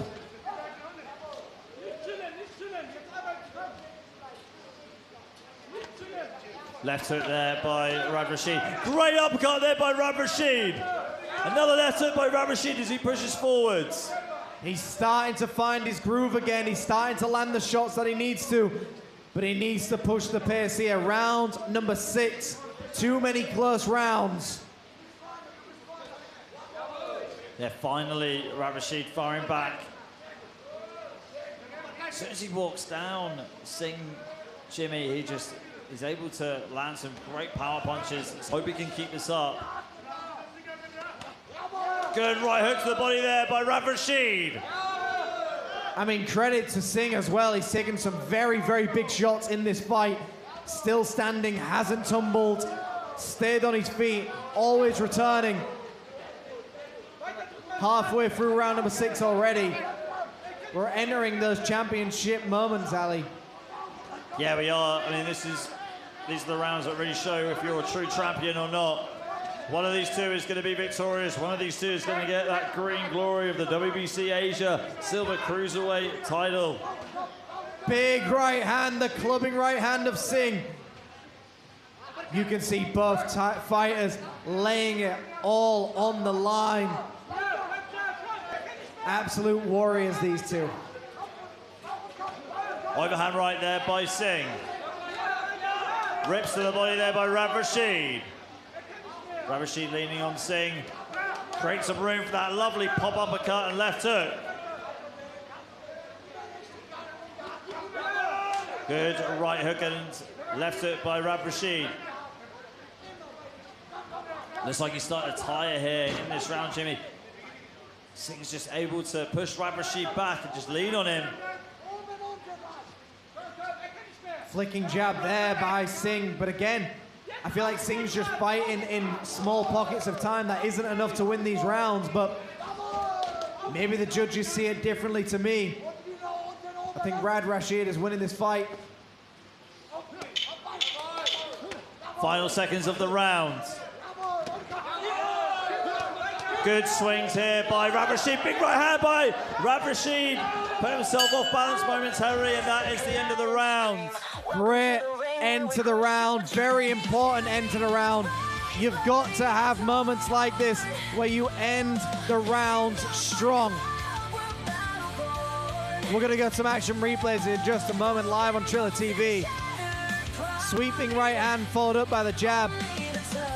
And you can see the punch that has been money for him is that left hook upstairs, finishing every combination with a left hook or a jab upstairs.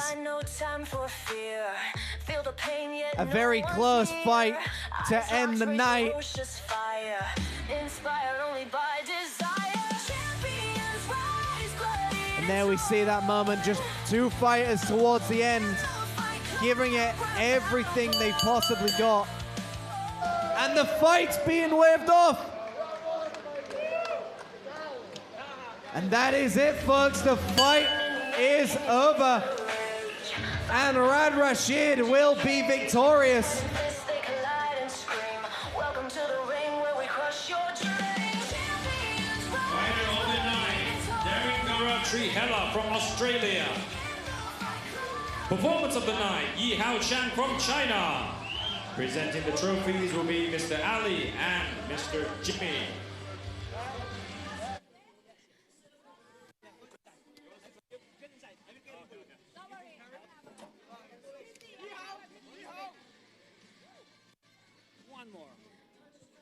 May I please invite Major General Damrong Simakajon Bun into the ring, please. Mr. Narit Singh Wangcha, Mr. Briko Santik. only by desire. Champions rise, bloodied and torn. In the fight club where the battle born. Broken bones and shattered pride. Only the tough survive tonight. Okay. Screams echo in this brutal day. The Performance of the Night award goes to Yi Hao Chang from China.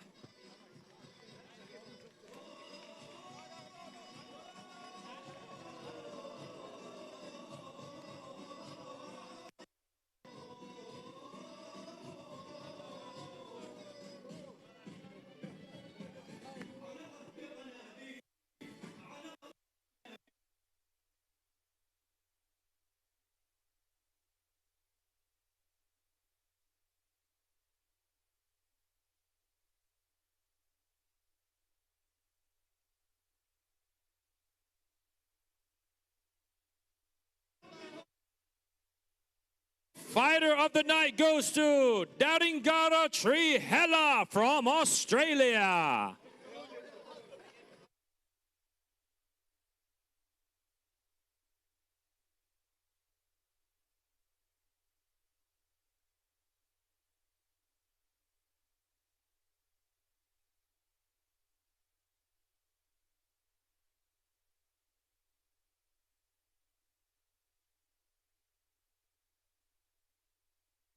Ladies and gentlemen, the winner and the new WBC Asia Silver Cruiserweight Champion, won by round of sixth round TKO, Rad Rashid.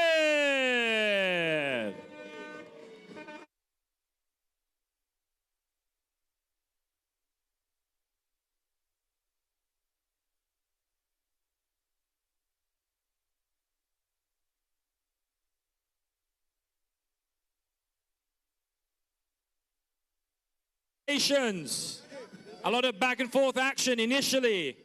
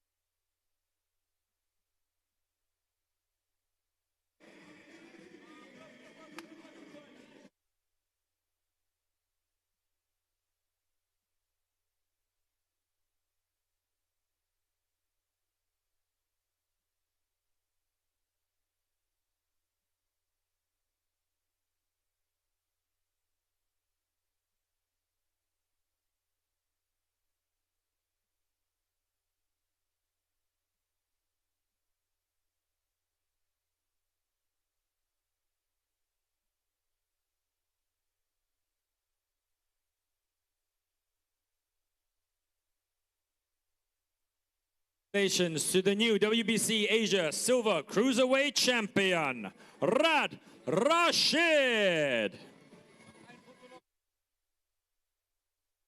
Congratulations to the fighter of the night, Daringara Trihela, And performance of the night, Yi Hao Chang. Congratulations, a lot of back and forth action, but you managed to make the adjustments to make sure that he quit. What adjustments did you make? Alhamdulillah, the first time, okay? Alhamdulillah for everything. And thank you, Thailand, for the WBC belt. And all the people here, they support me. And my coach in the site, Andy Rüttner, my gym, FFM, Frankfurt. We're coming. And thank you, Malik. Yasser Malik, the matchmaker. All right, thank you. Congratulations, Sham. Thank you.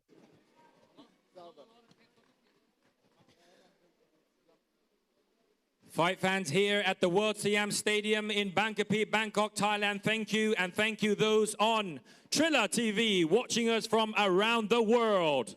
This was truly an international boxing showcase as we had fighters from Thailand and around the world, and we had regional titles of the WBA and WBC. Ladies and gentlemen, this was Naris Highland Boxing Promotions. Until next time, have a good night. Swadee krab.